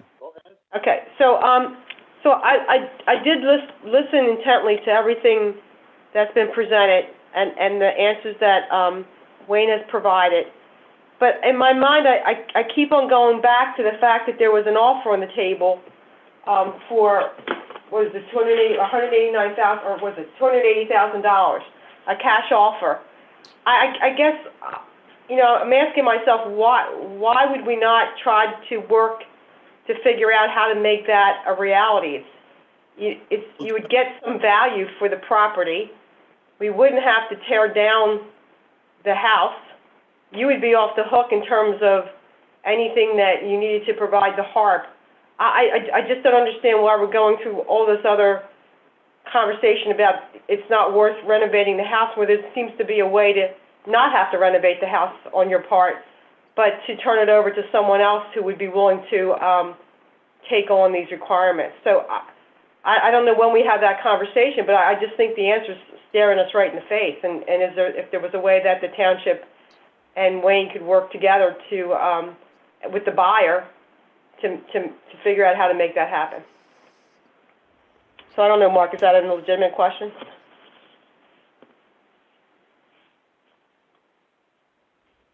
Did I get an answer? You're on mute, Mark. I apologize. Is the question then, why are you not selling it for $280,000? Right, or if there is a reason why Wayne's not able to do that, why aren't we not working together with the township to figure that out? Well, why don't we just leave it at that question? Okay. You had an offer for $280,000 and you turned it down, and I presume that's because you thought it was worth more. Is that right, Mr. DeFrancesco? I'm going to answer your question a little differently, Counselor. I've tried to work with the township. We've made multiple requests to meet with some supervisors and try and work things out. I think there are alternatives to tearing the house down, but it needs compromise on the part of the immediacy of the repairs, and there frankly needs to be other sources of funds. And I'd like to explore those, but we have been shut down and stonewalled, and the township has not wanted to meet with us. Okay. So well, let's stick to with answer that the question, standard that's of, the best I can do for you. okay. Are any other questions from the board?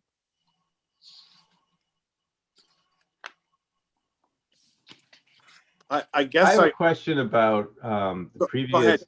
Yeah, so the current livability of the house, you say isn't livable, and as recently as 2017, 2018, people were living there. At what point did this house become no longer livable in the past 4 or 5 years, and what happened to make that house no longer livable?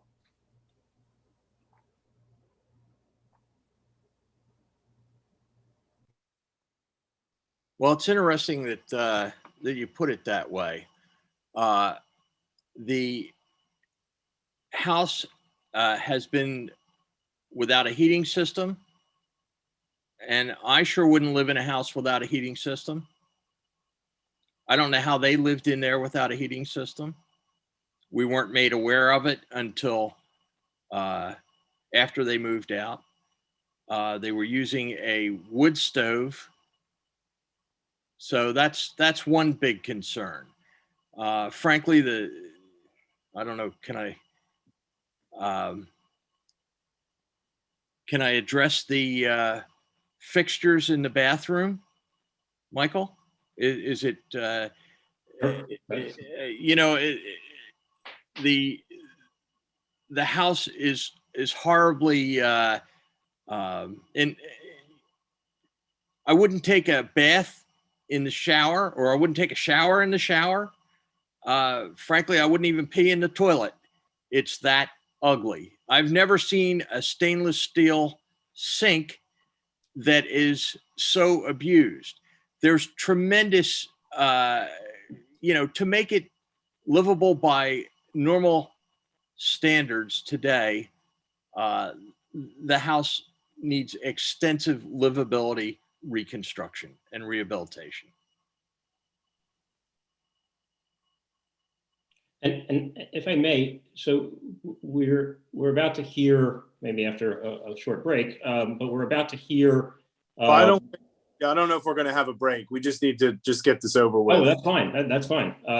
As long as Nancy's okay. I don't know how much longer do you have? How long's the other witness going to take, Mr. Gill?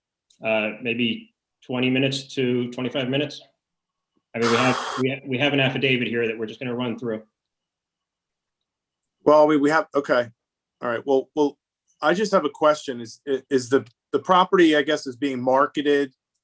And so how much is it? I mean, you've got a real estate agent to market the property for a certain price. What is it being marketed for? What is it being offered for sale? $450,000. So is that the price you believe that it's worth?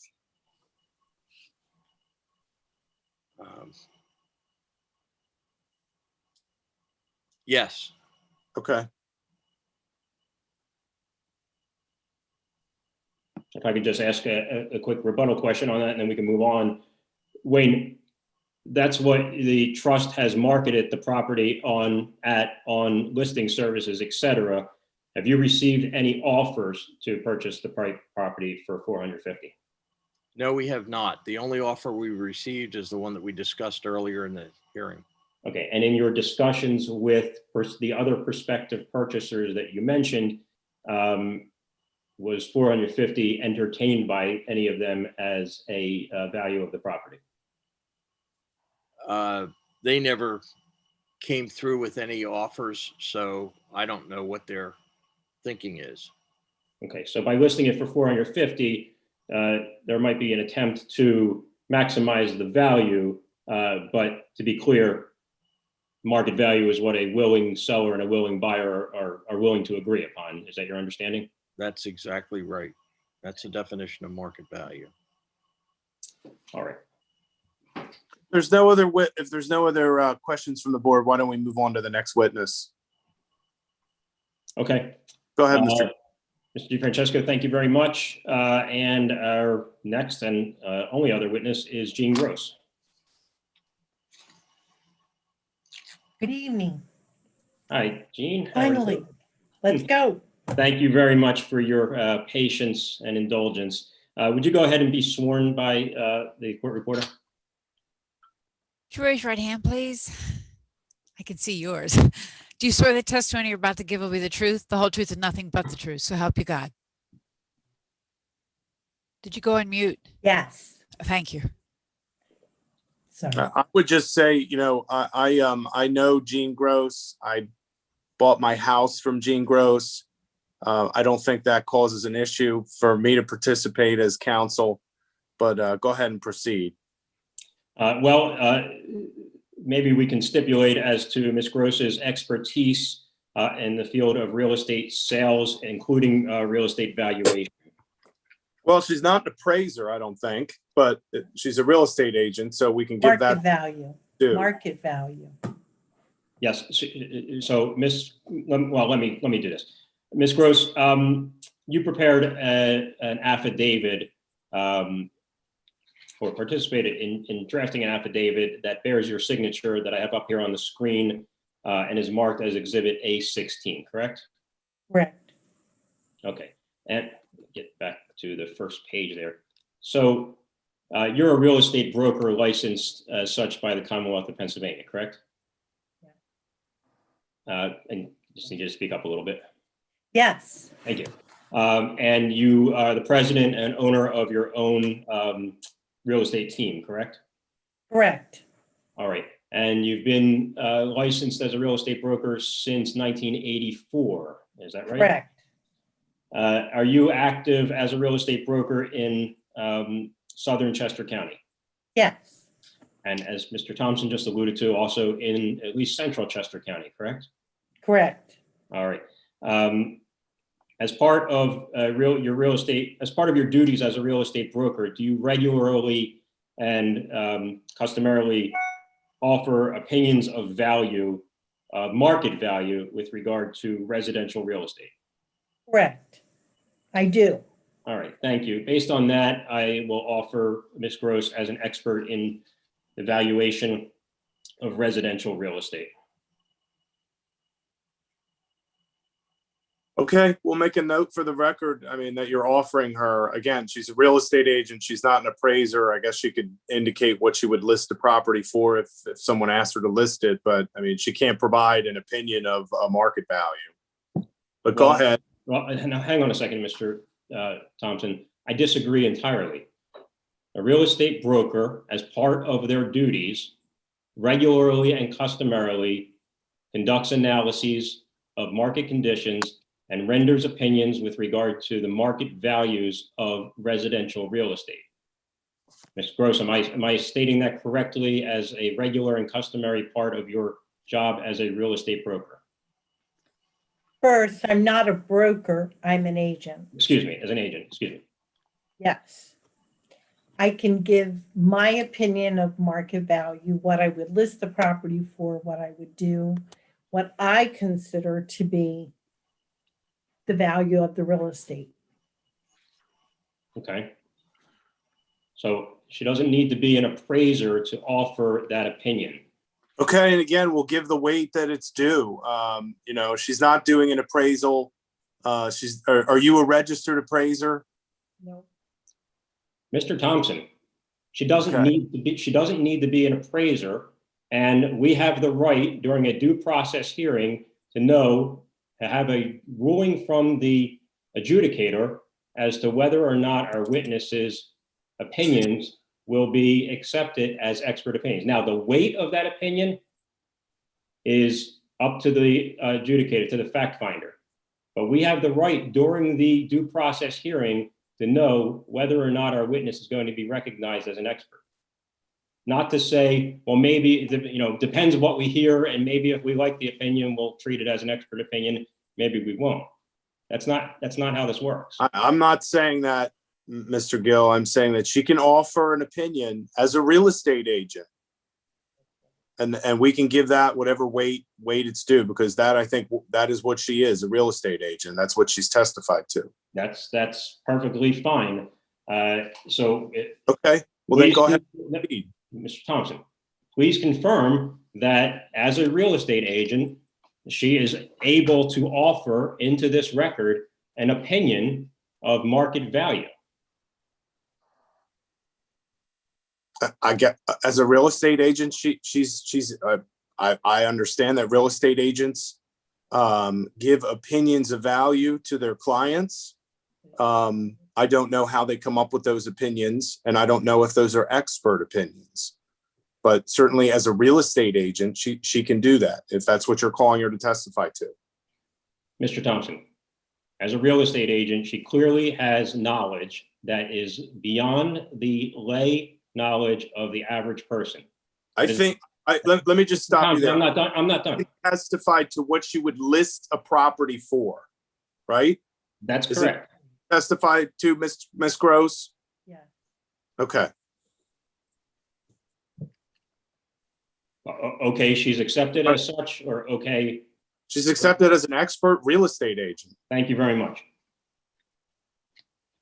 Ms. Gross, did you, I'm sorry, you said a moment ago that you're familiar with the affidavit, which is marked as Exhibit A16, correct? Correct. Yes. And turning your attention to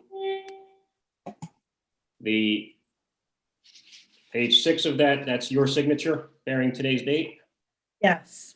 And at least I hope it's still today, close enough. That signature is notarized, correct? Correct. All right. Now, I want to take you back to page 1. There appears to be a slight error on here. It does say as a real estate broker, but in fact, that should be agent, correct? Correct. You're licensed as a broker by the Commonwealth of Pennsylvania, correct? I am a licensed agent that works for a broker. Thank you very much.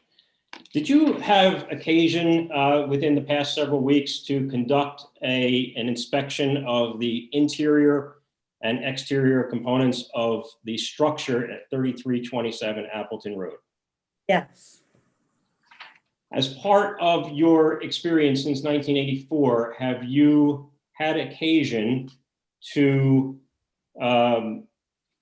list for sale or otherwise participate in transactions involving properties which are either individually listed on the National Register of Historic Places, contributing resources within districts which are so listed, or otherwise considered historic properties?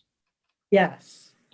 All right. And as part of your professional responsibilities and duties, do you regularly offer opinions of the costs associated with the renovations and repairs of such structures? Yes. Okay. I don't think that's what she was being offered as an expert in, the historic renovations, but go ahead and proceed. I just asked her, as part of her professional responsibilities and duties, you said she's recognized as a real estate agent, an expert as a real estate agent. And I asked her, as part of her professional responsibilities and duties, does she regularly and customarily offer opinions of such costs? And she said yes. I'm sorry, I don't see the disconnect. Go ahead.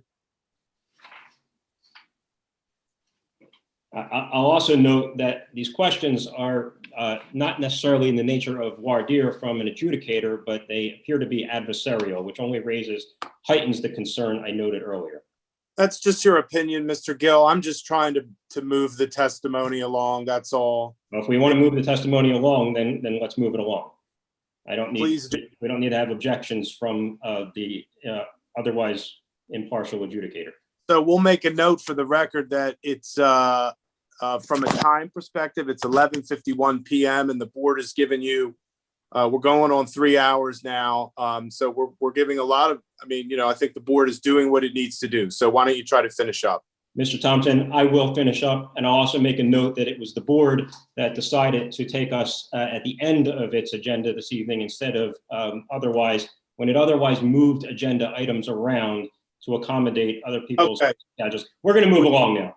These to other individuals. Just why don't we just proceed rather than argue about this? Now, Ms. Gross, having conducted an inspection of 3327 in the past several weeks, let me back up a second. When we talk about 3327 Appleton Road and your examination of the value of that property, the market value of that property, for purposes of that analysis, did you consider it to be the 2.5 acres, give or take, that are depicted as lot number 4 on Exhibit A to your affidavit? Yes. And do you understand that that is the 2007 subdivision plan to which we've referred during this hearing? Yes. Okay.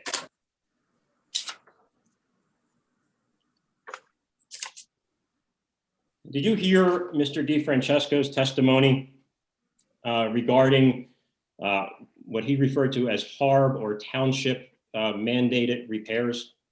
Yes. And is that the exhibit that's attached to your affidavit as Exhibit B? Yes. Okay. Did you hear his testimony that the cost of those repairs, excuse me, did you hear his testimony regarding the cost of those repairs? Yes. Do you have any reason to disagree, based on your experience, that the cost of repairs would be at least $150,000? That was my estimate. Okay, and what did you base that estimate upon?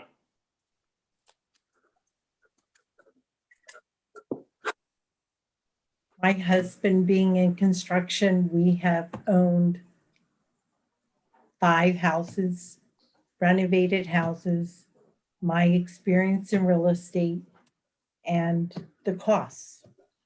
Okay. If the repairs that are identified on Exhibit B to your affidavit, which is also Exhibit A23 in this hearing, were to be completed to the structure at 3327 Appleton Road, did you form an opinion on the market value of the property as so improved with just these exterior repairs? Yes, And what is that opinion? I believe I said 100,000. Okay, so $100,000 is what you would list the property. Again, here we're just talking about the 2.5 acres, including the structure. You would list it for $100,000 if these improvements were to be conducted. Yes, Did you also consider the as-is market value of the property yeah, without any improvements being constructed? yeah. And what is that opinion? 60 to 75,000. Okay, and does that contemplate removal of the structure in its entirety so that you're left with the dirt, the ground, or does that include the structure?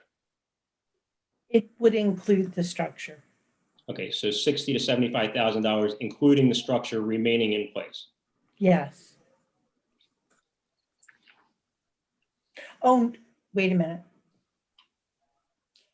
Well, Please take whatever time you need.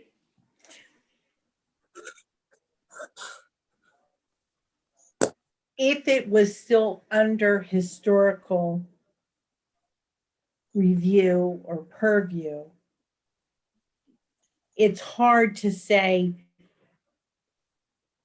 as is worth anything because whoever buys it has to invest immediately 150,000. So as it is, if you keep it in historical review, I did not think the value was much of anything. If you made the HARB improvements and put in a septic system, if you made the HARB improvements, 60 to 75,000. If you made the HARB improvements and put in a septic system and a well, I said about 100,000. Okay. All right. And the remainder of the property, because you understand that right now it's not a subdivided property. So the remainder of the 15 acres, that's approximately another 13 and a half acre or 12 and a half acres. So the 12 and a half acres that would be exclusive of the 2.5 acres that are shown as lot 4. Given the fact that there is an offer out there for $260,000 as is it your opinion that the remaining value in that offer or any negotiated price that would come from that offer is represented by the value of those remaining 12 and a half acres? Yeah. Okay. So Subdivided as would with be the other lots. Okay, so the building lots that would be created, so you have lot 4 and then the other building lots with the approved subdivision plan, unrecorded as it is, would constitute the remainder of the value that we're talking about. Okay. But the structure itself, subject to HARB jurisdiction, with the need to do these repairs, your opinion is that the value would be less than the cost of doing the repairs, correct? Correct. Okay.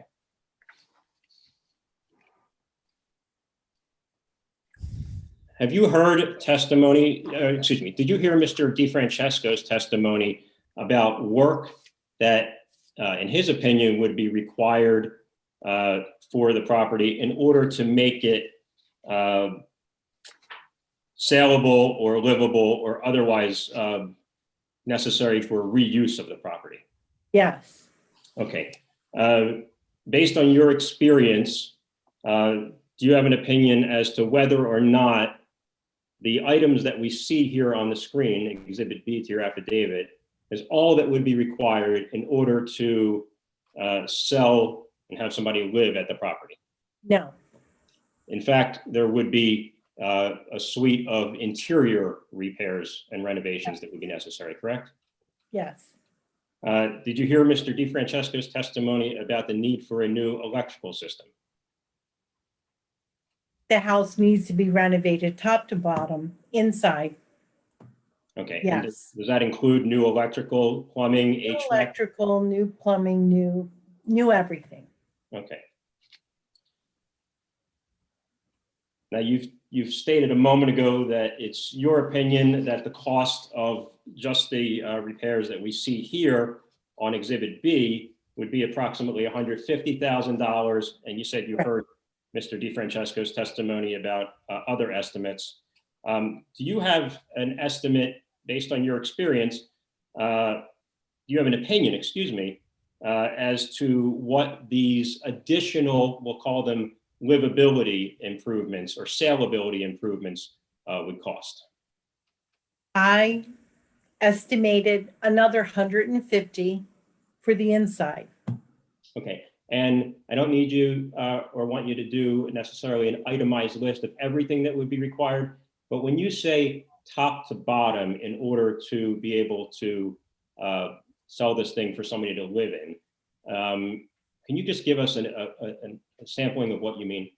What makes up that additional 150,000?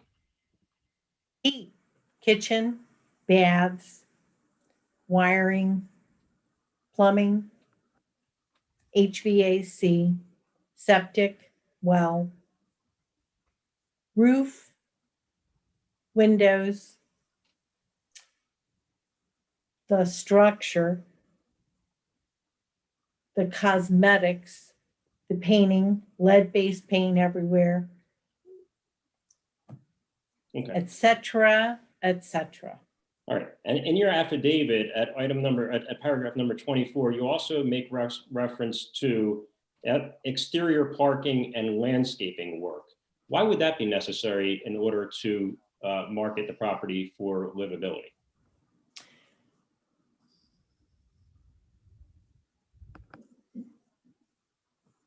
You've got to have parking, and right now there's just a lot of gravel and foundation landscaping and porch or patio, you know, just to make it a home. Okay, understood. Now, you've testified and your affidavit states that for the HARB exterior repair list that we see up here as Exhibit B to your affidavit, plus these other interior and exterior renovations that you said would be necessary for livability or marketability, that you're at 150 and 150. So approximately $300,000 to complete repairs and renovations necessary to be able to sell the lot 4 at maximum market value, correct? Right. Okay, did you form an opinion as to what that maximum market value might be if all of that work was to be done to 210 to 250. Okay. And is that what's referenced at paragraph 26 of your affidavit? Yes. Okay. So you've testified that the cost of completing these renovations would be approximately $300,000, and that the the value of the property, the market value of the property as so renovated would be between 210 and 250. So if I do my math correctly, 50 to 90. Is it your opinion that the cost of the improvements outstrips the as improved market value of the property? Correct. Okay, and as you just said a moment ago, based on a market value of 210 to 250, that delta is between 50 and 90,000, correct? Yes.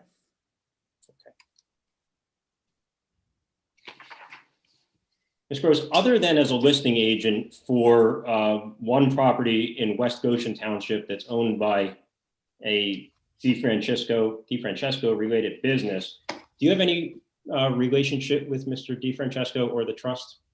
Nope. And are you being compensated in any way for your opinion here tonight?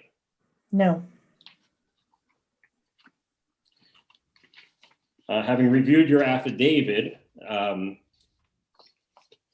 other than the incorrect references to broker instead of agent, if you were to testify as to the items in your affidavit here under oath, would your testimony be as set forth in your affidavit? Correct. It would. Thank you very much. Have all of your answers to the questions I've posed to you this evening been given to a reasonable degree of certainty in your professional field as a real estate agent? Correct. They are. Thank you. Mr. Thompson, that's as quick as I can make it. And I Does don't the- have any further question? questions for Ms. Gross. Okay, does the board have any questions for Ms. Gross? No. No, but I would like to make a remark to Mr. Gill. Well, Mr. Gill, you stated more than one time how the township is not trying to be cooperative with Mr. DeFrancesco, which is very hurtful because the board serves as civic servants. It's our duty. Now, you also stated that it was our decision to push you to the end of the meeting. I realized we had to change a few things up during the meeting. It did not change your position at all. As a matter of fact, you went ahead of the other COA. We still have to consider after you, and we have other business to do. So you're not at the end of the meeting. I would just like you to know that the board is trying to be cooperative, and you're making it seem like we're not. And that's hurtful. And I want to tell you, it is after midnight. I watched a 2-year-old and 4-year-old all day. I am exhausted. I don't know if you've ever done that, but it's exhausting. I'm exhausted. Maybe I'm not as pleasant as I normally am, but consider the time of day and what my day was. And please don't insult our board and saying we're deliberately pushing you to the end of the meeting. We did not do that. We jumped you ahead a slide. Just Mary, so let you know me that. Thank comment. you. I don't want to get, we've got a court reporter that's probably wants to end this. The only question I have for the witness is you're not, these opinions that you've provided testimony on don't consider the subdivision and the 3 lots that are behind the house with the potential lot that's part of the subdivision. You talked about the 2.5 acres. You're not talking about the lots behind it, right? No, not at all. Okay, that's the only question I have. In fact, if I can just redirect it, if it, I think you asked the question and I was just clarifying it. That's all. yes, Mr. Gill. but just to make sure we're clear, the delta between your opinion of value and the offer, it's your opinion that is made up in the other 12.5 acres, correct? Correct. Okay, thank you. And you disagree with Mr. DeFrancesco, his opinion of value at $450,000? Is that, you do? Yeah.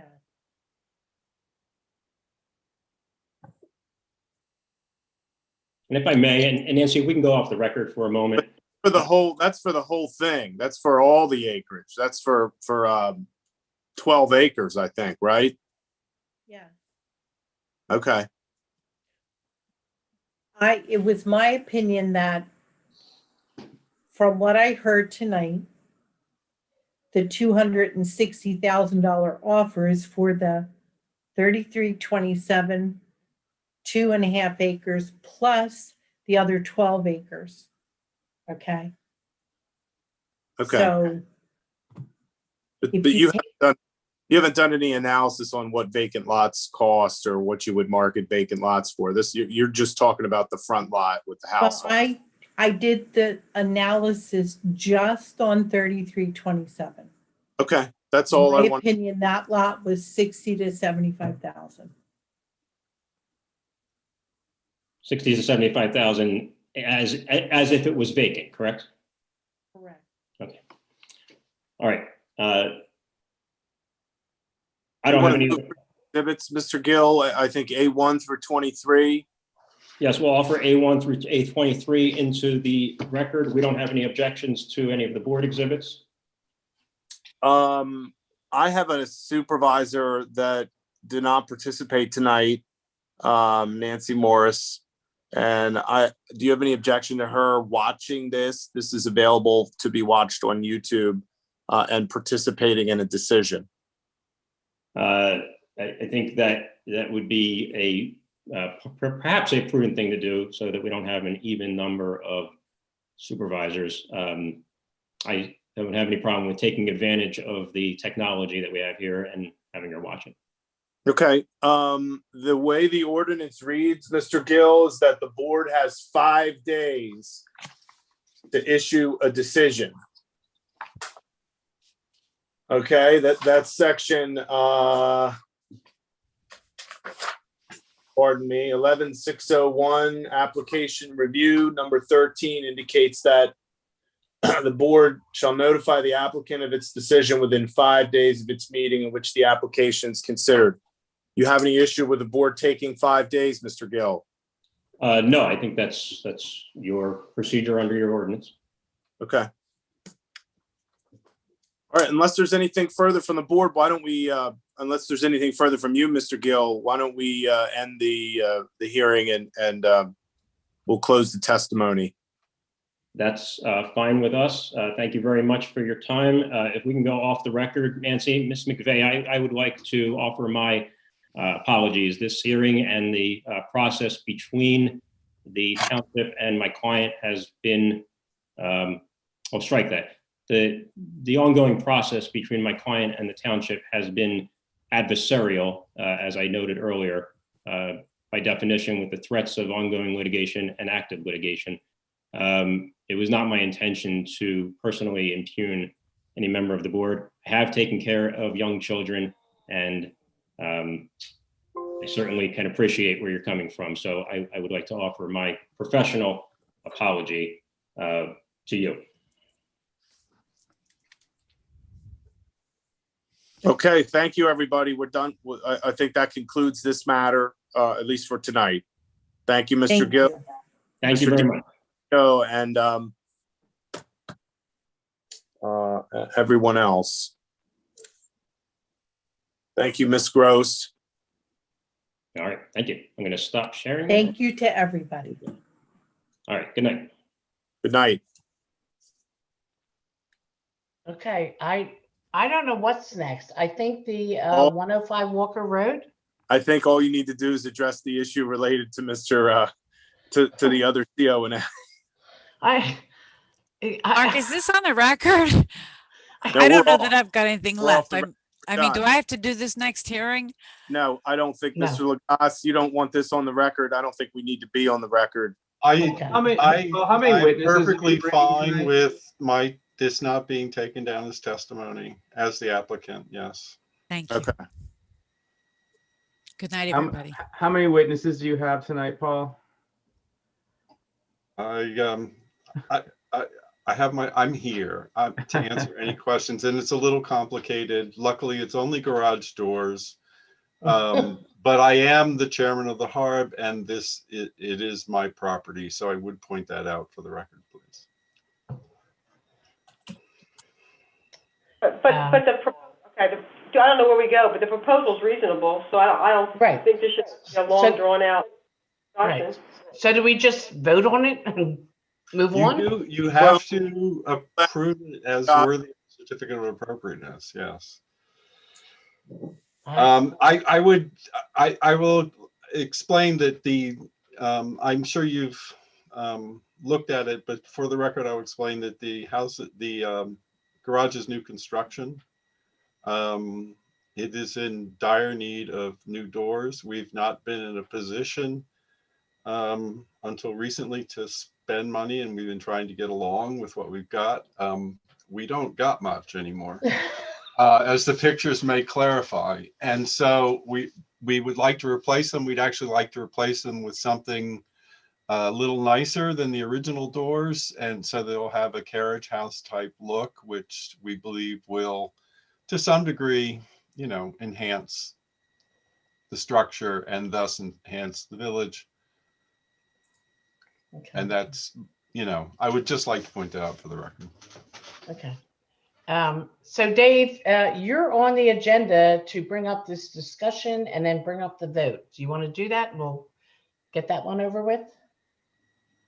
Yeah, and I just wanted to point out that this was I think this is a much more simplistic application. Exactly. Yeah. I mean, what are we talking? We're talking about garage doors. Yeah. And we've seen the pictures and they're beautiful. Yeah. You're doing a nice job, Paul. And you have a They're recommendation from the fairly HARB, right? standard issues, type garage doors, really. So the importance here is it's HARB approved.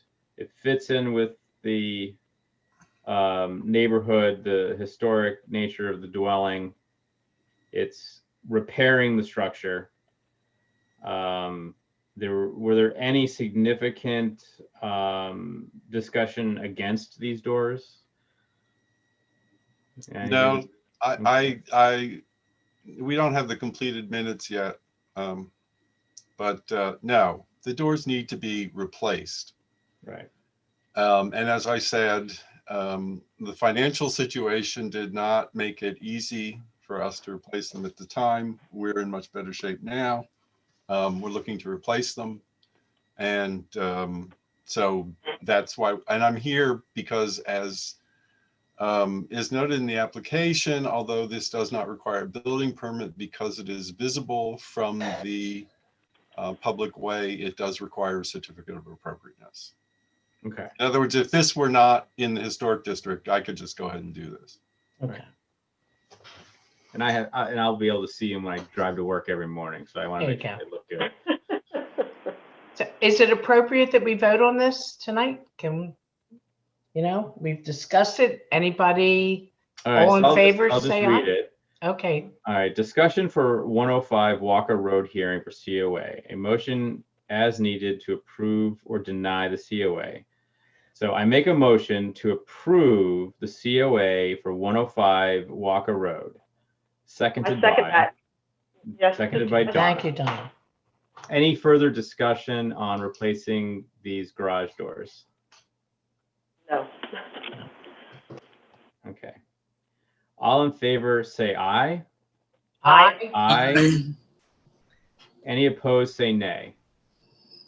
Okay, motion carries 4-0. Thank you. All right, no problem. All right. If we continue down the agenda, the next item is the Hess Mill Bridge update. That's you, John. I don't know if you want to do that or we can push that till the next meeting. It's up to you. It's very late. I'll just make a few comments. Just that Okay, John. most people know that the new bridge was severely damaged by graffiti, not a minor event. Some real vandalism was applied to that bridge. It was applied to the concrete and was applied to some galvanized metal railings. And just a quick research determined early on when I saw it was that the remedy is some kind of a coating. You can't sandblast it off, so you need to apply some kind of coating. The coating has to be appropriately selected, and the temperature and moisture conditions that it's applied on are important to get it to work. And you need a secondary coating of some graffiti resistant coating. So it's two-step process. It's going to be pretty expensive. We need to develop a scope of work. We need to find some qualified bidders, and we need to interview them to make sure that they're okay, and then release a contract. That's where we are. All right. Thank you, John. All right. Any more questions on that, or we'll just wait to see what we do, right? Donna, the next one's a resolution. Could you read that one? I'm happy to do it. So I make a motion to approve Resolution 2021-12, renewal license for the FSA. Can I have a second for that? I'll second that. Thanks, Dave. This was brought before the board last month, Right. and there was a comment regarding the computer program. that the FSA had committed to do. I'm told that that's up and running. Yeah. So I'm hoping that we can vote in favor. But any other comments? Nope. No. All right. So let's vote. All in favor, say aye. Aye. Any opposed, say nay. Good. Motion carries 4-0. Thank you. Okay. All right, so I make a motion to approve the following park projects as recommended by the Pro Committee. The pickleball court for $5,100. The sidewalk repair, the Comfort Station sidewalk repair for $1,188, and the Healing Garden project for $5,500. May I get a second? Donna, okay. Seconded by Donna. Thank you. Discussion. Yeah, I just wanted to make a comment, David. I hope people realize the PRO, we did allocate them a budget. And there's a budget, as Joan explained to me today, to do upgrades to the park and also for some maintenance. And this work would be within that budget. Joan, I don't know if you want to make any other comments, but there is money in the budget for this. Yeah. Yes, there is. Yeah, and I'll one of the things that I'll add to this is, these guys, these guys have done a really great job at being diligent about finding the right cost for these things and staying under their budget. And so I'm really proud of this group and being very, careful and aware of the money that they have. So I think it was an excellent job, because the original estimates were very high. When we think back where we were a few months ago, when they started talking about these projects, we were talking about probably 3 times this amount of money. So very good job for that group. I'm really, really pleased with how they've worked this year. So. And Dave, kudos to Jeff Eastburn. His work so hard with the group, with us, to get us to where we are now. Really, I appreciate what you've done, Jeff. I really do. Oh, okay. We ready to vote? Sure. So all in favor, say aye. Aye. Aye. Any opposed? Say nay. Hold on a second. Okay. I'm aye for the pickleball court, aye for the comfort station, no for the healing garden. Okay. Okay. So we vote on each one of them? So it's not, we're not voting on each one. It's the. I don't want to vote no for all of them. The only one I don't want to vote for is the healing garden. So. All right. So that's let's vote on each for one. Let's vote on each one. Let's vote on the pickleball court first. All right, so we'll vote on. Okay, so I make a motion to approve the pickleball court project for $5,100. All in favor, say aye. Aye. Motion carries 4-0. I make a motion to approve the following park project as recommended by the Pro Committee. The Comfort Station sidewalk repair for $1,188. All in favor, say aye. Aye. Aye. Okay, motion carries 4-0. I make a motion to approve the following park project as recommended by the Pro Committee. Healing Garden for $5,500. All in favor, say. Oh, but before that, do you want to discuss it, John? Why you want to just make a statement as to why you wanted to vote? Because here's what happens with those kind of fancy plants. The deer are used to eating all the local flora in that area. You introduce brand new plants like that, expensive stuff, the deer are going to chew them down to a nub. It's like a tree with Snickers bars on it. Okay. Okay, so all in favor for the Healing Garden, say aye. Aye. Aye. Any opposed, say nay. Nay. So Donna, did you? Donna, how'd I you said vote? aye. I said aye. Yeah, Okay, I'm motion. Oh, that's fine. That's fine. I'm just trying to get it right. I know you're tired, David. You're dying there. I can see it. I'm gonna fall off my chair. Motion carries 3-1. Okay. Got it. I gotta do math this late. I can't even. I know. Huh. My brain's like oatmeal. Seriously. All right. Hopefully the last item, I don't know. Nancy is not here. So it says, Mark, you will provide an update on Lexington Point. No motion. So is Mary, I'm the required? one who normally requests that. I'm fine. I read what was in the book. I don't need this update if. I don't either. Everything's going along fine. Yes. So, okay, there you go, done. All right, now we come to public comment. Is there anyone Is there still anybody alive left? that wants to make a comment? I don't think there's anybody left. No, Oh, I wait, do. They all no. went to bed on us anyway. Okay. Get some sleep. Okay, we're going to adjourn the meeting at, I can't even see the number, 12:23. This is going in my record book, this one. Oh. All right, everyone, have a good day tomorrow. All right, thanks. Everybody.